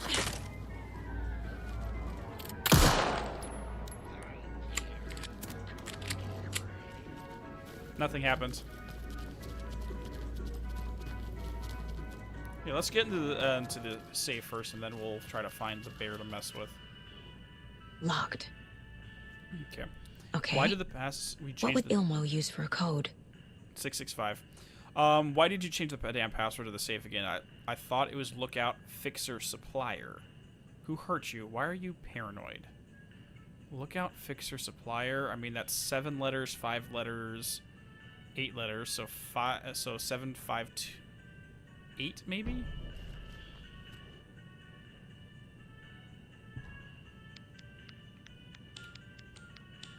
No.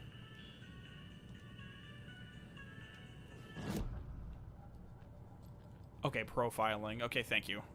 We'll go do the profiling. Let me get this on the board real quick.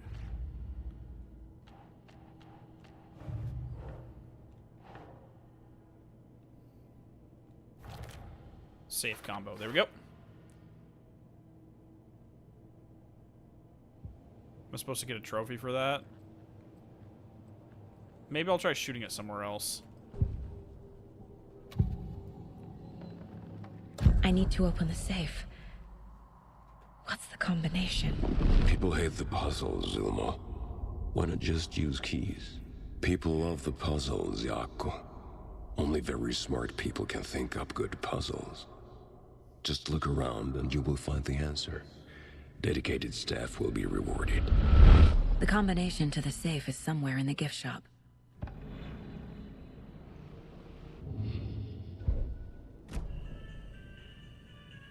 Great. Okay, so what does it say? It's supposed to be lookout, fixer, supplier. Lookout, fixer, supplier. Maybe lookout refers to the number of windows. So 1, 2. So technically that would have 2 windows as a lookout. Fixer, there's technically where's the list Coffee here? World staff. There's Hope they're not all monsters now. Stewart is technically the maintenance guy here, so that'd be 1.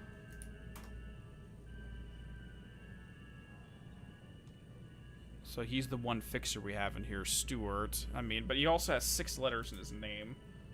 So let's just write down both 1 and 6.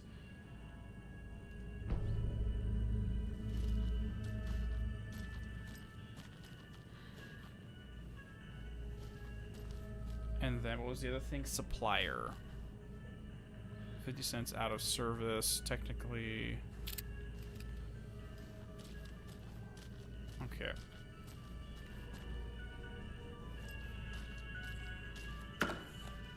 Ooh, come to Papa. Oh, I'm maxed out though. Eh.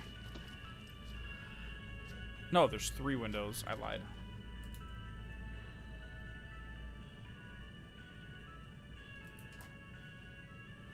Keep it simple, stupid. Hey, you guys know me. I overthink everything. Let's be honest. Alright. Hey, Immo, heads up. Got another angry voicemail from a parent about her kid poking himself in the eye with one of the souvenir pucos. Whose granted it was to sell kids plastic knives in a coffee-themed amusement park anyways. Oh, right. It was yours. Jeff, I need another moose favor. Mocha was doing just fine. He even got a glowing vet report. Oh, it's a puppy. And then, bam, they say it was a heart attack. I'm not blaming you. Maybe he just had a bad ticker. No tolerance for stimulants either. We're telling the kids that Mocha's taking a little vacation, but I could really use your help ASAP to maintain continuity. Do you have any more in stock? Thanks. That's really sad.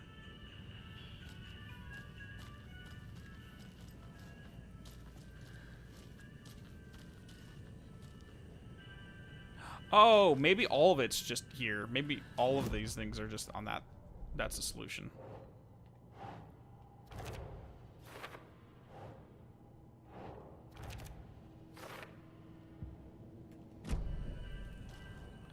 Okay, let's just do this the easy way. So we got Stewart, who is maintenance.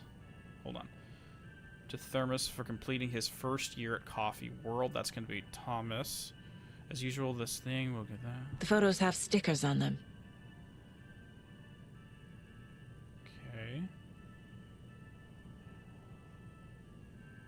Okay.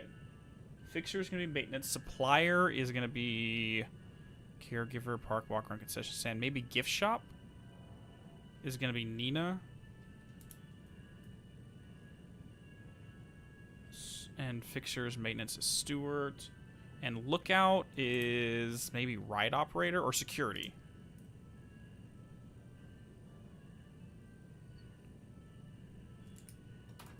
Yeah, either security or the ride operator would be...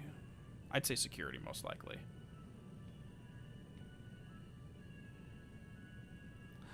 Oh, I see it. I see it now. Okay, sorry. Lookout, fixer, supplier. So lookout is going to be security, which has 4 stickers on it. So that's 4. Fixer, maintenance has 1, 2, 3, 4, 5, 6 on it. And then supplier will be Nina with 2. So let's try 4, 6, 2.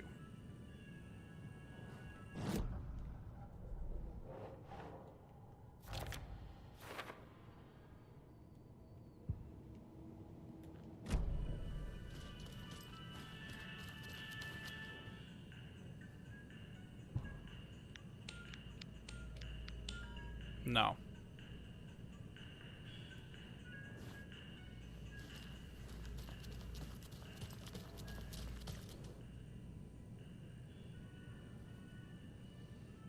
Completing his first year coverall as usual. This work anniversary earns you a free... Who's the other Thomas? Because we have technically 2 Thomases, right? No. Work anniversary earns you a free packet.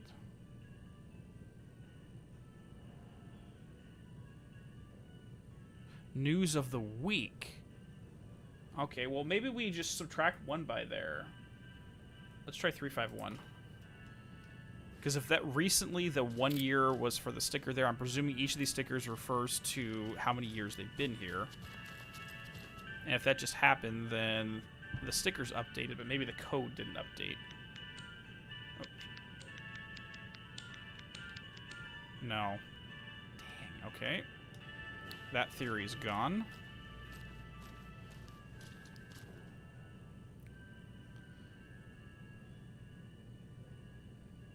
We will fix it as soon as possible.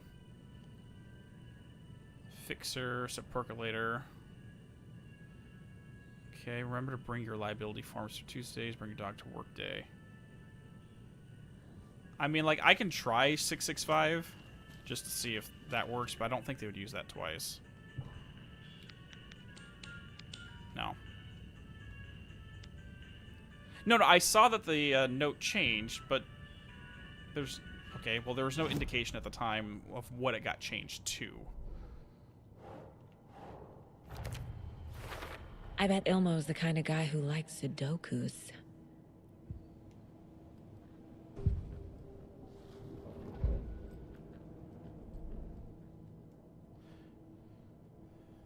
Safe comma based on clues in the gift shop. Even the screwdriver can be a key if you try hard enough.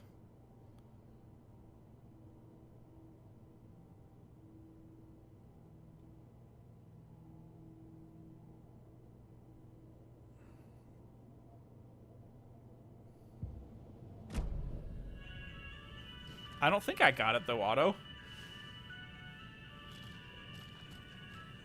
And I really don't feel like I did.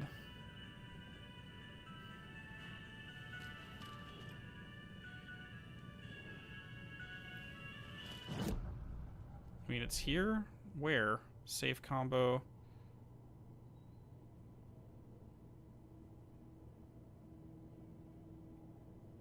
Tracker something something. I mean, Anna's sticker indicates how many years the employees have been worked. Yeah, that's what I got. Hint, Elmo left for the safe code. And we'll use information. Just look around and you will find the answer.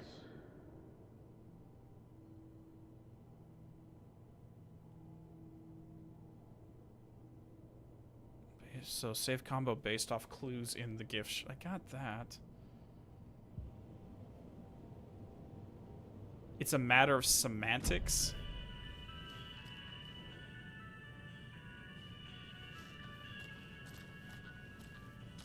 All right, in terms of semantics, in terms of what these are right here. I mean, fixer could also technically apply to a janitor. But it really doesn't matter because these two have been here the same amount of years. And lookout could technically also be a ride operator. And supplier could also technically be a caregiver.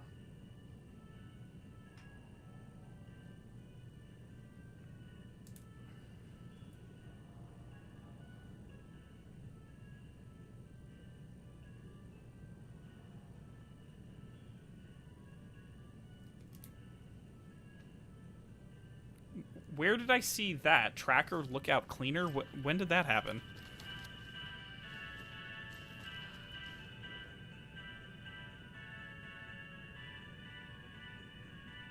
Wait, what?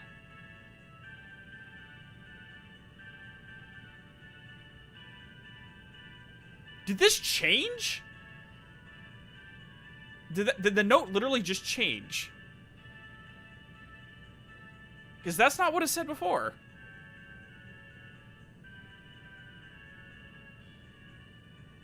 Oh.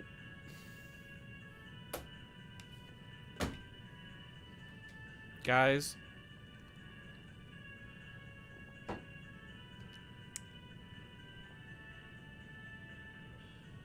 I'm dumb.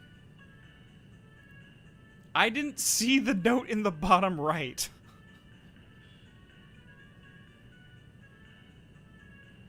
Was like, okay, I'm gonna have to go back. Oh god. I'm gonna have to go back to the video because I swear that note in blue ink on the bottom right wasn't there. I literally just dropped my headphones on my desk going, what the hell is wrong with me? Oh my god. Alright, tracker, lookout, cleaner. Lookout. Oh my god. Guys, I promise I'm intelligent. I'm just not very observant. Alright, tracker is going to be walk around, maybe right up around maintenance, lost and found, security. I'd say probably that. Okay. Lookout is, again, going to be security, so that's going to be 4. And cleaner is going to be janitor, so that's going to be 6. So let's say 2, 4, 6 this time.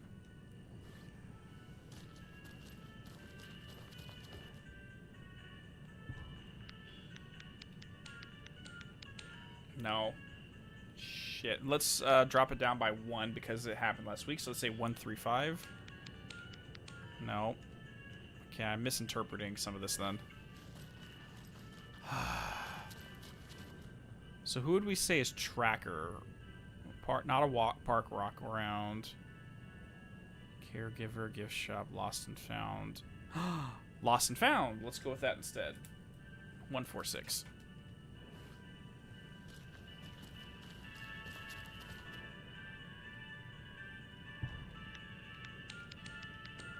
There we go. The keys to my trailer. Now to find the clicker and the cult.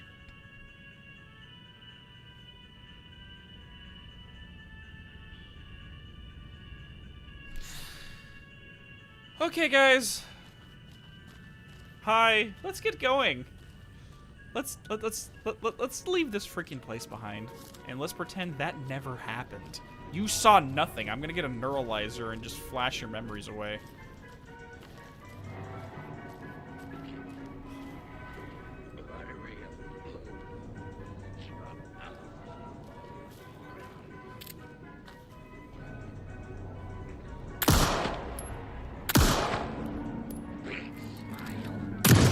Yeah, nothing's happening with that bear, guys.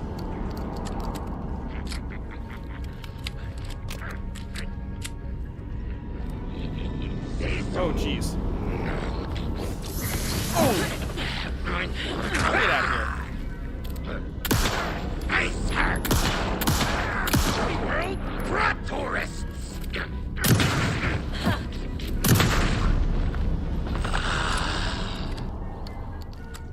I'm gonna go back to start using my arrows again. Because that at least has repeatable ammo. It's the same reason I used it when we were playing Evil Within as well. And weirdly enough, that's why I like using it in Bioshock. Oh my god! Why is the pink flamingo here? Why is the pink flamingo here? Mirrors are not more fun than television. Oh god, go away. The Watery well. Legend says that this is the dwelling place of the evil water spirit, the Naki, who lures people to their watery graves. Oh, gosh. Naki. I'm going to have to look into the folklore of that later. In the early days of Watery's history, this very well was where Ilmari Huatari hid the bodies of his victims. Oh, it's the name of... Okay. This. I think they mentioned this before, that there was a serial killer who would hide his bodies here. That's, and considering this is, I'm interpreting this as being an opening to the dark place. Very interesting.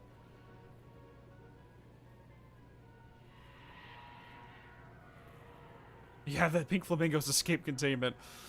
The bodies of victims with the help of his brother Jacopi Huatari.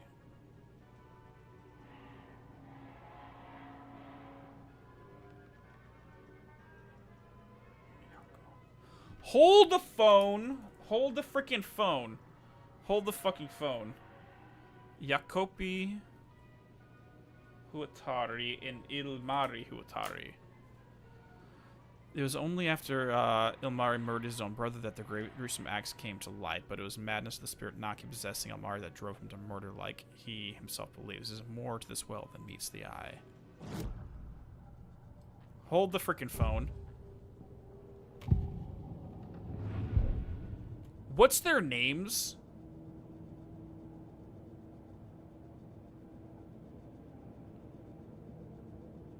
Yeah, that's what I'm saying, Else Caller.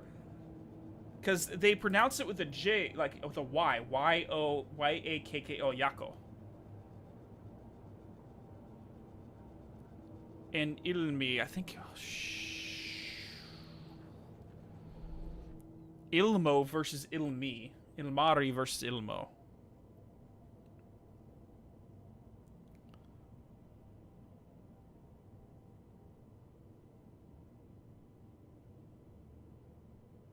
Okay, shit. Are we meant to make the presumption at this point that the two Huatari brothers are actually the two guys we've been meeting who've been in all the commercials and set up this amusement park?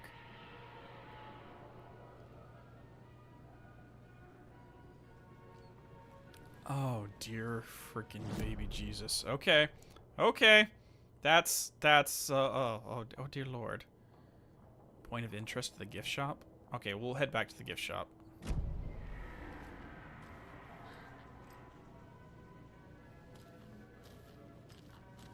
I don't like this. Wait, weren't those flamingos...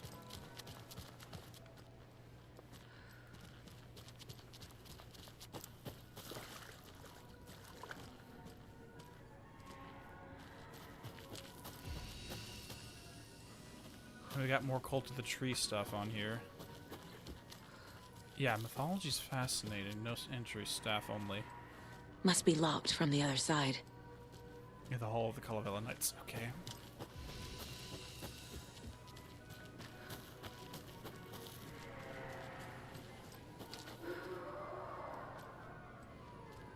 I hear something from down there. Oh dear.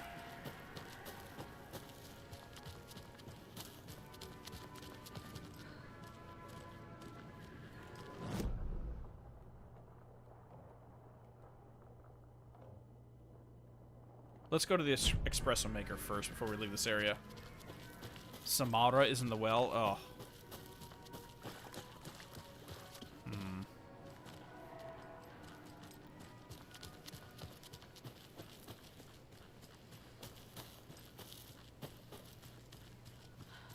My mind is reeling right now. A fuse is missing. Can't operate the ride without it. Okay. Wait, am I supposed to use this to get into the knight's hideout? Or is this a side adventure, which I think is what it's supposed to be?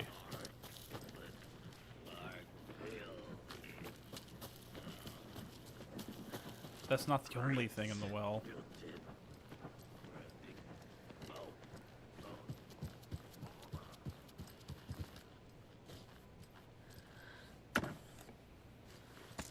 Okay, I think I do need to get back to a safe room, though, because I'm maxed out on gear. My inventory is maxed. The darkness opened.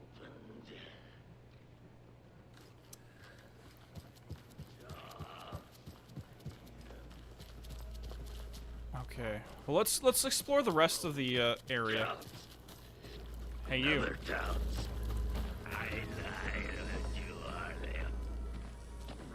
So, it's interesting that they make us invisible to it in this game, but in the original, they demanifested all the Taken. Well, Taken have always talked, Val. Places died. Face Oh, jeez.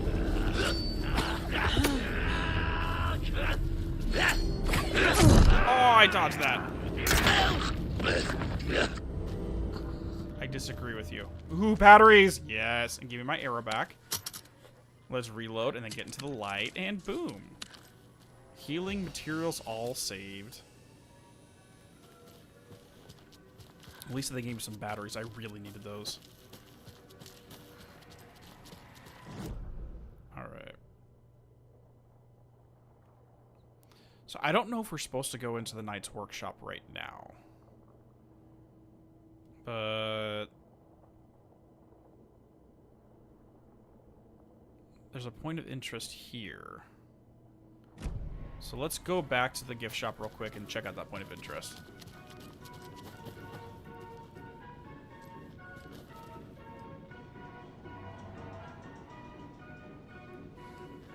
Sorry, I got Monty Xander DMing me on Discord right now about this game, so I'm a little distracted at the moment. Just giving me some tips.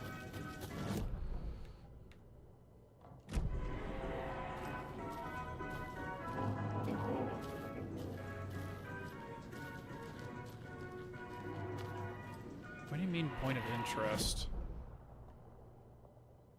Is it inside? I think it's inside.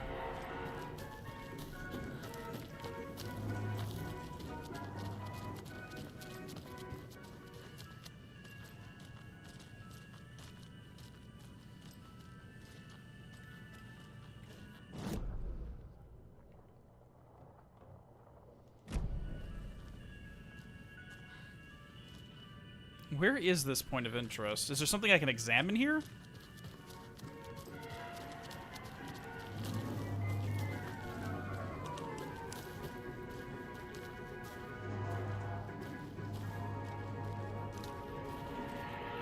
I mean, we got the electrical main right there.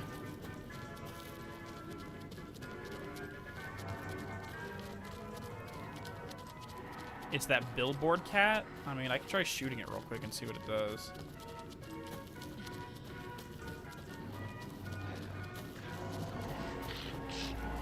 Are you kidding me? They started spawning here? Shh. Let's just go. For all ages.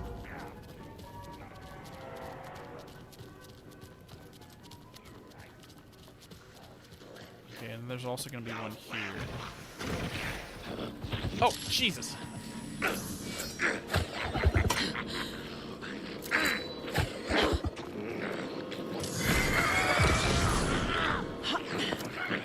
Ah, I missed entirely. That was a bad move on my part. Oh my god. Stop throwing axes! Let me get to the damn light, you shithead.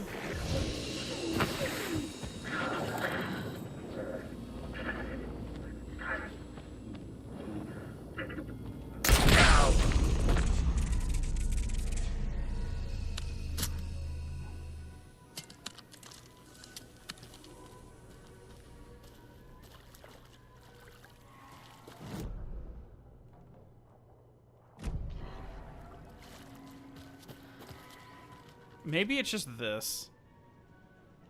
Maybe this is what they mean by point of interest. We just see those.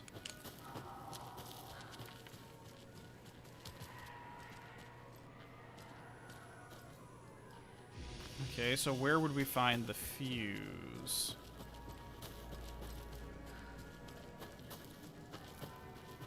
Look down the well, maybe? I did look down the well.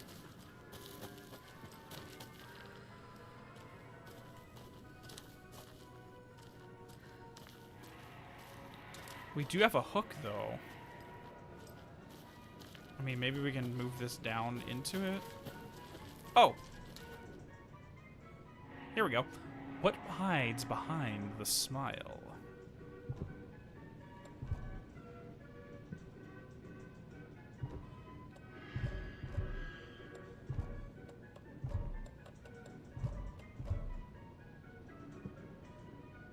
Why can't I break this open like the other ones? Oh, I do have a fuse, though.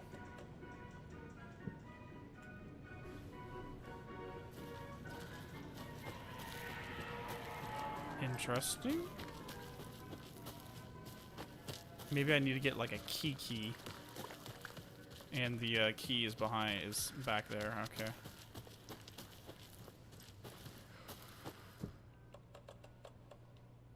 Oh no, I'm out. Shoot. Yeah, that's what I'm thinking too, is the key is behind the smiling guy's face.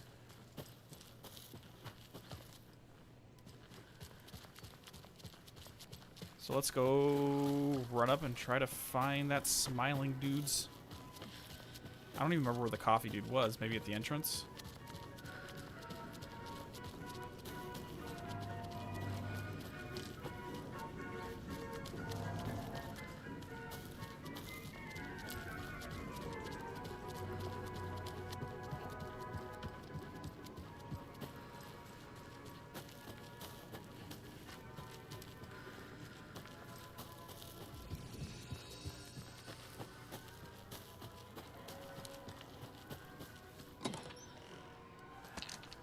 Yes, more batteries, thank you.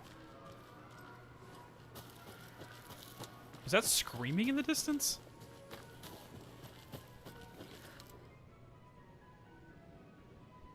Mike. Coffee World, just a bunch of children's drawings.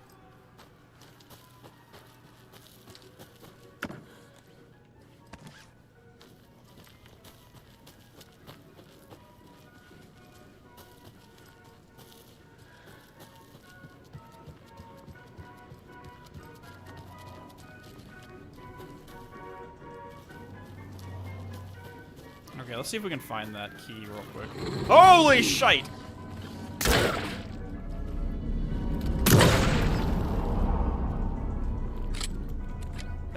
That was freaking... I don't like that they're continuously spawning. That's not good for me.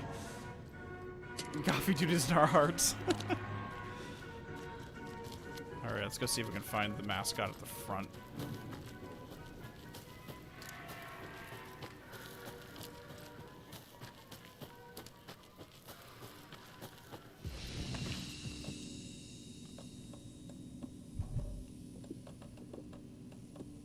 Okay, I don't need any more flares.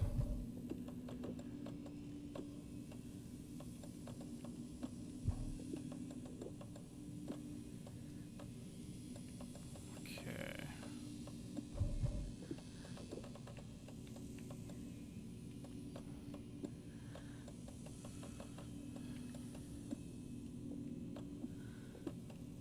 Okay, that's good for now.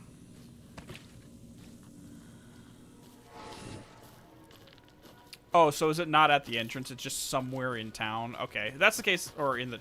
If it's just somewhere inside the amusement park, I'll just find it as we go around.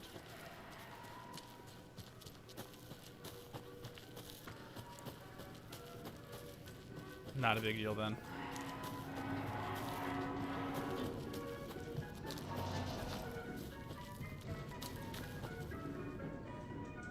Can we all take a class trip to Coffee World? You know what? Sounds fun. Let's all head up to Washington. Okay, let's see where we have and have not gone yet. Actually, let's just head to the left. We went here already, but I wasn't really paying attention.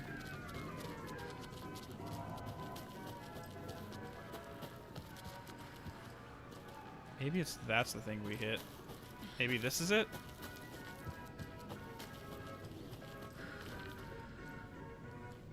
No.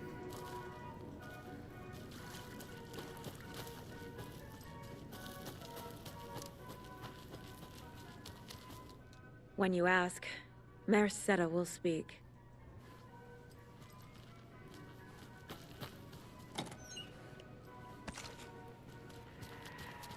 There we go. That's probably it. Shit.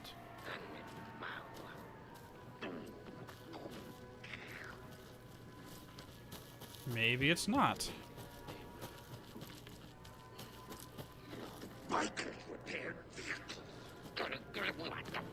The shadow shifted in the dark. Copy world. Come on.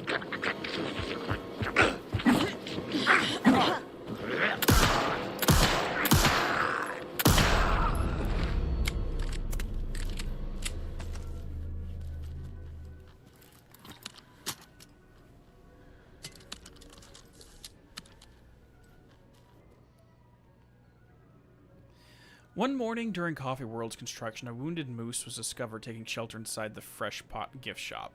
Though limping from a leg injury, the wily moose proved too quick for the wildlife rescue. After a long and unsuccessful chase, everyone stopped for a much-needed coffee break brewing up in the Coffee World's finest. Before the first cup was poured, the moose appeared drawn to the delicious aroma. He allowed himself to be treated in exchange for a steaming mug of what is now known as Mocha's signature blend. Since then, Mocha the Moose has become a beloved fixture of Coffee World, welcoming guests from across the country, as well as personally taste testing each of the roasts to give the Mocha seal of approval. Except now we know that that moose died and they're trying to find a replacement. Amusing Mocha facts. Mocha is around 6 years old. Did you know moose can live up to 25 years? Mocha weighs 820 pounds. Did you know that moose are the largest species of deer in the world? Mocha loves to swim. Did you know moose can dive up to 20 feet underwater? Mocha's favorite drink is coffee. Did you know that Mocha's only known moose with caffeine addiction? Yeah, probably because it's not healthy for them. Yeah, I was trying to look up there, but I kind of got startled by an enemy. So let's try this again.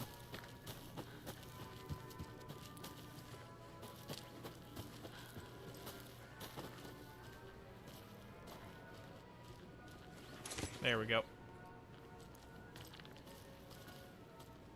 Okay, let's head back and get into their hideout. I don't think we're supposed to go into that hideout, but I'm getting the impression that a lot of what I'm doing is side stuff that we can do at any point in time. Like, anytime we come back here in a future chapter, we can still do this. But we might as well get it all done right now.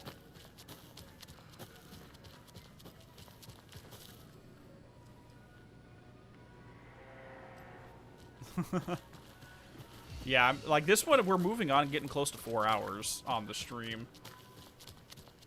Which is kind of nuts.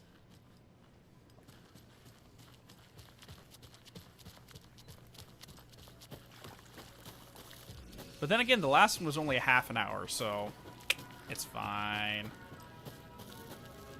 Another cult stash?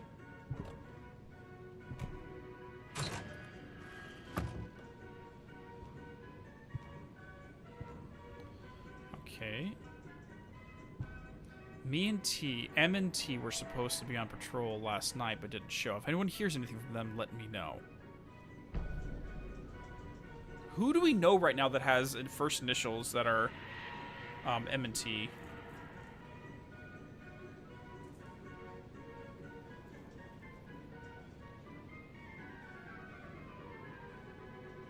Mulligan and Thornton? Deputies Mulligan and Thornton?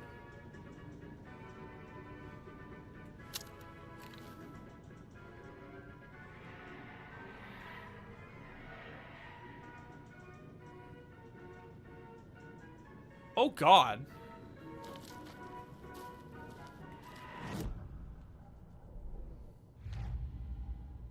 Please don't let that be the case.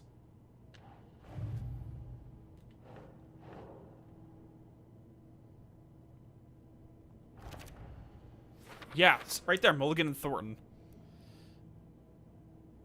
That's what she's thinking, too. Oh, shit. Still can't go into that one. I'm not happy with that. Because they're members of the Night Springs group, meaning that if they are involved, then I have further questions.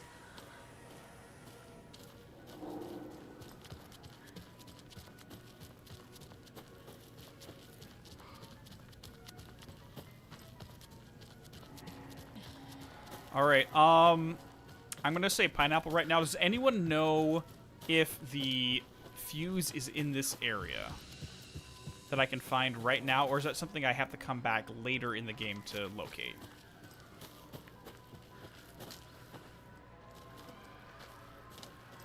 Later. Okay, thank you, Nathan. So let's go ahead and get out of here then. Because otherwise I was going to run around in circles and try to locate that, but let's just keep going then. Okay, so the exit is around here.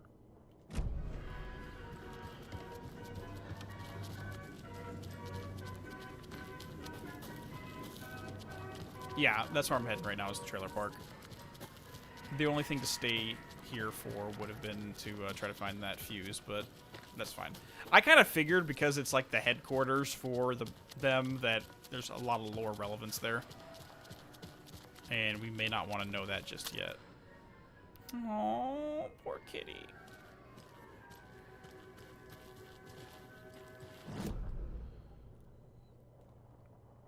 Okay. Watery Lighthouse. Oh my gosh. I guess let's go left.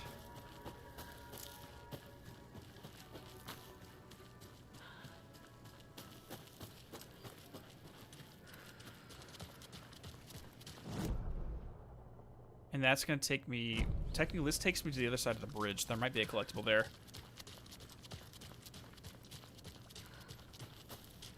I think the points of interest are just things we can examine. Oh, they finished building the bridge back. Okay, we can get back into town. That's good.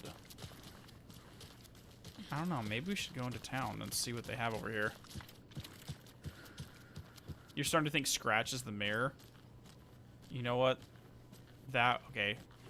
They're not going to let us go that direction. You know what? That actually would not be, Oh my god. You guys are gonna maybe... You guys are going to hate me now. If we're going off on the hypothesis that Setter here is the mayor... When you ask, Mayor Setter will speak. Mayor Setter will stand for justice. Setter is better.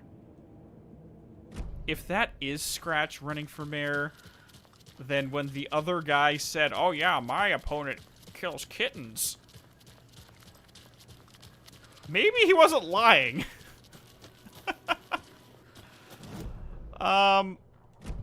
Yeah, that's weird. Because Scratch is totally someone that would do that. He was trying to tell us the truth and none of us believed him. Oh, dear Lord.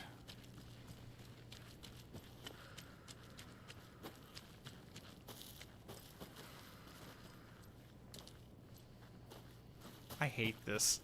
I hate that.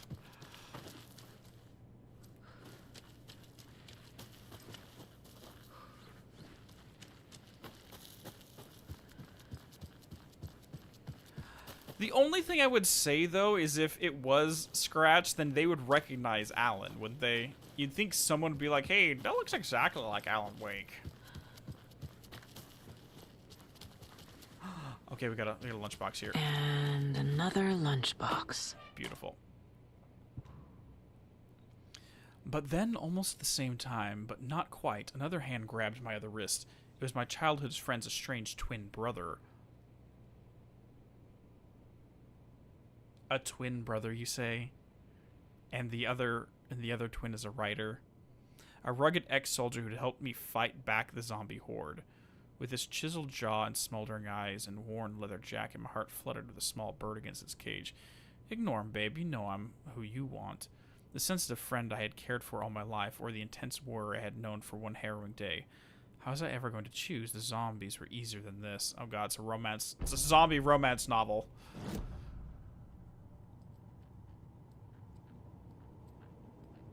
Great.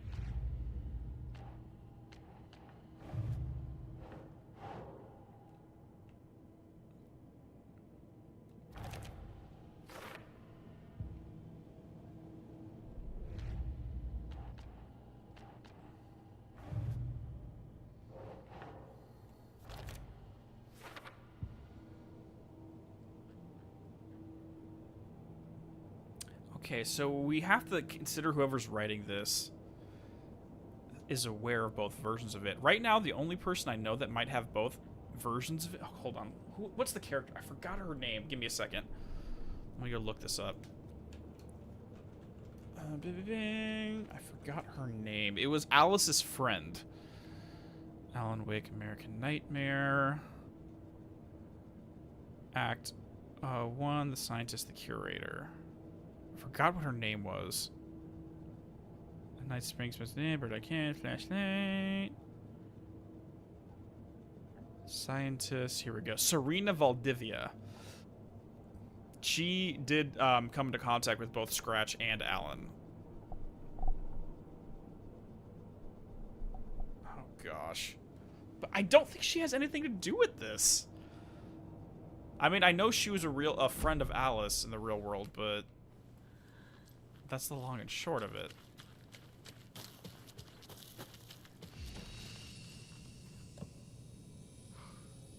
What the crap?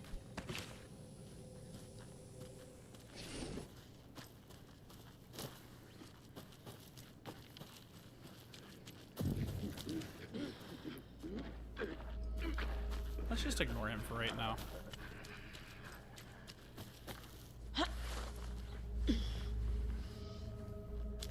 Ooh, do I see... Yes, I see some light.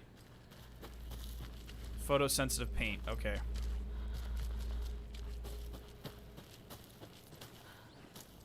Three. Another cult box. A diamond?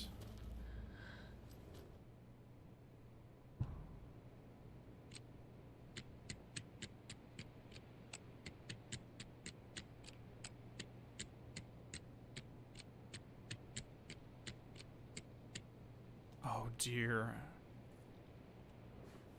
Alright, so we have a diamond, a 3, 2, whatever, a square.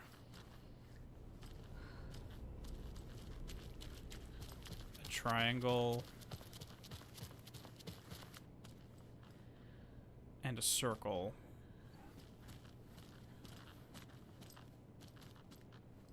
Okay, so technically a triangle has 3 sides. So maybe that's number 3. No, but that's 3, right? That's 3 individual lines there as well. 4 sides here have... Oh, gosh.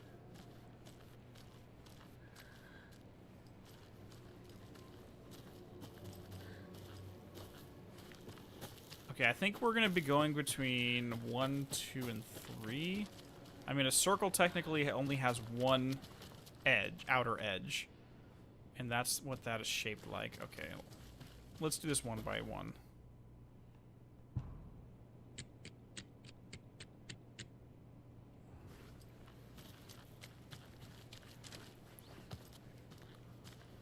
Oh, no, sorry, that's top to bottom.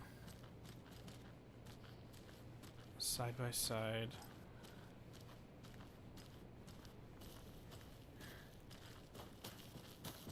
So 1 going down, 1 going up, and 2 side by side. Let's try that first.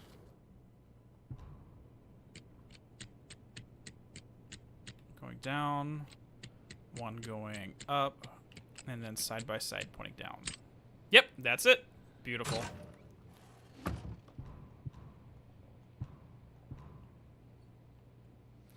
Getting the Anderson brothers on board would be a big win for us, so I'm offering a $100 Superstore gift card plus a year's worth of free coffee at the Odor Diner to whoever gets those 2 to join. Let's get recruiting. No! You leave our freaking boys alone.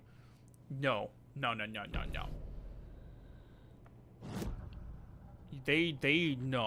Recruit for what?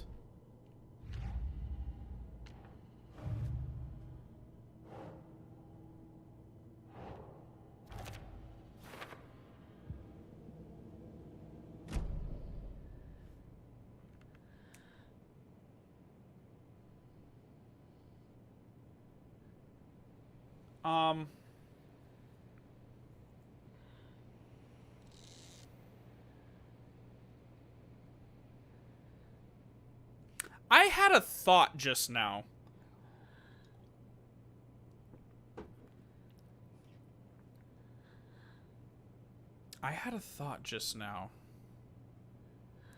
So the point of the ritual, when Nightingale came out, they ripped the heart out, right? And they separated it for the body. No, Yuri Games. Go to the playlist for Alan Wake 2 and you'll see all of the VODs unlisted. I only have the first 2 live for public right now. What if the Cult of the Tree isn't a bad group? I mean, we know that the heart is full of darkness according to how Alan and Zane both wrote it.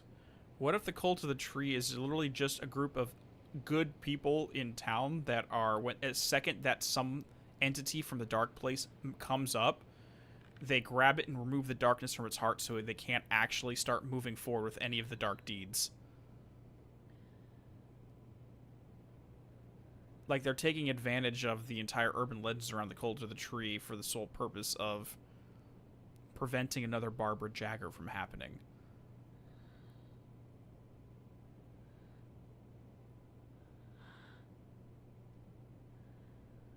Oh, God. Oh, God. Okay, let's just get out of here.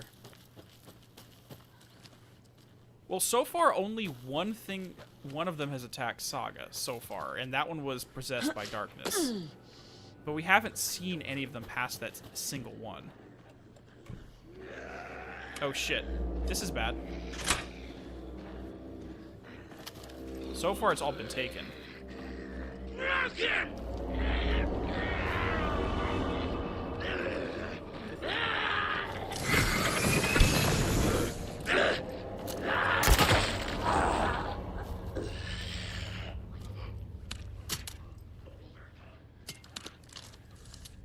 Okay, I'm not saying anything more past that, but I'm just like...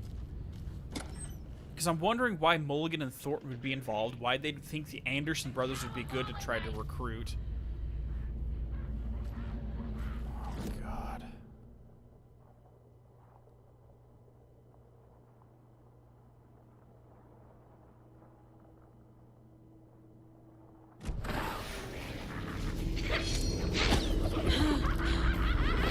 Stop laughing at me. Oh, hi, lordy, lordy. Get down here, lady.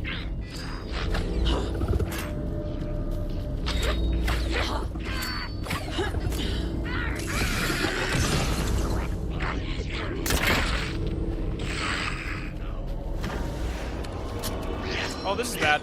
This is bad. Ah, damn. I can't see it. I can't see it. Where is it? Son of a bitch.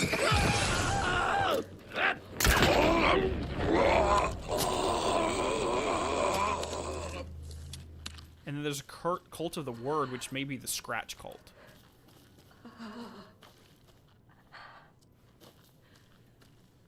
Okay, I'm gonna break down and actually use one of my healing supplies right here because I don't want to go all the way back.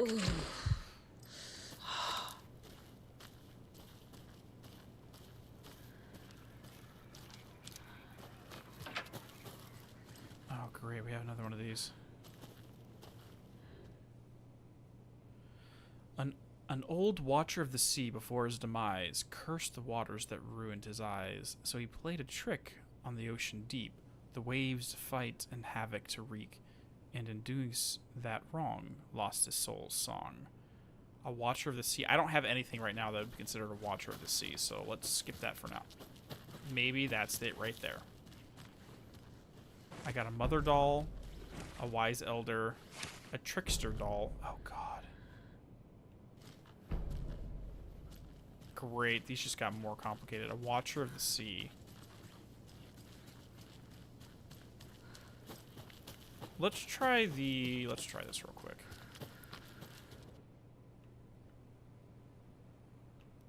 A watcher of the sea before his mind cursed the waters that ruined his eyes, so he played a trick. Oh, the watcher of the sea is the trickster on the ocean deep. Where's the trickster? The waves to fight and havoc wreak, and doing so lost his soul song. Let's try the trickster here.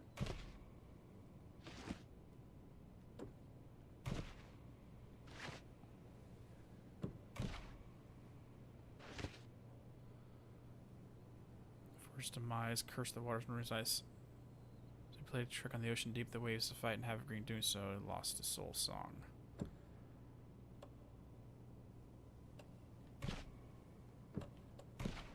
That's not right. Let me go inside. I'll come back to this. You just brute forwarded these. Well, I haven't had any issues with any of them until this one. But let's go inside and see what we got here. Need to find the key. Oh my gosh.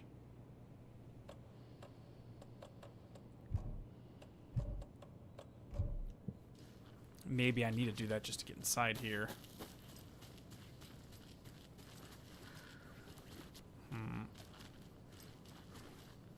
Wise man on the eye.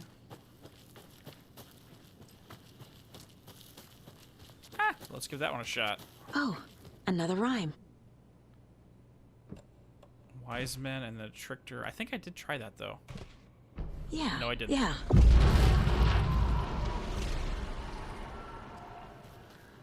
I did not try that. Okay, never mind. Thank you. Thank you, thank you. Your mind. My mind? It's your mind! Ah, crap. That's not good.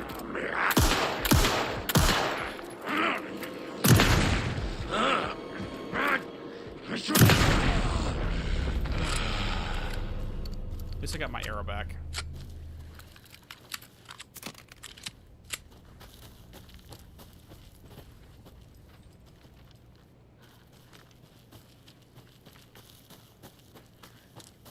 Ooh, hello there.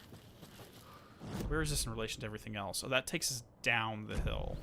Oh, yeah, I think we've already been here. Yeah. This. Okay, go ahead and tell me, Nathan, where the charm is, then. I'm fine with it right now.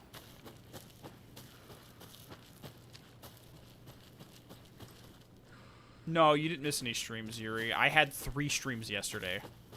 And this is my second one today. I don't have the key. I need to find the key then, but what changed?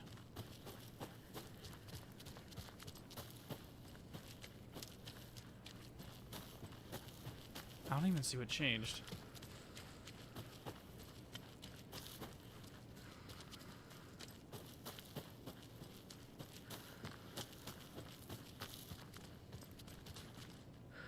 At the bottom of the lighthouse stairs? You mean the stairs that were leading up to this place? Not necessarily the... God damn it. Go to the road on the left of the bridge. Okay. I'm running out of batteries again. Wait, are there 2 of them here? Oh, crap. Not good. Oh, I'm not even loaded! This is bad.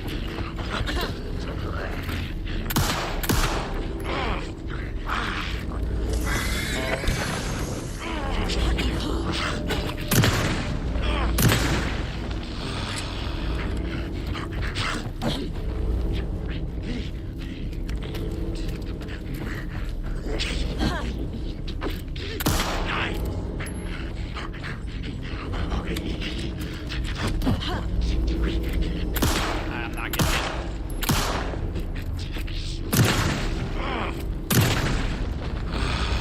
I'm running out of ammo now. That's not good. Monsters.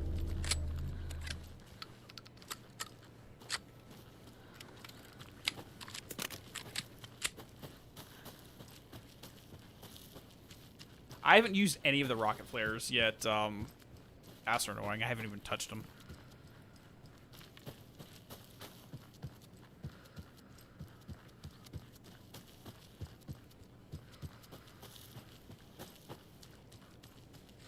So, like, around here, Nathan?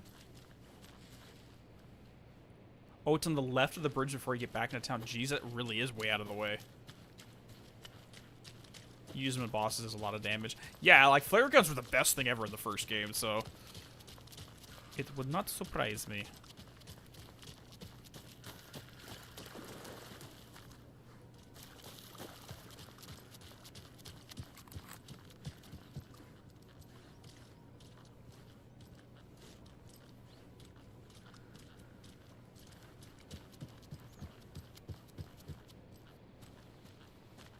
Are you sure it's down here?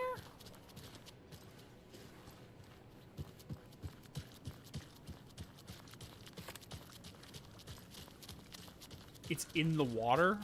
Are you kidding me?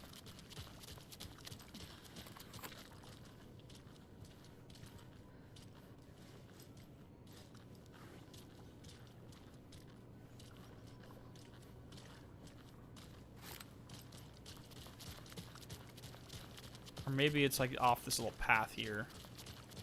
Yeah, maybe this is it.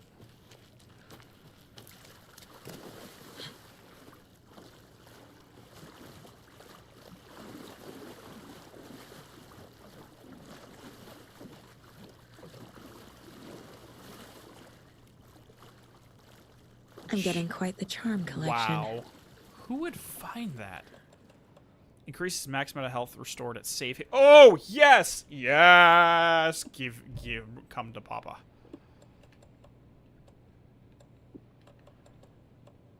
Yeah, screw the stagger. Give me more health.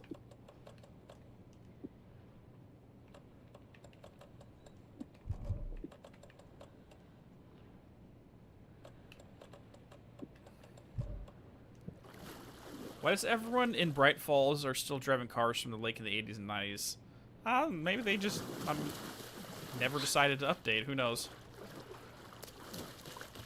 No, there's no clues on that, Phoenix. It's kind of just exploration at this point.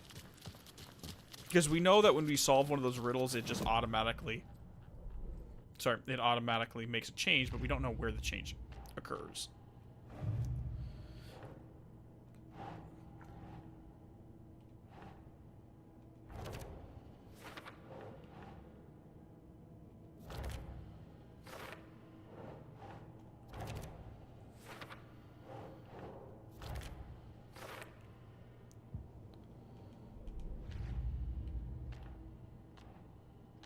The store, we can't use that for a while.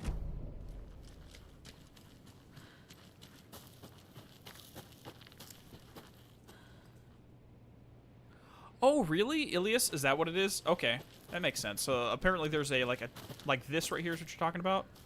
You follow the footsteps to where the thing is. Okay, yeah, okay. Good to know. I'll keep that in mind.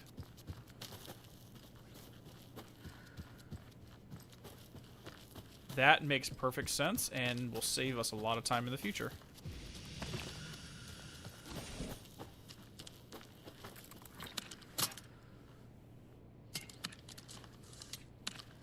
I might want to increase the reload speed on that, but nah, I think I can get away with it.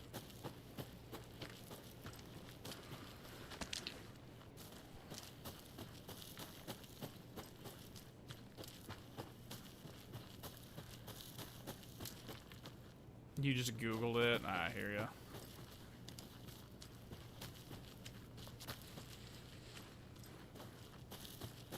Okay, so now I gotta find where the key is to this place. Need the key. Okay, I might come back to this because I don't know if we can get inside the lighthouse just yet. Maybe this is something we have to come back to later, like we did with... Jesus Christ. Kind of like what we did with the other game. I can't. Okay, yeah, then that's fine.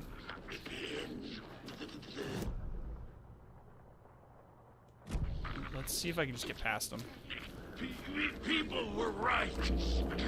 Maybe I can just get past them. We were watching tonight.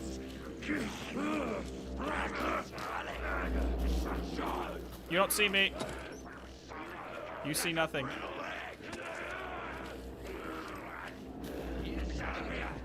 Crochet dog sweaters at the Sunday market. And while you're there, go visit Wendy Davis and grab some of our sponsor's famous beef jerky.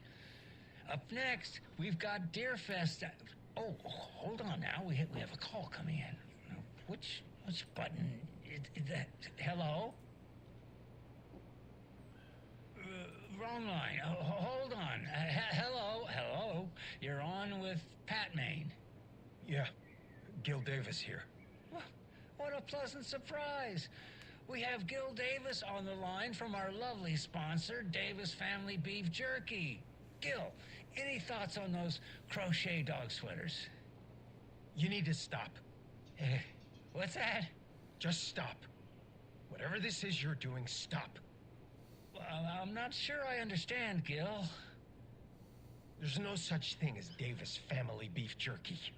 I don't sell beef jerky. I've never made beef jerky. I don't particularly like beef jerky.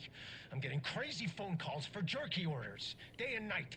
You got confused old ladies all over this goddamn town on the hunt for imaginary beef jerky, asking for insane flavors like hickory teriyaki, which clearly isn't a thing. If you don't sell beef jerky, then somebody needs to tell your lovely wife, Wendy, because she's out there at the market every Sunday selling it. Wendy is dead, Pat. No, that's not right. I just saw Wendy at the market last weekend. Wendy went missing 13 years ago, Pat. They found her body. She's dead. We're trying to make peace with that, and you're making it so much harder with all this goddamn beef jerky bullshit. No, that's just not true. She's there. Every weekend, I see her there. This joke's gone far enough.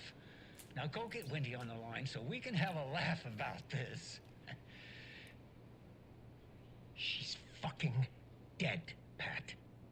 Stop. Can you...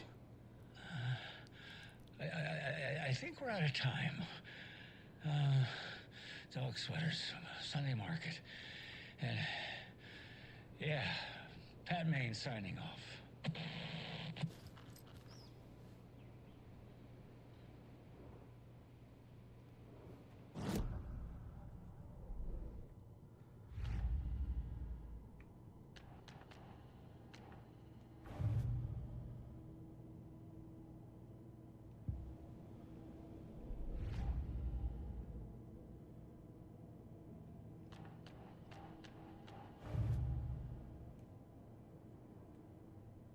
Wendy Davis, teacher, body, bloated, large chest wound.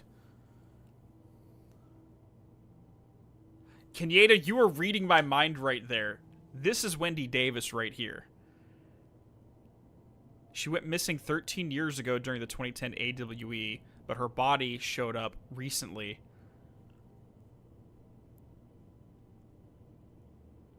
What if Pat's not crazy? What if the taken version of Wendy is wandering around, or at least the corrupted version of her?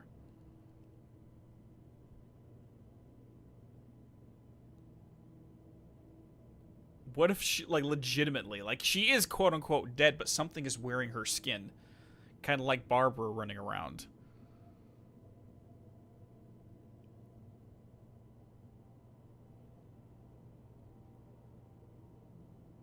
Ooh, fuck.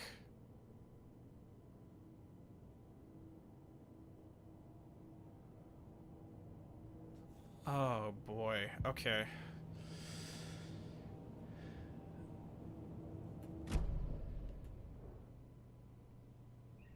First Watery visit. I'm staying near the Lighthouse Trailer Park, a nice little spot just off the road. It's very quiet here during the day. At night, not so much. I've never been too nervous and can sleep through an earthquake. But here, I don't know, something just feels off. The animals act weird. They're restless at night, makes weird noises and running away. I could swear I hear someone moving around, circling. I'm going to give it one more night, and then move on.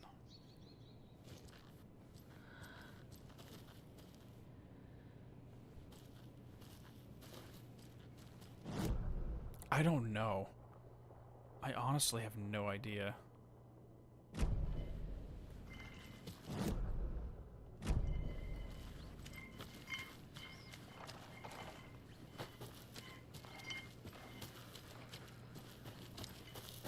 But before we can really answer that question, we have to know what's going on with these rituals.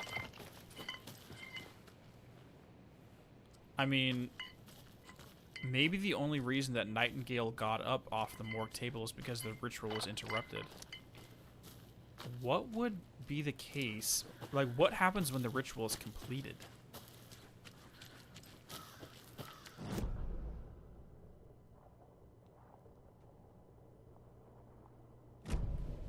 The page said I'd run into a cultist here.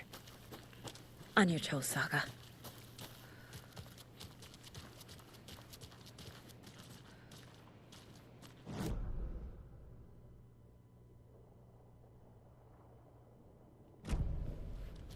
Oh boy. Alright, let's check over here before we head into the trailer park. Just to see if there's anything else off the beaten path.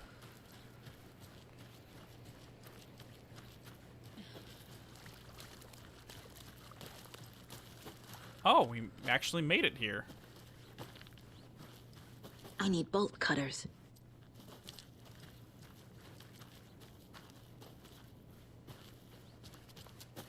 And here's our shortcut. Boom, we got a shortcut into Coffee World.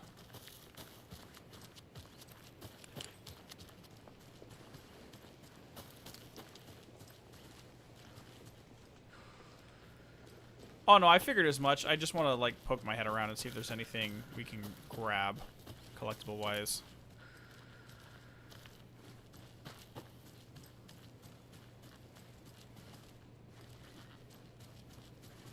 Yes, I'm pressing the button, but it's not broadcasting. That green light is supposed to be red. Yeah, which light? This one here. Donna's grandson wrote down instructions for me, but I can't for the life of me remember where I put them. You sure you're not on the air? Yeah, green means off, red means on. Or Oh, was it? Jesus. No, that's right. I need a red light here. Oh, have you tried just mashing all these buttons? Oh, raspberries. That's... Which button did you press? This one right here. Nope, that wasn't it. I'm gonna call Donna's grandson. Hello? Tapio? Sorry, I misdialed. No, you didn't. I was still on the line. Can we get Tapio off the line? I need to call Donna's grandson. Must be all this rain botching up your connection. If it keeps up, that bunker out back could flood again. A girl drowned in that bunker last time it flooded. No, that girl drowned in Cauldron Lake. Wrong. That was the Anderson girl. Different girl. Can we please focus on making the green light red? What about this button here with the sticky note that says on-off? Yes, that's the one. Okay, let's press that and see if it... Hello there, No. Is Pat May's voice actor also Adam Montalis? I have no idea. So they're referencing Logan's death here as well. They are mentioning that again. Yeah, the Anderson girl drowned in the lake, but someone else drowned in a bunker of some kind. Oh, jeez.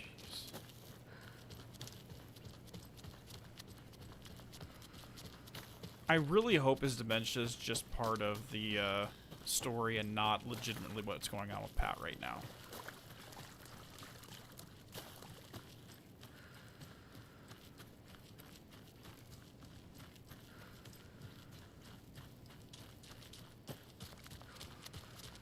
Okay, let's see how far down here we can go. No. Okay. This can't be the right way. Seriously, Kratos needs to get on all you people and teach you how to find collectibles. Collectibles are a thing of life. No one seems to understand this. Trailer park and Watery.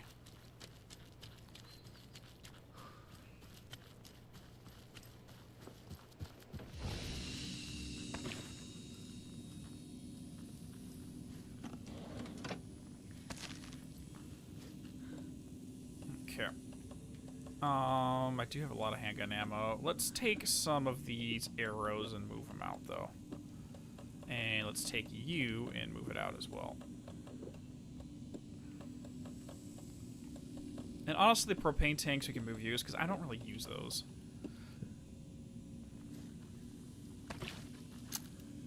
The Fisher's Life. You rushed through the game, so you missed a ton of side stuff. Yeah, like, our goal today is to really dig deep into, or through the whole stream, is to go through everything we can find. Mayor Setter is not afraid of the rough questions.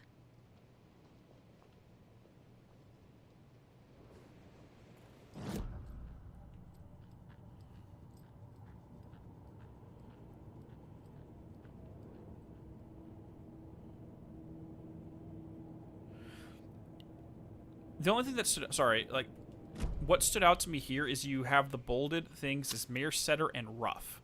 Those are the first two things the eye picks up on when you're looking at the sign. Even though, like, the phrasing says is not afraid to be with rough questions, you see Mayor Setter, Rough. And that's what the eye focuses on. So I'm wondering if we go back to the other ones, what, if we take that phenomenon, what else we have there.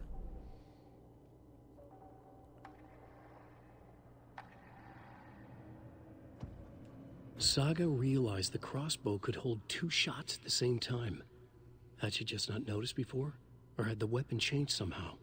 Like in a dream? Yeah, I was just gonna upgrade that too.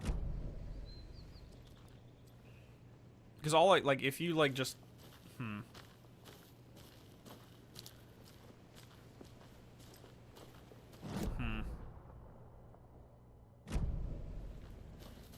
All right, let's do this.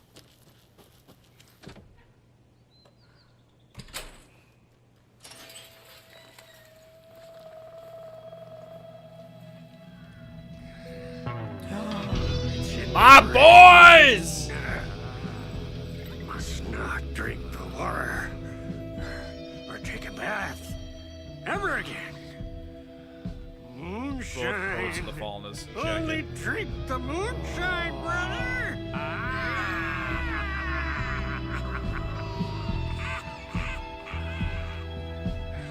Don't look like cultists. My freaking boys. If they're having moonshine right now, that's not good, but let's go with it. I don't feel like myself. Don't know how to fight it. Scratching back. We're too old now. Excuse me. I'm looking for the Anderson trailer. Sweetie pie, right on time. Like we were just saying, it's not true.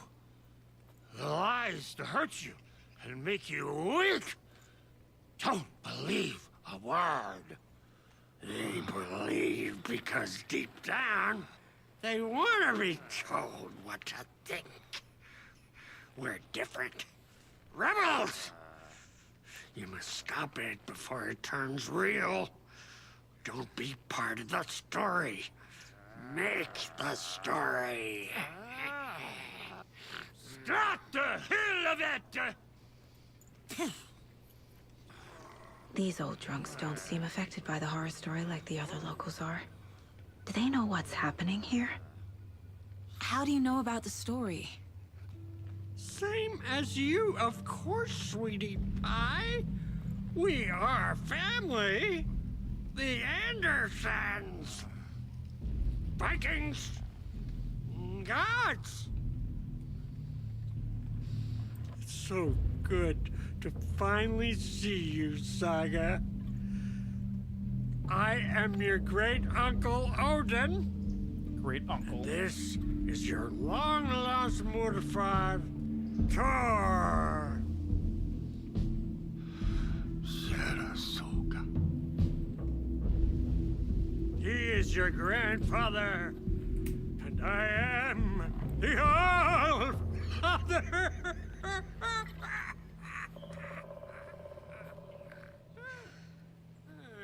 Just as crazy as everyone else. No. Just as caught in it. No. I need to stay focused. No, they're not. I need to check out the trailer. No, they're freaking not. You have things to do, sweetie pie. We don't want to keep you from your business. You can come see us anytime at our resting place, Valhalla Nursing Home. These two are always sane. They may seem completely freaking nuts, but our boys are the only rational ones here, because arguably they are immune to everything. Now, something Odin said I found a little interesting, that they're trying to convince her of the story. So I wonder if she goes along with this, if reality about the is she alive or is she dead for her daughter is going to actually become solidified. That in the story, her daughter is dead. But in reality, she's not.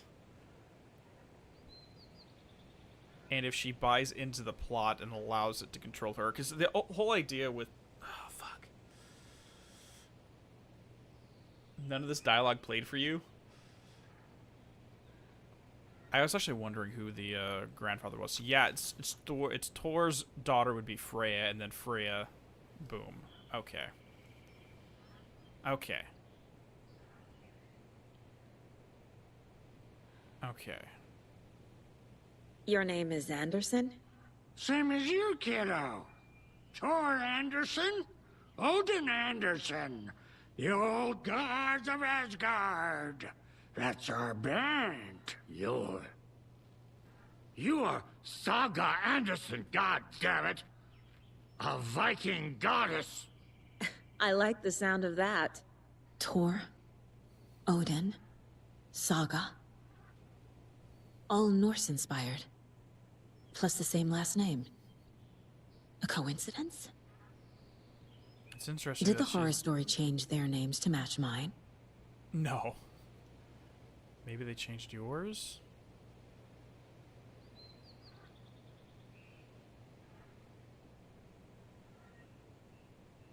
So, do you know where the Anderson trailer is? Right behind us. We've been looking after it since you left. Uh-huh. Thanks for your help. Anytime, kiddo.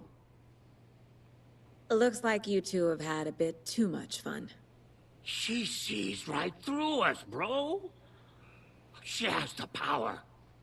This calls for a fucking celebration. Our little Saga all grown up and finally home. Sure, we've had a few sips. Just a taste. The famous Anderson moonshine. Oh, the nectar of the gods. You want some? No thanks. Oh god, don't drink the moonshine. That stuff will literally send you on vision quests. Phoenix, have you not heard the Old Gods play? I mean, I think they're we currently have like 5 different tunes, maybe 4 different tunes of theirs that are currently live. And there's a full album that's coming out, being shipped on December 8th. I've already ordered it. Have you seen any strange people in deer masks? I haven't drunk enough for that yet. You can see all sorts of wonderful things when you make your way down the bottle. Even more so with just one eye. Okay. Never mind. Yeah. Just the one in control. Okay, so there's also the Poet and the Muse, Children of the Elder God. Do you think we missed Audie's show? Who cares? Audie. That depressing tango shit is bad for your head, bro. Too much truth in it. Too much truth. Drags me down. Heroes Tango is uplifting. Music for the soul. Balance slays the demon. Yeah, sorry, I just stopped talking when their dialogue started. Alrighties. The Old Gods of Asgard, probably my favorite characters in the frickin' series. No joke. Oh, fucking hell. What time is it? Gotta head back to the bus soon, brother. The Rusky is itching to leave us behind every chance he gets. The Russian? We got time. Blum wants to stay on our good side. How much dialogue do they got here? Oh, boy. So, talking about some hypotheses I have had. I mentioned it early on in the stream, so we're finally going to get to it, because here we are. So, Children of the Elder Gods was a song that played in Alan Wake 1, Episode 4, right when they got to the Andersons' farm. And it was basically, if you analyze the lyrics, it really comes down to the Old Gods passing the torch onto the next generation, the children of the Elder Gods. Now that we have a character that's literally the granddaughter of one of the quote-unquote Elder Gods in Thor here, I had a thought. Alan Wake was the one that heard Children of the Elder Gods play, because Thor's lightning strike came from the sky, hit the mechanical dragon, and that's when the entire stage lit up. So Thor sent a lightning strike into it, and Children of the Elder Gods starts to play. We don't know who Alan's father is. He was born in 77, meaning that he was probably conceived in 76. But we have no idea who the father is. My hypotheses? Because not just Odin and Thor, but we also have Balder and we have Loki as the 4 members. Now, Loki vanished in, I believe, 1972, right before the second album came out, and so we've never heard of him. So what would happen if we find out that Alan's father was Balder? Now, remember, in the when you're looking at some of the information online, if you go to the Old Gods website, Balder was known for being a ladies' man. Wouldn't it be just crazy if, while on tour, Linda Wake ended up being, not to disgrace her memory, but being a little bit of a groupie, got with Balder, and then they left town, so she literally just got knocked up with Alan, then he skipped town. And that's the story of Alan Wake. And remember, the clicker was given to Linda Wake by... She claims that the clicker was given to her by Alan's father. And Balder is a god of light.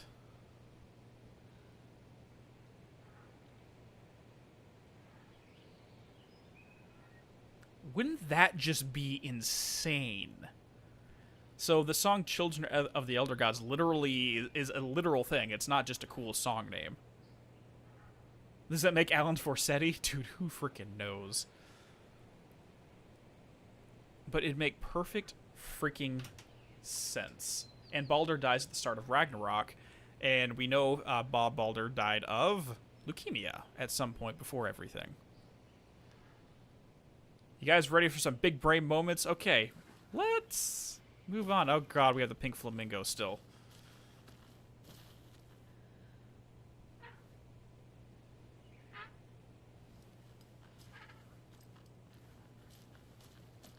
The only reason I want to go with Balder is, 1, he's no longer in the story, 2, he's a god of light in the mythology, the clicker, blah, blah, blah, and he's described as a ladies' man in the, when you go to the Old Gods website. Actually, it's here. Let me pull it up real quick. Give me a second. Okay, Old Gods of Asgard. Where's the website? There we go. Meet the band. There we go. Okay, final time, smooth things. Well, again, the band, absence, Old Gods, the leukemia never covered. Managed anything, and then he's never listened to Nightman, sent it about glued to the band together, the calming effect and the volatile tour. Maybe it's not on the website. It was somewhere, maybe it was somewhere in this game that they mentioned it. But I read somewhere. Hey fan, we just bumped into the Old Gods. And I am beyond excited. Beyond. Fact versus fiction.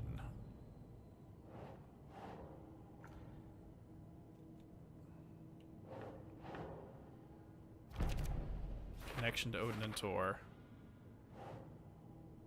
Mom never talked about her family. Ooh, I was questioning why she was unaware of her lineage.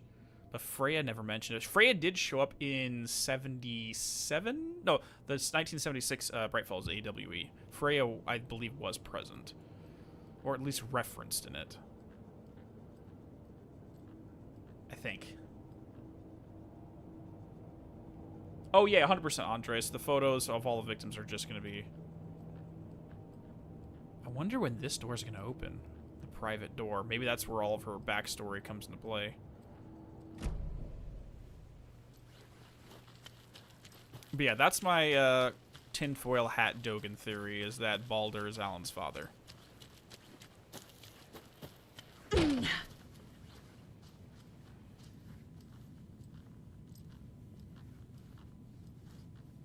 Hello there, banana.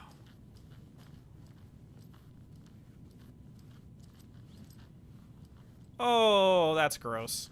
That's gross. Well, whoever lived here is a musclehead. Dear Mom, as I promised, I'm writing to you now that we've settled in. We're doing great, and as busy as ever in the big city. Jim's working hard and landed a promotion. We're going to celebrate going to a hot new restaurant that Connie recommended. Laura's doing well in school. She'll have her pick of any college with the grades she's been getting. So proud of my little girl. I've been busy making our apartment into a home, training, and shopping for the furniture. into a home. Training staff. Oh, training staff. Blah blah blah. Who knew finding a decent chaise lounge would be so hard? All's going well. Don't worry about us. Hope all's well with you too. Love, Megan. I don't know who any of these people are. Tinfoil hat Dogen theory. Well, we have a emoji in the Discord that anytime you have tinfoil hat theories, we just have Dogen sitting there with his tinfoil hat. Because we love Dogen. No joke, there was actually a time when I was considering starting up a new segment on the channel, which is called the Dogen Awards, which is just tinfoil theories about all the games. That there's literally nothing to really support it, it's just fun to talk about. And theorize about. I never did it, though.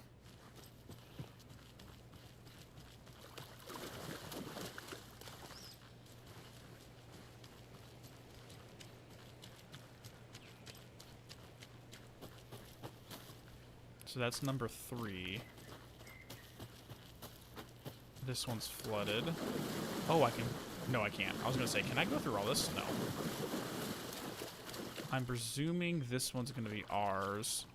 Yeah, Anderson. So let's check this one.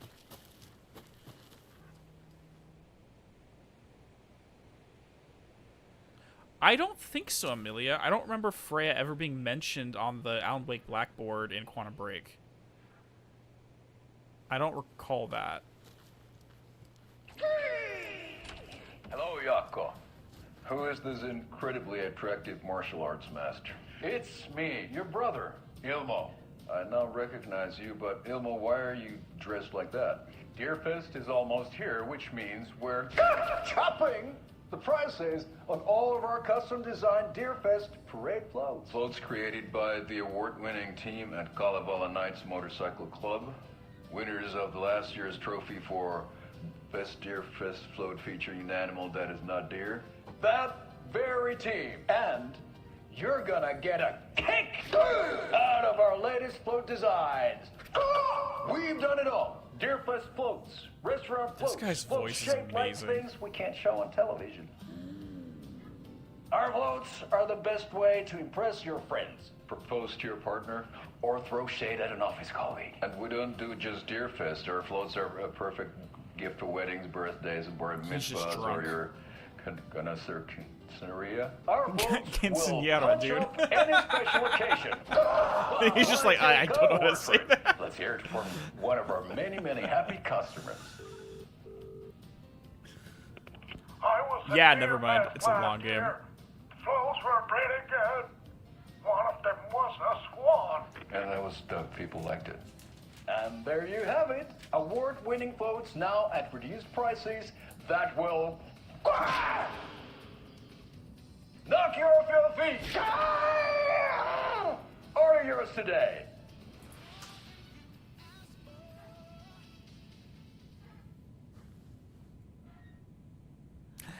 Okay, I just noticed this, and I kind of want to go back through all of their episodes now, but... I mean, Ilmi is wearing all white, and Yako's wearing all black. And I wonder if that's consistent across all of their things. Yako. No, it's not. Okay, that's all I needed to know. Yeah, I saw the deer head. That's a good deer. Why am I getting flashbacks to Jesse talking to the plants?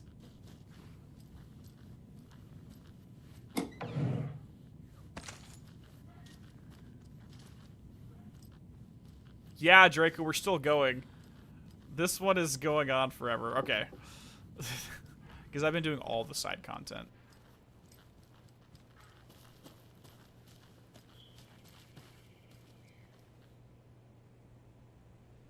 No, like I know that Frey Anderson was mentioned in the AWE DLC, but not in not on that whiteboard or the blackboard there.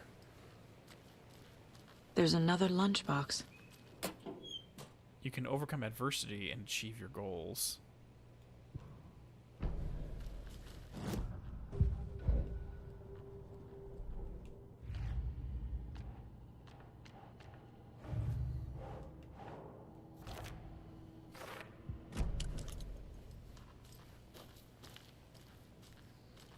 Inanimate objects do make very good listeners. I'm with you 100% on that, Three Cats.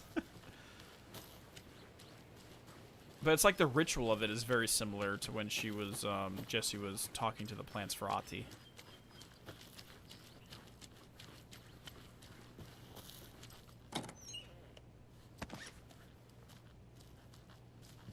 Quick question: do we know if there's when the point of no return? The point of no return is for the areas when we can go all over the place. Because if we do, then once we get there, I might just any like lunchboxes we didn't find, I might just look up a guide for it. All right, let's do this. Reeks of booze. Chapter 6, you think? Okay, thank you. I think that's what Monty told me to, is do everything before Chapter 6.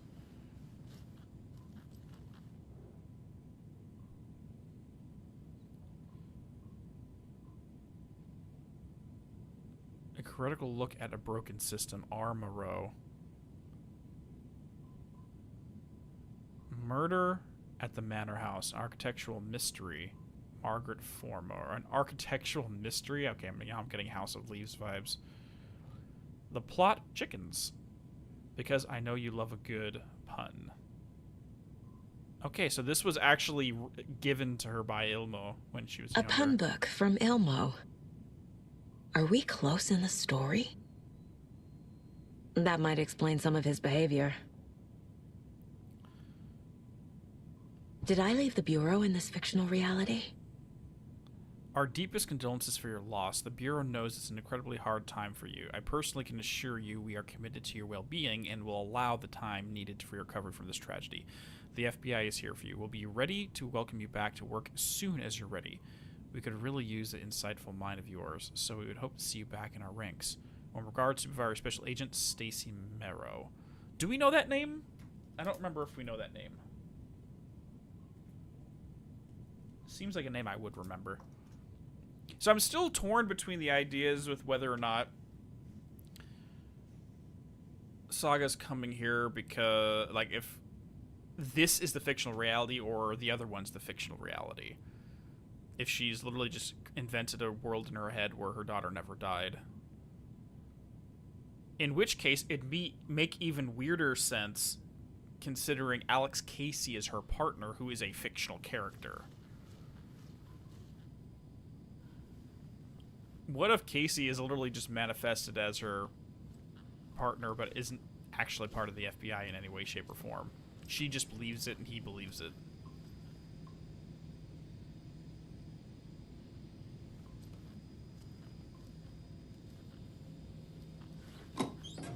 I'm not... that's a rhetorical question, Acer. I'm not asking for anything related to that.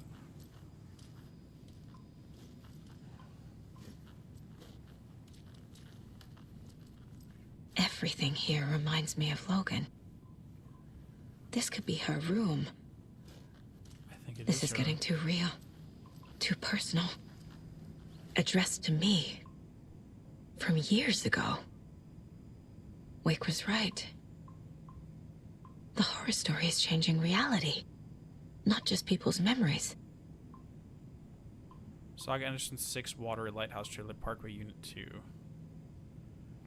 Make check payable to Washington Power Company. So she's got overdue bills. Love you, Logan. Grandma Freya. Yeah, Grandma Freya. This card has Mom's handwriting. Grandma F. Yep. Definitely Freya. Just wanted confirmation on that.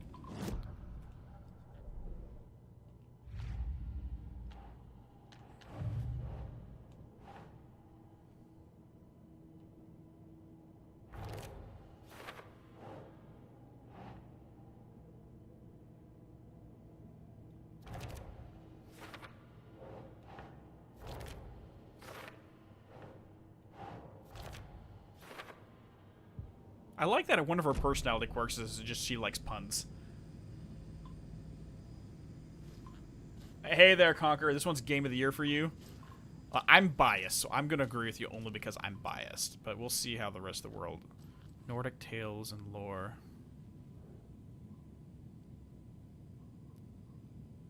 Logan Anderson. Oh, Jesus. Kind stranger, a very old house. Ribbon-hearted girl. Don't say the very old house, because all I'm thinking is the oldest house now. Thank you. Thank you. Connie Chu, The Wildlife Pacific. The Nordic Tales book Mom gave to Logan when she was little. Bon. Logan used to love her music. True Colors 2018. Logan's junior agent certificate. So cute.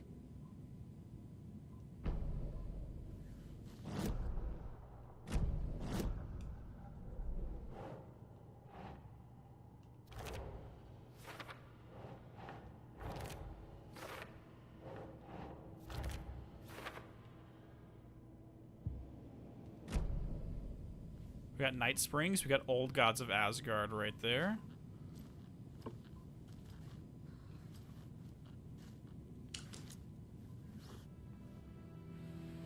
My newfound relatives. No. Cozy with the cult of the tree. I want to examine the other things. That's the clicker.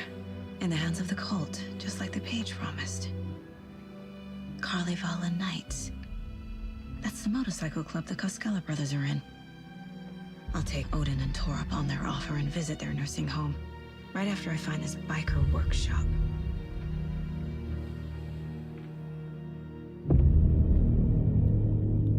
Tragedy in water, little girl drowns, yeah.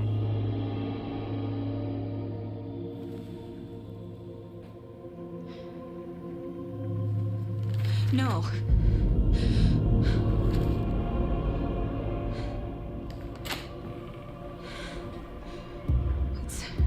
It's not true. It's just a fucking story. It's not true. Logan's back home. She's fine. Fuck. She's at school. David. I'm in the story and it's coming true. Wake said Scratch would try and hurt me with the horror story. But he said there's still time to stop this. That he can stop this with a clicker. Hey, this is David. Leave a message. David? Is Logan okay? Call me back as soon...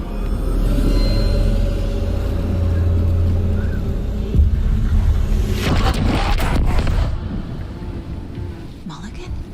Yeah, so What the fuck? Hey! Stay where you are.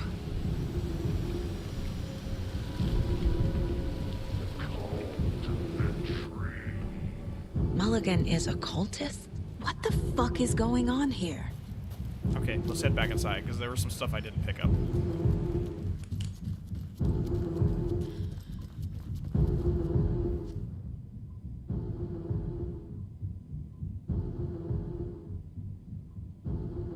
Playing video games. There's Odin and Tor over there.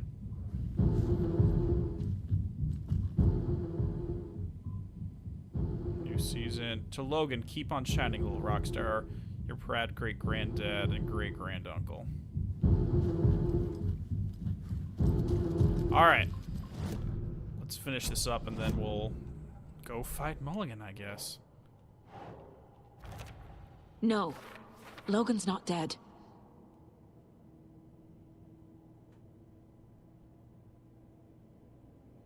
Interesting.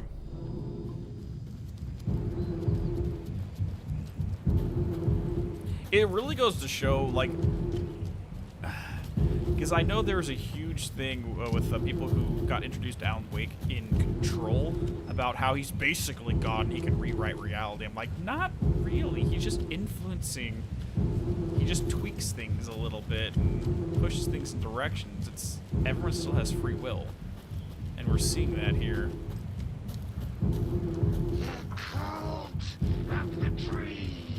Thornton 2? God damn it. And now they're all taken? Jesus Christ.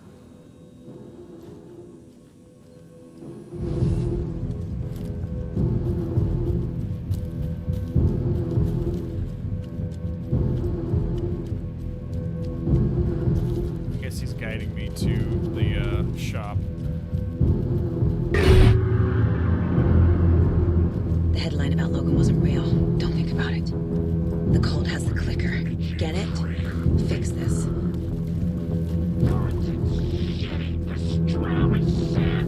I need a pastrami sandwich right now. That sounds really good.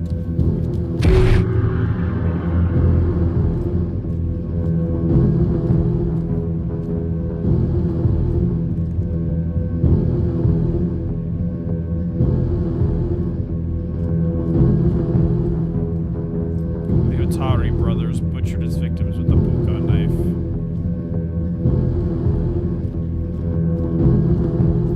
This is the workshop from the photo with the cultists. This is where they had the clicker. If it's still here, I need to find it.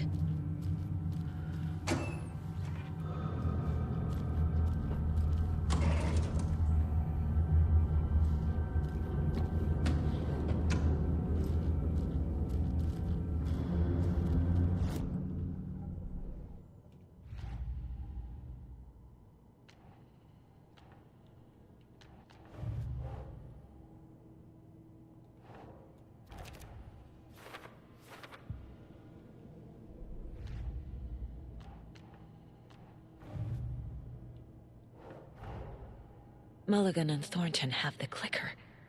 It's in another overlap. Here in Watery.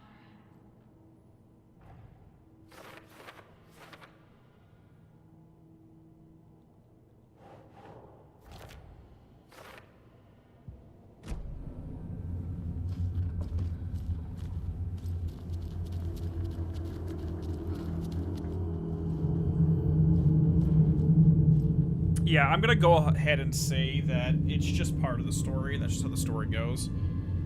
They kind of turned...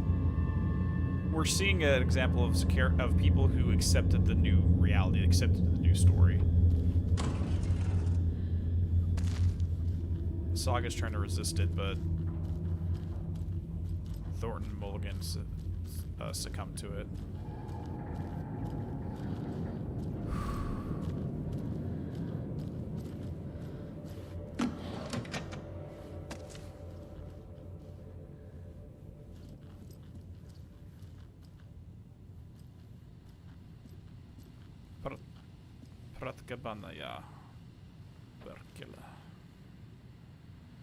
Sauna night. Thanks everyone for the valuable input. I'm assuming that means Saturday night sauna is on. Sauna is good for the body and good for the soul. You may not like it, but it likes you, and all condiments are welcome.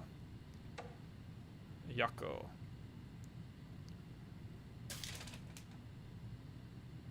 Copy. Hey, I can't find the new door lock combination. Look inside the smiley coffee cup. Doesn't help. Oh! Look inside the smiley coffee cup. Doesn't help me. Marvin Williams. Ilmo, ignore Fred. He doesn't have what it takes, and he's wrong about the ketchup, too. Obviously, chili mayo or nothing. Not everyone enjoys frying themselves to death, Ilmo. Who would pick mustard over ketchup? Suggest we all start with regular sauna night.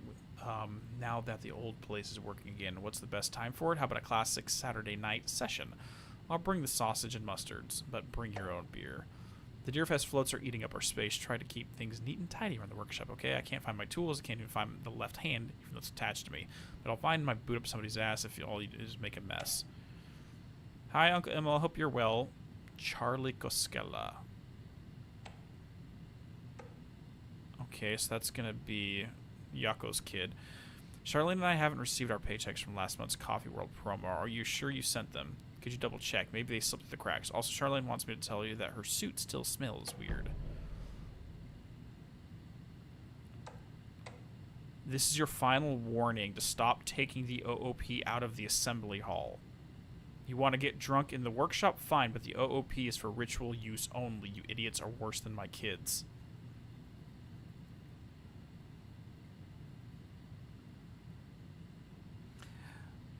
Object of power. They have an OOP they're using for rituals. Oh, they're probably talking about the clicker. They're probably talking about the clicker, right? I presume, because the clicker's the only OOP that I can presume would be... Yeah. Unless there's... But why would they have it for ritual use? I don't know. I've seen some of your places. Our stashes in the open. Please don't do that, you rascals. I've seen some of you, 2 Calavera Knights. I've seen some of you place our stashes in the open. Please don't do that, you rascals. So the Calavera Knights have been sending stuff around.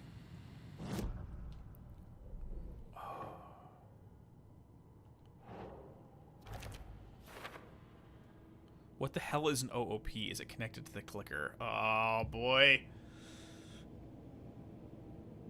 No, that's why we're here, Reaper, is apparently the biker club has the clicker.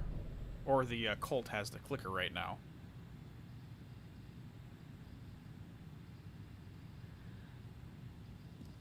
Well, the clicker was something that Alan wrote about. Oh, okay. Sorry, I misinterpreted what you say. Why are they called the clicker the same way? That's a good point, Timon. Why are the Calavera Knights referring to it as an OOP? Because that's an FBC designation. Object of Power.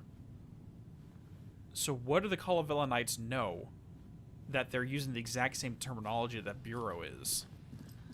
Or the Bureau does, I should say.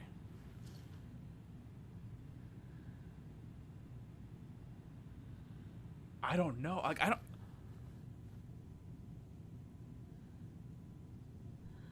I don't know if they'd be FBC, but who's the only other people that know what OOPs are?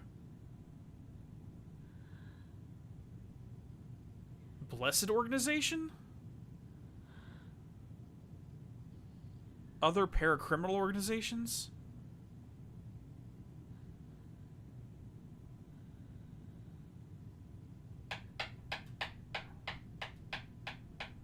Oh dear. Oh dear. Your guess is the Blessed? Shit. Locked. They must be in there. There has to be a way to get this lock open. I mean, okay, look. Okay, pause. Everybody, freaking pause. So we know at the end of the Psycho Thriller comic strip, we see that Dr. Hartman survived the night at the Cauldron Lake Lodge. And as he was getting ready to leave, he received a phone call from somebody. Somebody. We don't know who it is. Hold on. Let me see if I can actually pull it up. 1 second. I don't know if I can bring up the comic strip right now, but let me try. Let's close you out. Library. Where's Alan Wake? Right click. Where is Manage? Go to Browse Local Files. And then we have Alan Wake Files bonus material, which is... No, I don't want the Poets of the Fall stuff. Bonus material, PDFs, Alan Wake Score, Signal Name, Psycho Thriller comic book. Alright. Hold on, let me let this load up real quick. Alright. No, not that one. Hold on. There. Alright, here we go. So, this is the Psycho Thriller comic when Dr. Hartman ended up getting out, but it shows how he survived the night there at Cauldron Lake. But at the end of it, he receives a phone call. Hello, it's Emil Hartman. Oh, you've heard. Well, that's to be expected. No, I'm fine, but I think I have reconsidered your offer. I believe my clinic is unlikely to be operative for a while. Operable. I think they said that. I have to leave. I could use a place to land. Yes, thank you. I'll be in touch.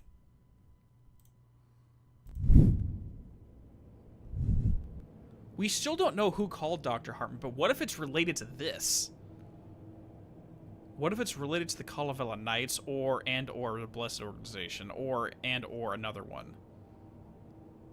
Considering this took place in Bright Falls, it wouldn't be too out of the question if they're aware of Dr. Hartman. If the Calavera Knights are a paracriminal organization as well.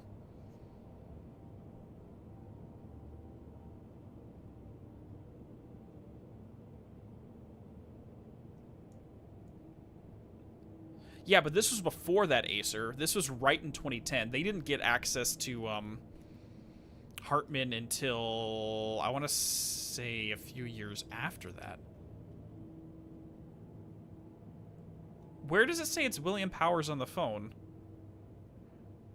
I mean, at that time, Kirkland was in charge of the investigation sector, Amelia.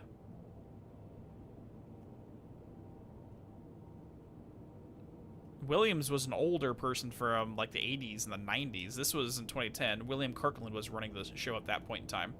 Never once has it been confirmed who he spoke to.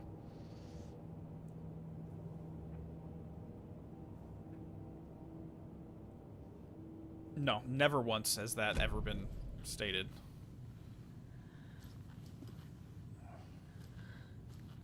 Okay, let's see if we can find the stuff to get behind the locked door there real quick. Again, unless there's information in this game that I'm unaware of, and if there is, don't tell me.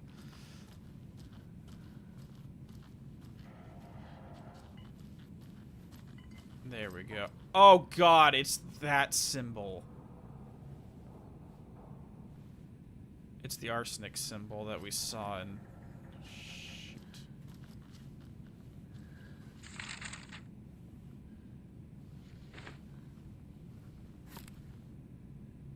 Hey there, Josu. Yeah, sorry. I thought we were going to Alan's next chapter when I made the thumbnail and the episode title, so I wasn't aware we were playing a saga. I'm going to change that as soon as we finish the stream.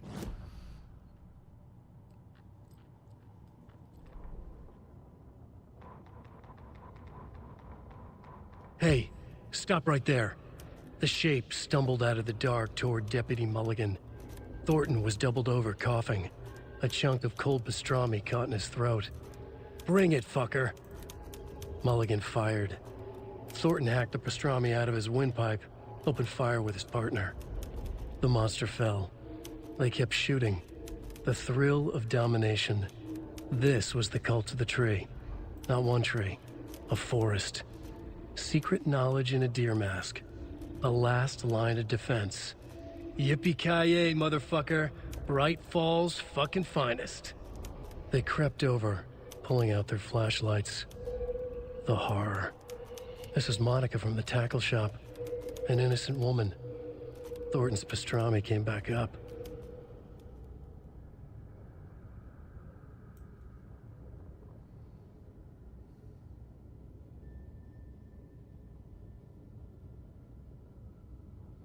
Yeah, so they were, Mulligan and Thornton were hunting down the Taken at this point in time. And again, let me switch this over again. Amelia, I'll pull it up right here. So what you're referring to is this scene where Frank Breaker's driving, and no, he's calling Kirkland, not Powers. Powers was the head of investigations before Kirkland. So, yeah. No, it's never been confirmed. But this is Frank Breaker was calling someone on the phone. Because remember, Frank Breaker is a former FBC agent, so when the 2010 Bright Falls AWE started, he immediately called Kirkland, who is the head of investigations, to say, hey, dude, get the hell out here, something's going down. So yeah, Frank Breaker called the FBC at the time, but that is not related to who Hartman was talking to. That's not related in any way.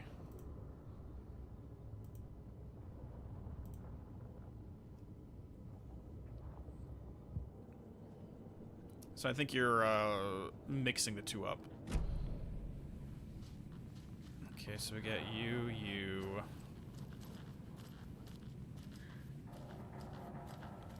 Well, it is two pyramids. We've been seeing these symbols all over the place.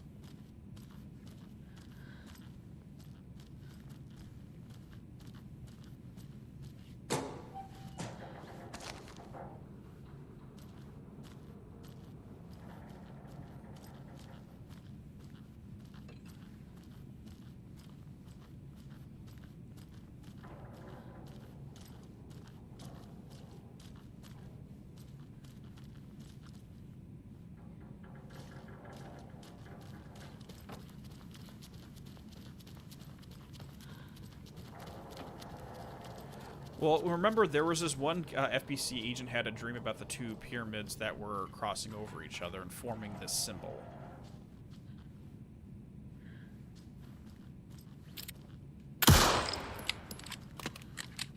Okay, well, there it is, right up there. So there's one back-to-back, but I don't have any numbers on this. Well, there's only 6 options, so let's go. So up and down, arsenic, and then side to side.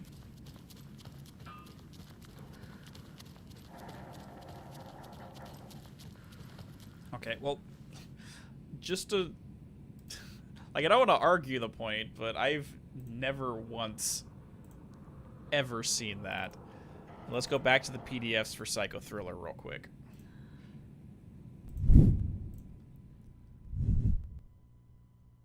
Right here, so not there, nothing there, nothing there, nothing there, nothing there. At no point in these comic panels does the cell phone show Powers was calling. Powers was retired before this event occurred.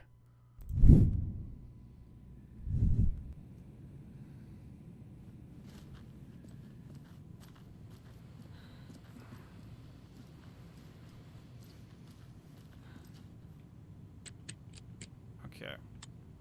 So let's just do these one at a time. Where is the arsenic symbol? There it is. So, nope. Okay, so let's switch you over and switch you over. Nope.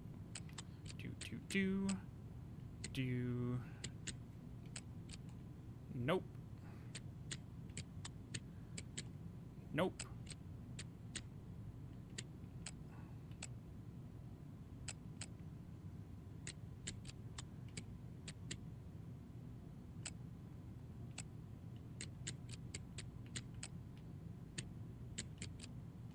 Oh, I think I missed it again.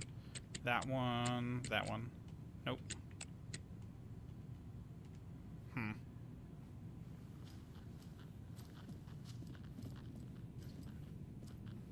The last time a game series had this much intrigue was Assassin's Creed Brotherhood. Okay. I don't see the numbers, though, of what order these are supposed to be in. Oh, I think it was tilting the wrong direction, so it's from top down left. Okay. I think I was using the wrong one.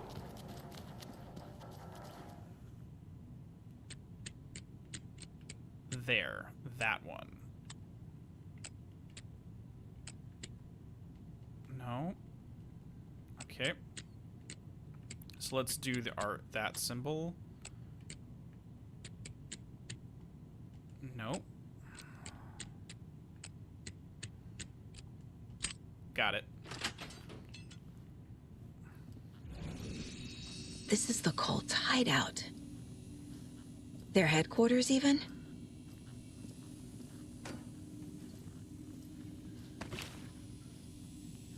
There's the fuse. I've been trying to find that. North American folklore. There's a basement. A fuse. I can use this to get the Espresso Express working.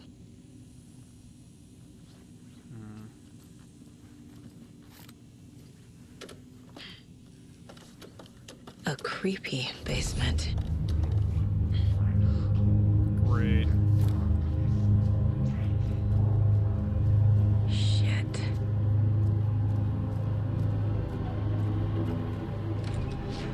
Hey! Freeze!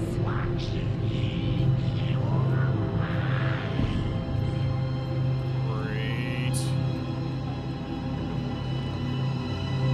That's the clicker.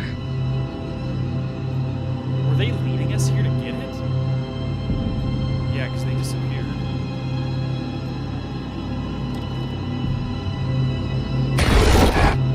No! They took it! They're playing with me. I was so close. Shit.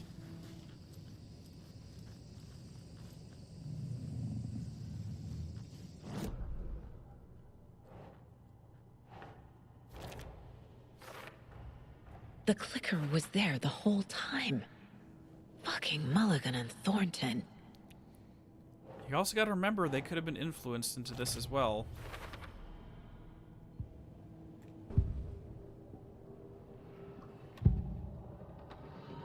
Mulligan and Thornton are members of the cult.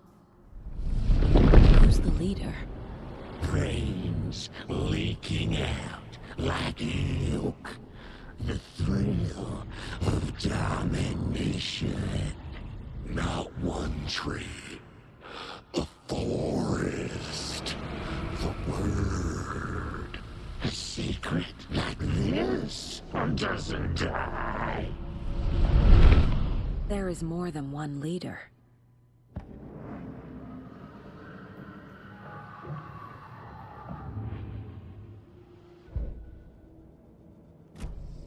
They took the clicker into the overlap. How do I get it back? Alan? There was another overlap here in Watery. The parade float was the key. Mulligan and Thornton had gone there, taken the clicker, left this monster here to stop her. There's an overlap here, like there was at Cauldron Lake. Mulligan and Thornton are like Nightingale. Inside, waiting. And a parade float is the key.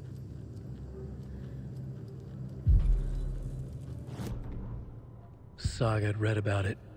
The trap. She knew what was waiting for her.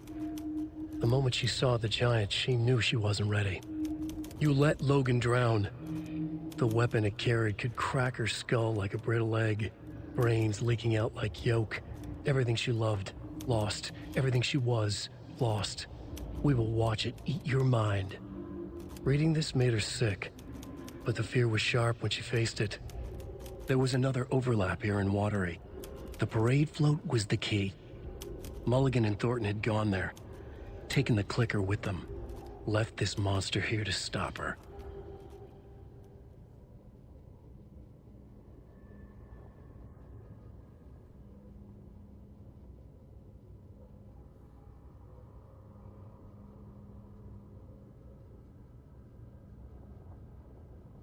I don't know why I'm getting this impression right now. But we know by looking at here that this is most likely the point in time when Scratch is fully in control of the manuscript. Oh, no. This is an Alan thing right here. Okay, yeah. Looking at the text, this is definitely an Alan one right here. So I'm getting a really weird vibe that a lot of how the story is going is trying to set Saga against... like... turning Saga into a force that works against the, what needs to happen. Basically turn into an agent of Scratch unintentionally. By angling and directing the story in a certain way that guides her to believe certain things.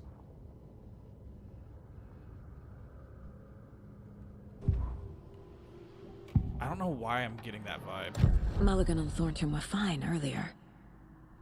How did this happen? Terrible mistake.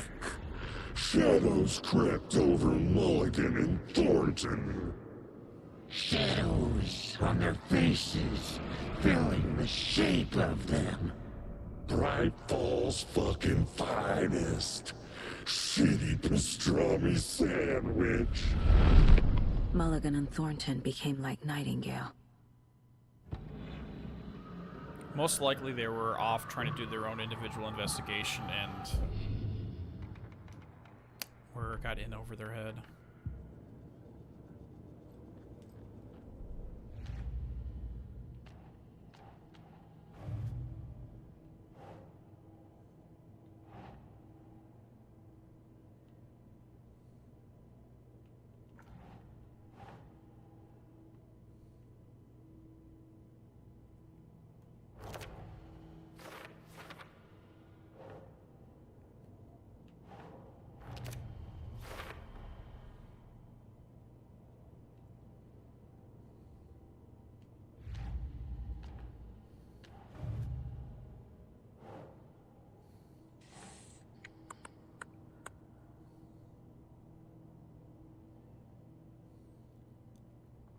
Why is this here?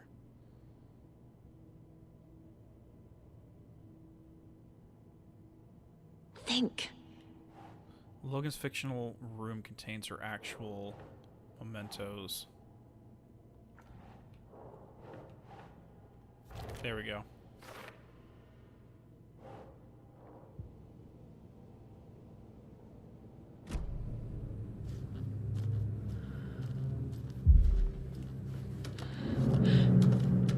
Yeah, it feels like that's what it is two different authors are fighting for control over the story. That's what it feels like right now.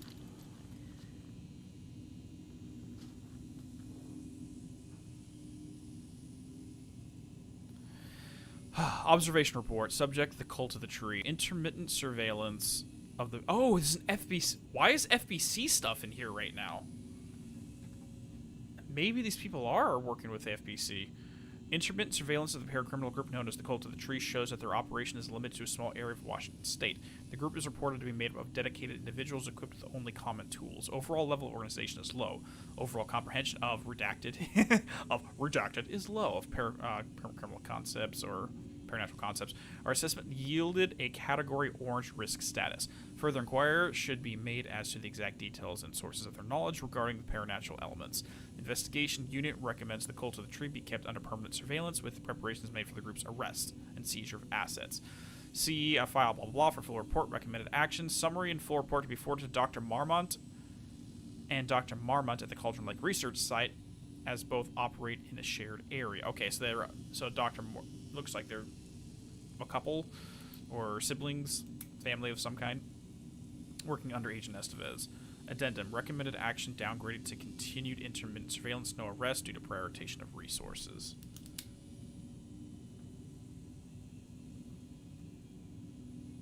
Oh, I 100% think Ati decided to vacation here just to help out. You were right. These sneaky fuckers are watching us, and our level of organization is fine. They don't know what the fuck they're talking about. Why would the FBC leave their notes here? Rose. She's that waitress from the diner. Rose Marigold observations. This was back in 2014, so 4 years after the events. They were observing her, or leaves home in car. Arrives at the Odear Diner, opens restaurant. Spills coffee, stares at the coffee puddle, and seems suddenly delighted. Begins talking animatedly to the puddle. Observe her, not in diner, did not hear her. So she's talking to something in the reflection of the spilled water.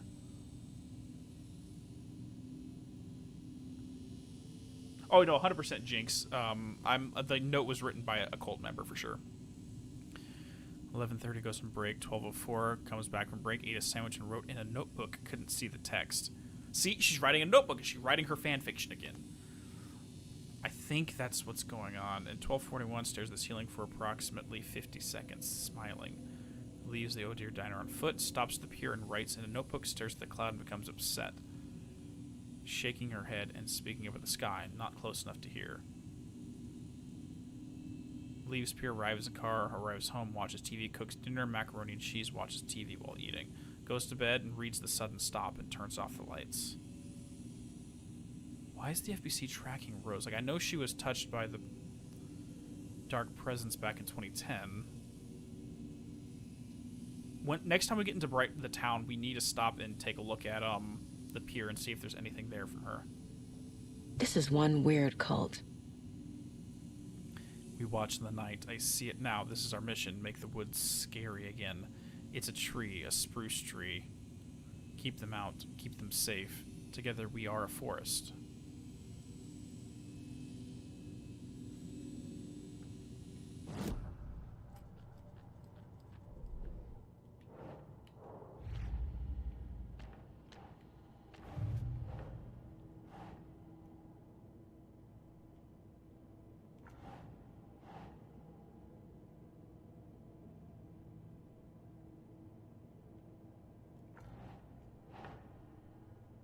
No.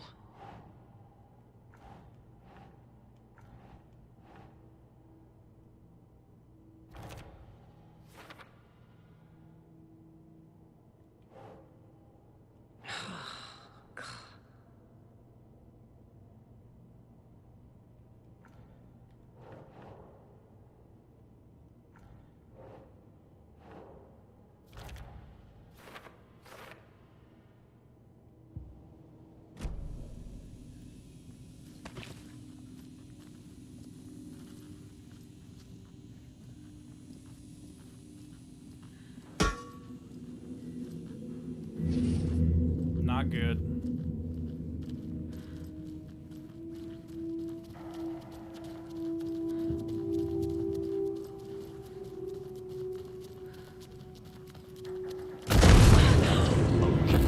That's the monster they left for us.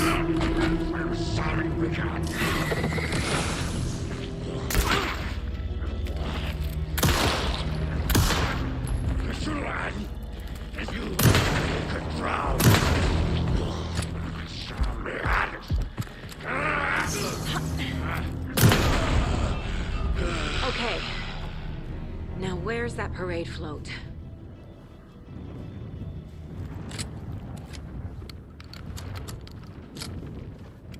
Let's get everything reloaded. There's a lot of stuff in the safe room to collect. Okay, I'll go back and double check.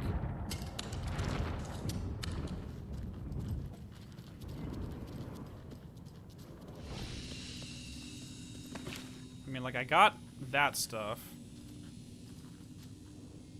Oh. Hello there. That light switch you found washed up in the lake is not junk. It's fucking important. Trust me on this. From now on, whenever we catch a target, we're gonna cut out its heart, stick this thing inside, and flick it. I know it sounds weird, but trust me, it'll be like a ritual. This is gonna work. Okay. This goes back to my hypothesis from earlier on in this episode. Because if they stick... Okay, so in the... Fuck.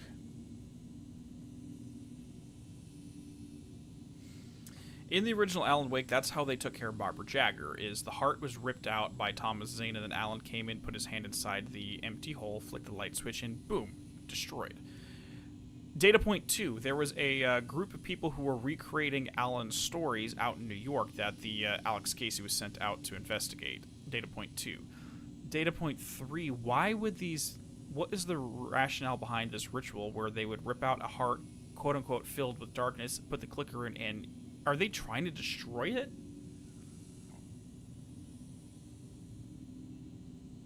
Are they trying to get rid of these dark entities? In which case, again, it goes back to my hypothesis that maybe they're not the bad guys. And Saga's, Scratch's version of the story is having her take out the people that are trying to prevent its own resurgence. It feels like they're trying to keep the dark presence at bay. Exactly, Raging. That's what I mentioned that like 2-3 hours ago.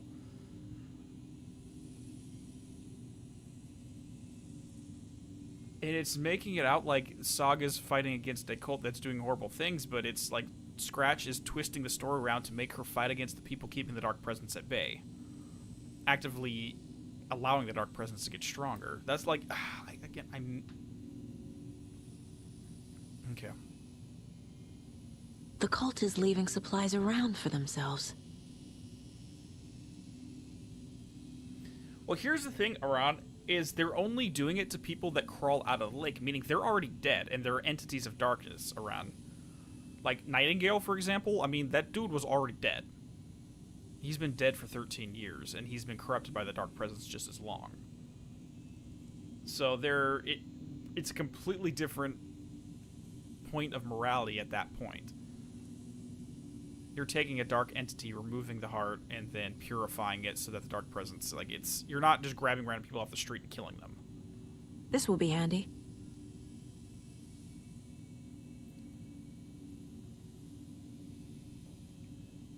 I've marked the map like you asked. That's all the stashes by our last count, locked and loaded and ready to go.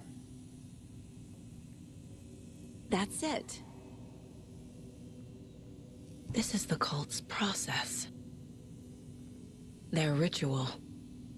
Surround the target, subdue them with a hammer or other blunt objects, restrain them, carve onto their heart, recite the words, put the clicker into their chest, flick the switch 2 times to make it work. Remember, floodlights on tripods. We need to see what we're doing. Always work in pairs. The Nightingale ritual wasn't completed. And then that's why he rose from the dead, is because they never finished it. I'm not trying to play the blame game, but we cannot let random tourists walk right into one of our rituals. You were stopped before we could use the clicker. Hell, the lights weren't even set up yet. It's unacceptable. So let's look at the learnings. We need to be faster with our setups. We need 100% positive someone is on the lookout duty. Communication. Slip-ups like this is why we have FBI agents snooping around, which is not great. I'm only being harsh about this because I know we can do better.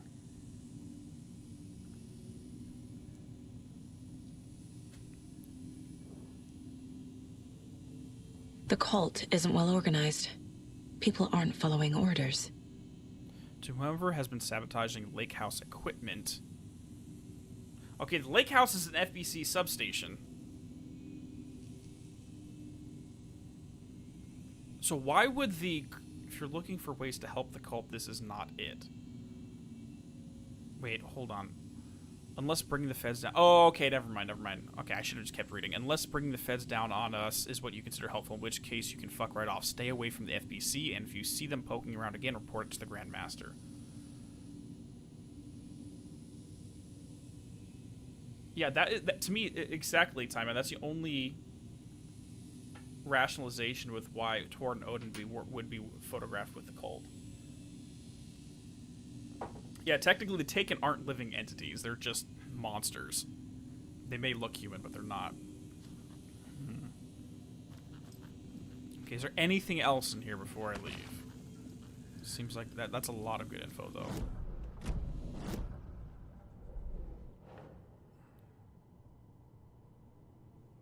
Oh my god, my phone is going.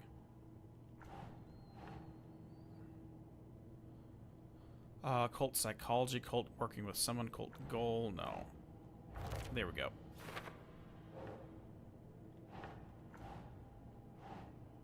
Doesn't make sense.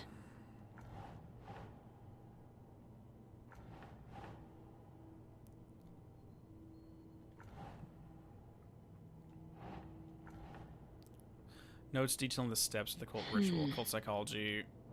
There we go. Cultist note about the not being ding. That's not right.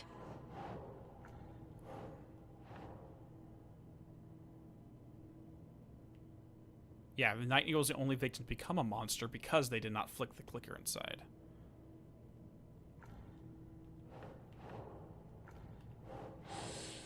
There we go.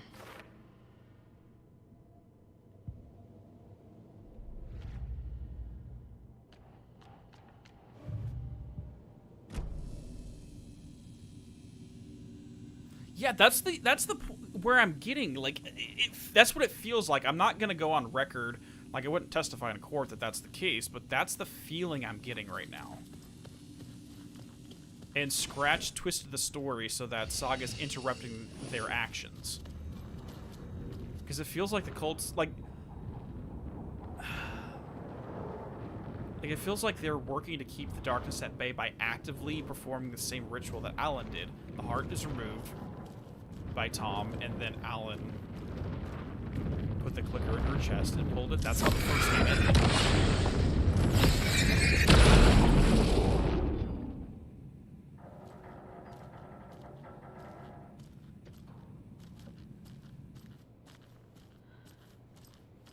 Jeez. How much...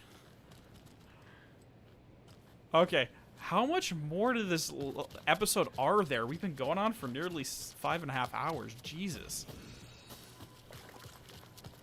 Jesus. I don't know, Draco. That's what I'm wondering right now, too. But we do, technically, we do have this now. We do have the fuse.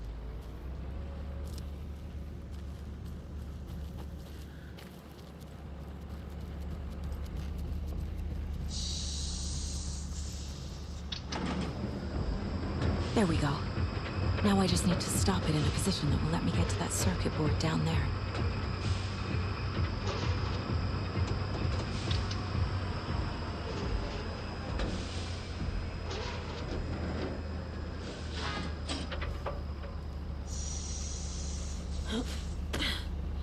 I don't even remember why I'm doing this. Why am I doing this?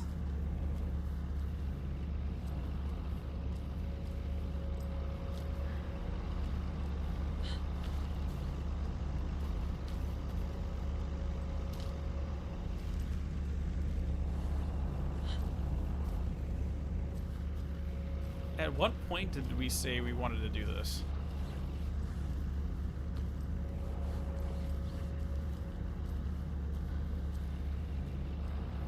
Was I supposed to go to the parade float first and then come here? Yeah, exactly. Like, I think, like, in Alan's original script, Saga was intended to help them, but, or, like, they were a natural, innate force for good, but Scratch redirected the script to make them appear as bad, and then Saga was brought in for the sole purpose of aiding him in ending their activities. Okay, so let me go to the float. Sorry. My bad.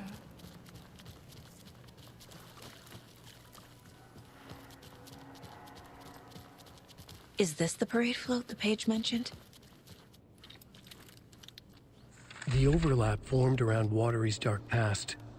The ritual to enter was tied to crafting the float. Art was the key.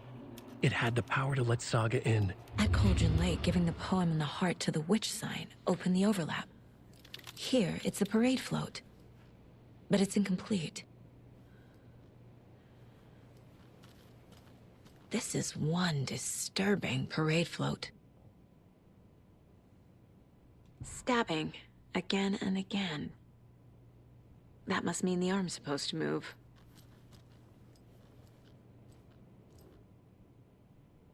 How come one of them is wearing a mask and the other isn't?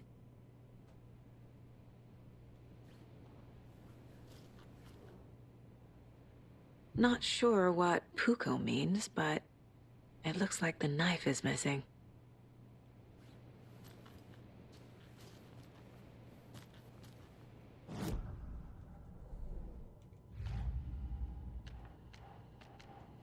Yup. Already got the answers to these.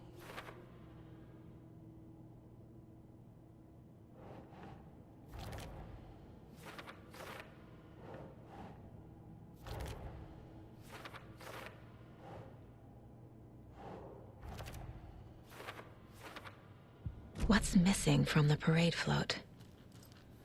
I need to put it together. I don't hear any haunting laughter.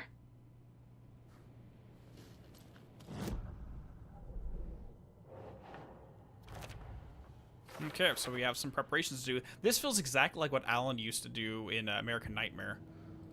It's exactly what this feels like. So this is the Koskela Brothers parade float. Looks like only 4 pieces are missing. The mask is the only one without a location listed. Gift shop. Easy. I can't make out what it says. Motor control circuit board at Coffee World Espresso Espresso Express. Got it. And the Fair Trade Fun Zone for the cassette Fair tape. Trade Fun Zone.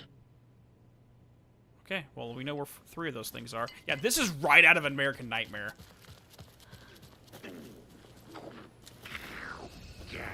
Coffee.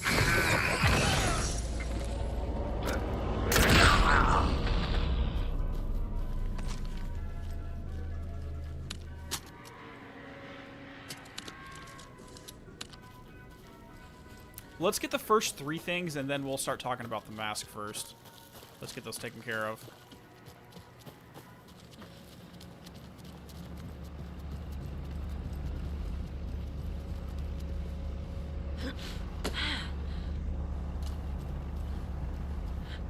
That's me. I'm always getting ahead of the scenario. All right, guys, since it looks like we're getting close to the ending of this chapter, I did not expect this to go so long. It's almost 5 o'clock. We'll see if I do another stream after this. I don't think I'm going to, because if the next Alan chapter is this long, I'm going to be going to like 3 in the morning. And shit! No. Good thing no one was writing that. Shit. How do I get out of here?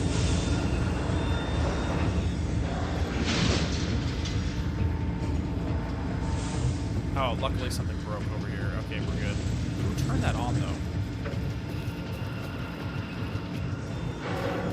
Okay, let's go to the arcade, or not the arcade area. You know what I mean.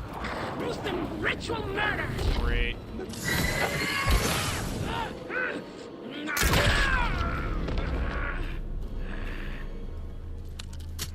Headshots for the win! Yeah, we'll figure out the mask afterwards. I'm not even thinking about it yet. I'm gonna get the first 3 items, and then we'll discuss the map, or the mask. Actually, guys, 2 seconds. Let's do the gift shop first, since we're right here.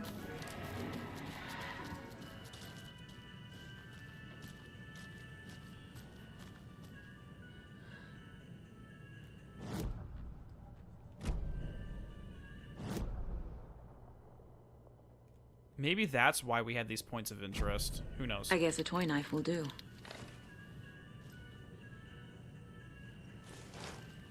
Yeah, the crossbow is pretty damn awesome. I'm gonna probably main this thing. Because it basically means, other than losing battery power, we essentially have infinite ammo.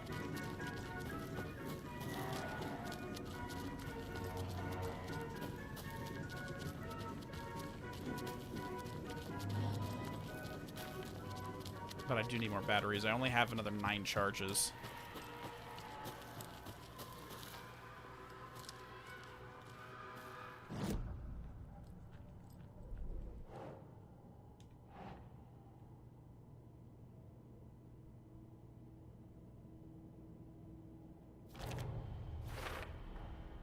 Is missing a soundtrack? Should the characters be moving?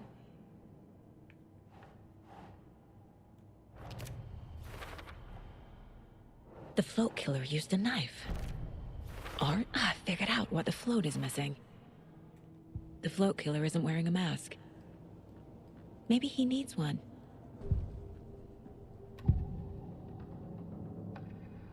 I love how they're associated with them. The materials listed for the parade float mention a mask. Where is it? Poor Mocha Moose. He never failed to amuse me.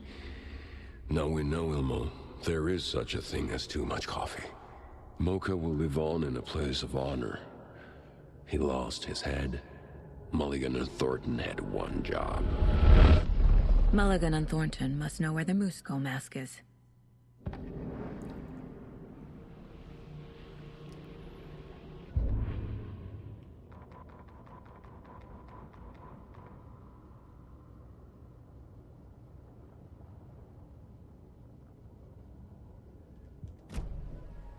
Okay, you said I walked over a manuscript page? I don't even...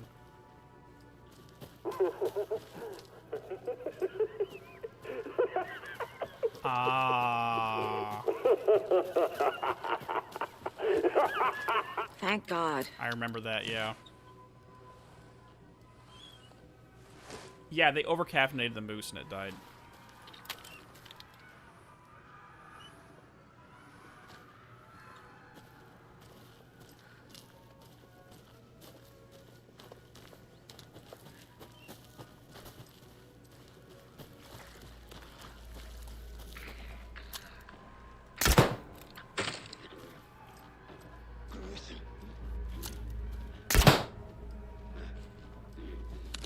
But if there is, then we won't know, because I have my achievements turned off, so you're not going to see the pops. So if there is a trophy there, if I got it, we'll never know. Okay, someone said I walked over a manuscript page. I don't know where it is. Oh, that's not good. No, no, no, no, no, no, no, no, no. Played cards in the general store! I mean, imagine if these people aren't even taken and Saga's just going off on a killing spree. He doesn't even realize it. She thinks she's fighting monsters. Damn it. Damn. Wouldn't that be a twist?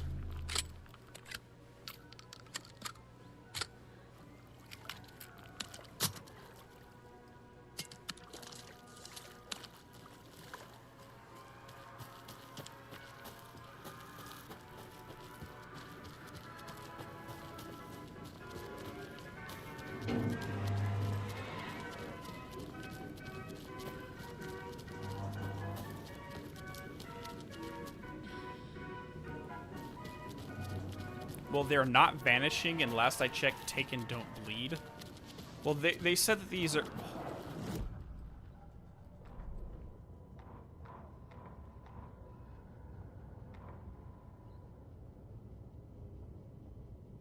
Because one of these manuscripts made basically said that they were taken but not. Like they weren't sure if they were taken or not, or they were both simultaneously. Hey there, Sid. Saga at the general store. Saga stood closer to the door and the animal broke into it. Shit.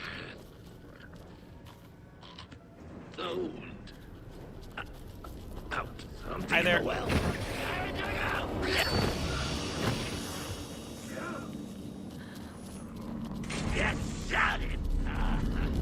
Please don't follow me. Please don't follow me. Go away. Thank you.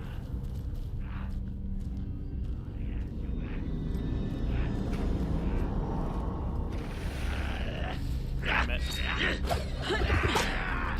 I was gonna let you live.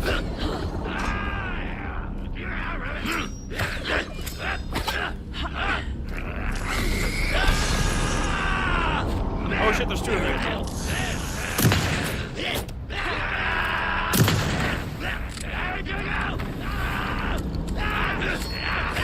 Oh shit, I almost hit the wrong button.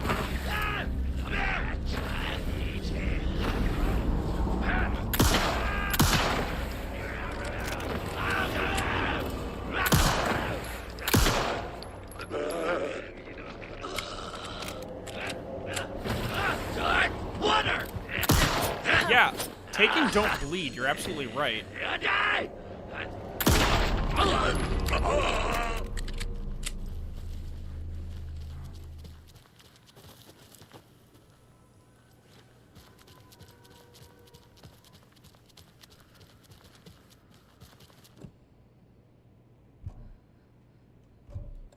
A little something to get those arms moving.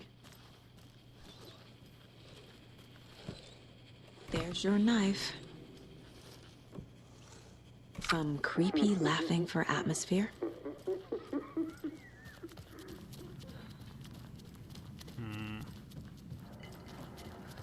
Oh, jeez. Oh my god, what's going on with my head? Okay, we're good.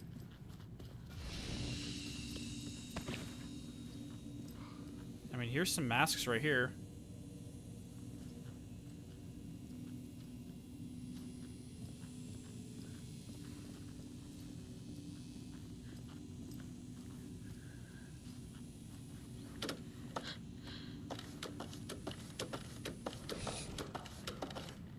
Well, Hartman was a completely different story. That thing was both infected by the dark presence, but also the hiss. A taken is upstairs. This was a trap.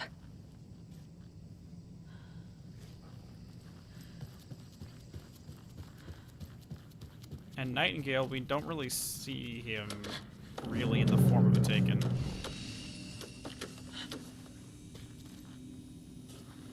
Yeah, he was Hartman was a third thing. We don't really know what the hell he was. Profile the MT. I already did. I thought I already did. Oh, they have more. Sorry, I didn't realize there was more. The mask is missing. Where is it? The dead brought back to life. The crown of the Grand Master. Moose steak is never a mistake. Just get it fucking done. They know where it is. I know they know. Where is the mask? Go ahead and bleach it. Real bout at him. The mall of the crumbling well. Show the bitch who's boss.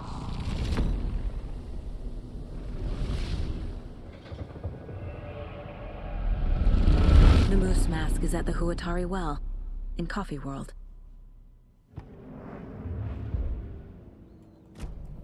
Why would I you saw say it something. like that? Like I did in Cauldron Lake. The well, here in Coffee World. I know the moose skull will be there. In Coffee World, you mean literally like 20 yards away. It's here. I knew it would be. I made them show me. Well, Remedy Now I need to bring the mask to the float. Yeah, Remedy games always occur in the year they're released. So yeah, Control 2019, we're in 2023 right now.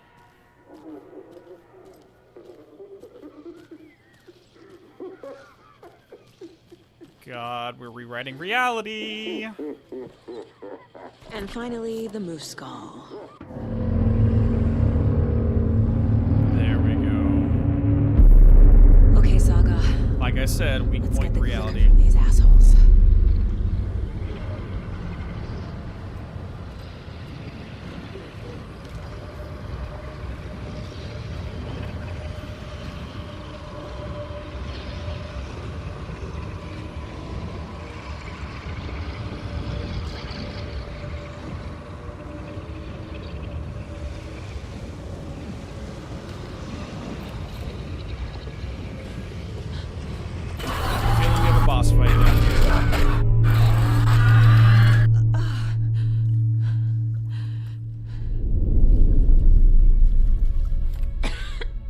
What the hell? Where am I? At the bottom of the well. And there's a dead hand stalking you. Oh god, it's just giving me flashbacks to Ocarina of Time.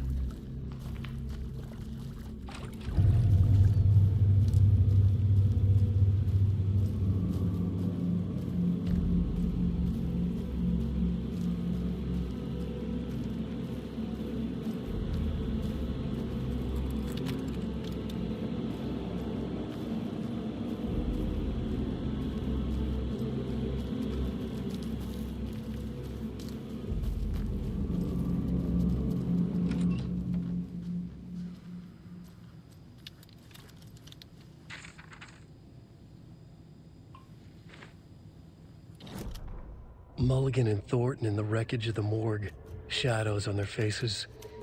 Thornton did his best woman's voice. I'm a stuck-up FBI bitch.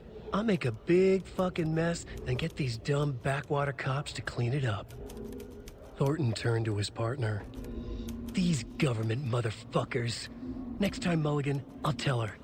You got no clue. You let your own kid drown. You're a fucking fraud. Mulligan leered. Pinning the murder on the Bookers would have fixed this whole goddamn mess. But their kind always sticks together. I reckon we should show the bitch who's boss, Thornton. Shadows crept over Mulligan and Thornton. Inside them, they grinned.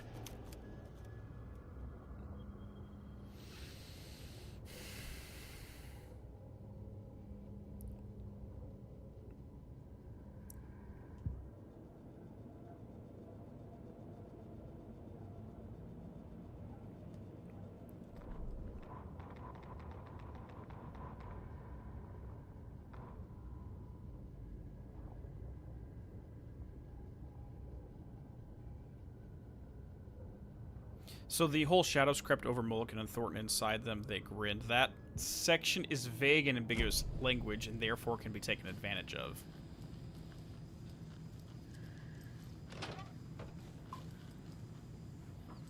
Oh wait, we're at the sauna.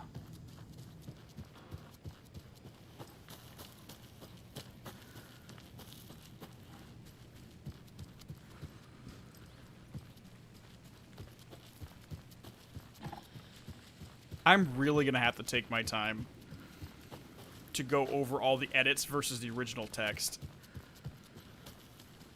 That's not good. Because there's a lot of narrative contextual stuff. Shadows crept over Mulligan and Thornton.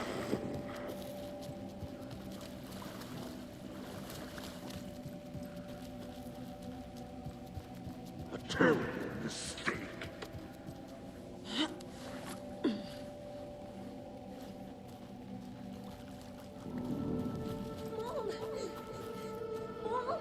Oh god. Logan? Logan! I'm Deeper here! in the well. Logan! This is just messed.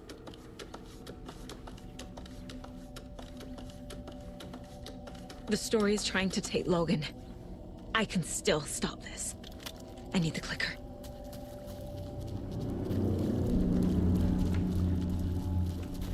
There it is. Correct. He has it now. Wake? I saw him this way in the other overlap. We're in the loop again. It's a loop. Just like before.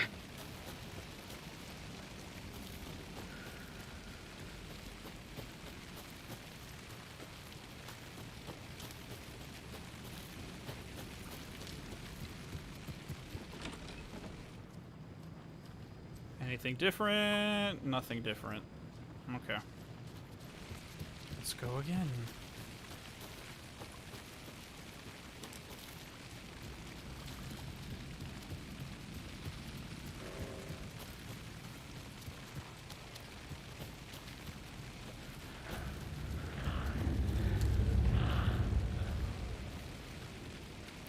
We all saw that face just hovering in the air right there, right?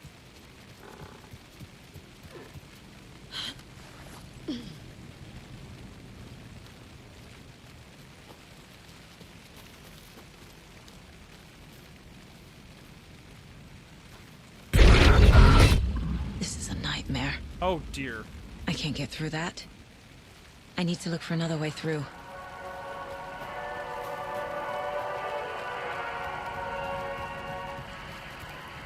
Is that Post of the Fall?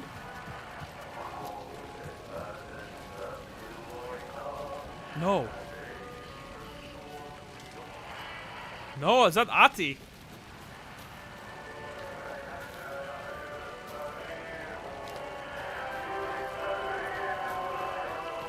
Ati, you here with me, buddy?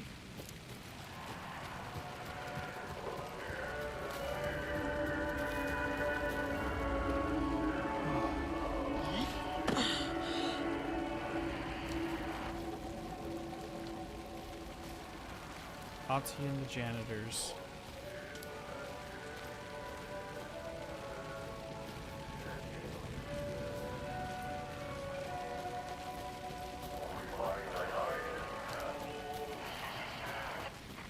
Stop turning the channel.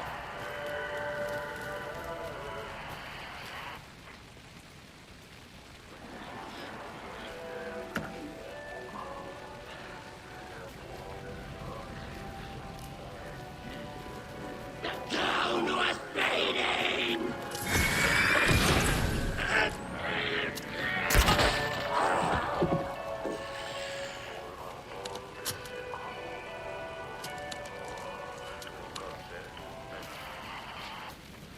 Feels like Adi's guiding us through the woods.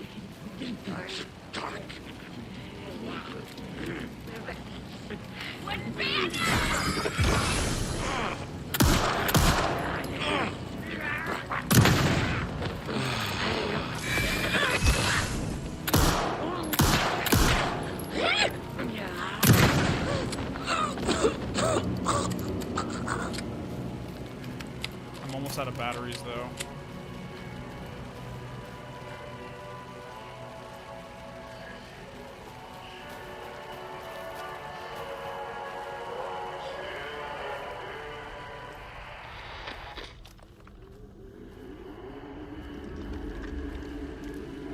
Ati? There's my boy. I'm coming. It's okay. I got this, dude. The janitor has our back.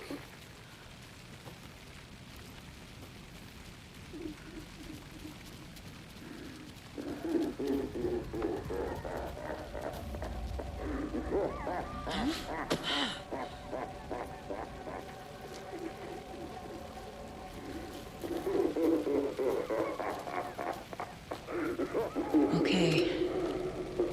Going down. No, that's just a live action actor.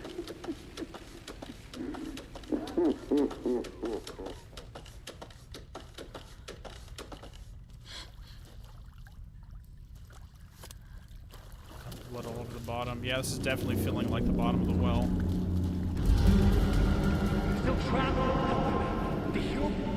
Trapped how? What does that mean? Round 3.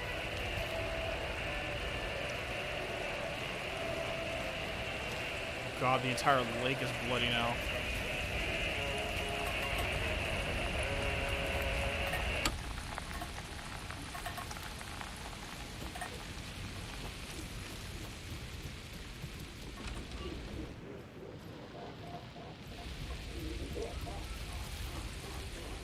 Stop that laughing.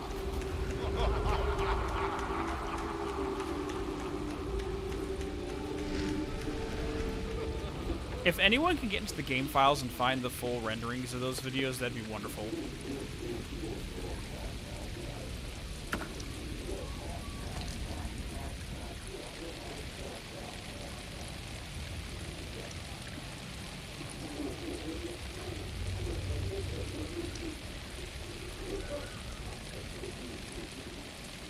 I think we're good.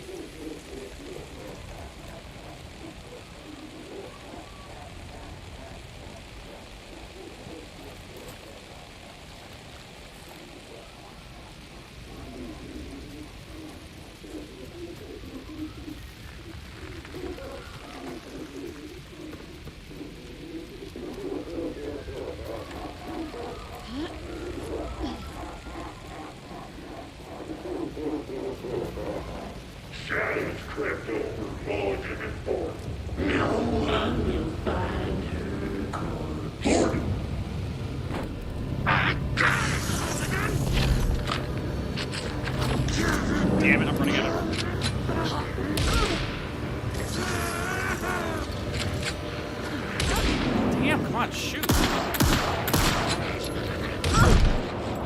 Freaking serious?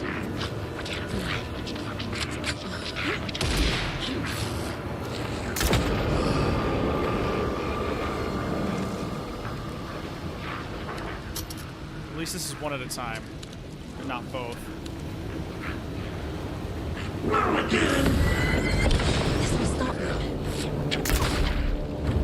Hold on, let me get that out of your face. Whoa!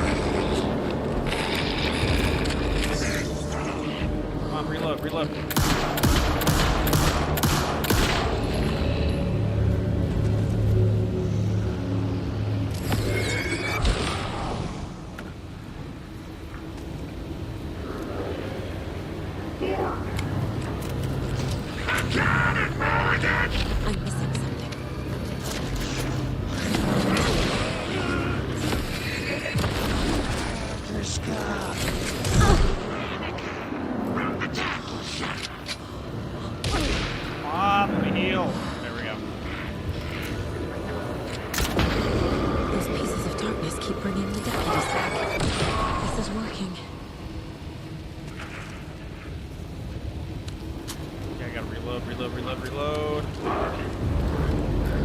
What the hell, Fortune?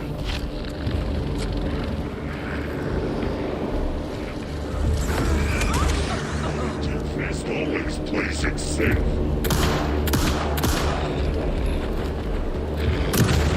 The deputies will just keep coming back unless I destroy the pieces of darkness.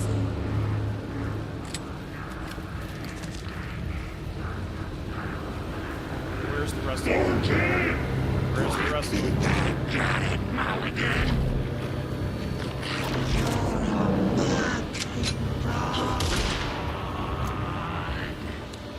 Shoot. Bad positioning, bad positioning.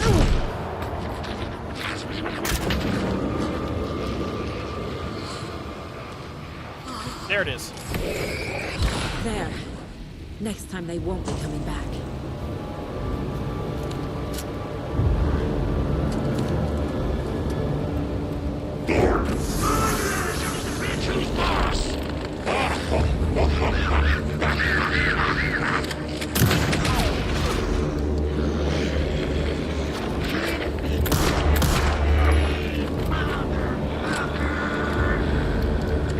Fire!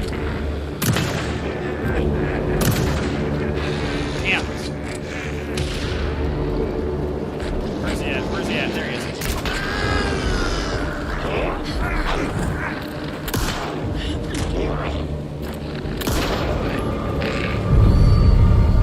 Got it. Saga Anderson, listen. Wake? I've been tricked. Scratch wrote. I tried to fix the story, but has it now. It's the key to escape. What do you mean, escape? You're already out. So is Scratch. We're making progress. I wrote to be the story's hero. Save her family. Save us all. Save her family? Are you talking about my family? Yes, you know it's working. You just need to keep going. Did you put my family in the horror story? I keep seeing him in overlaps, but he's already out. Are these visions coming from the past, when he was still trapped in the dark place? I have the clicker. Yes! I can stop this nightmare. Okay, good. As long as we have the OOP, we're okay for the time being. Oh, God.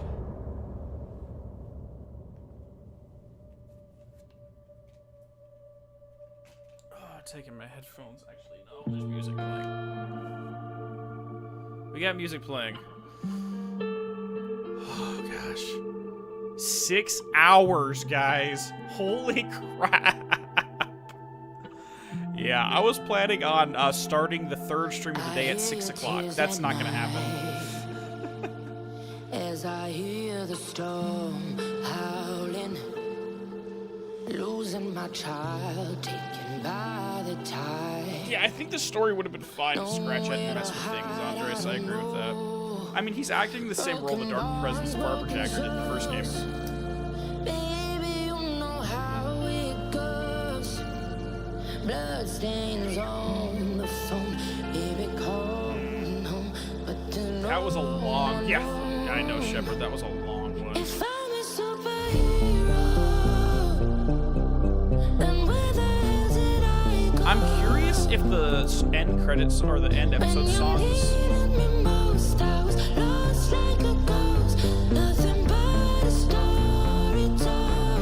Like which one they're talking to. Like, because they're using the term superhero, it feels like they're specifically referring to Saga in this one because of the lunchbox that she's finding, calling her that.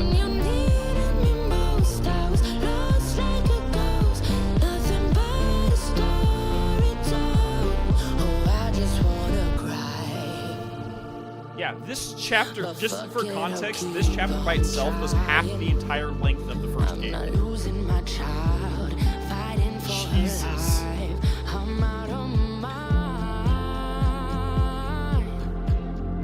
No, that's what I'm saying, Amelia. I'm thinking if like when they have a male vocalist, it's referring to Alan. If it's a female vocalist, it's referring to Saga. That's where my thoughts were at. But I'm not sure. Actually, that's probably. I don't know. Exactly, that's what I thought, Kenyatta, is that the story was finished, but Scratch messed it up.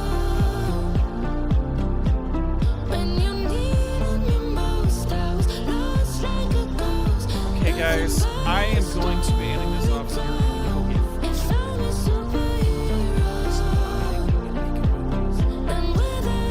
We're going to start up the next episode. I need the rest of this.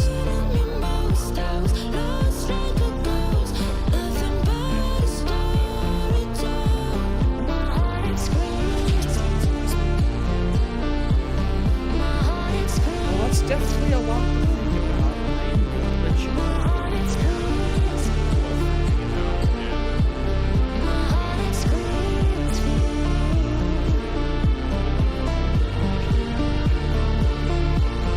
Can't hear me over the music. Oh, sorry, I was talking a little bit softly there.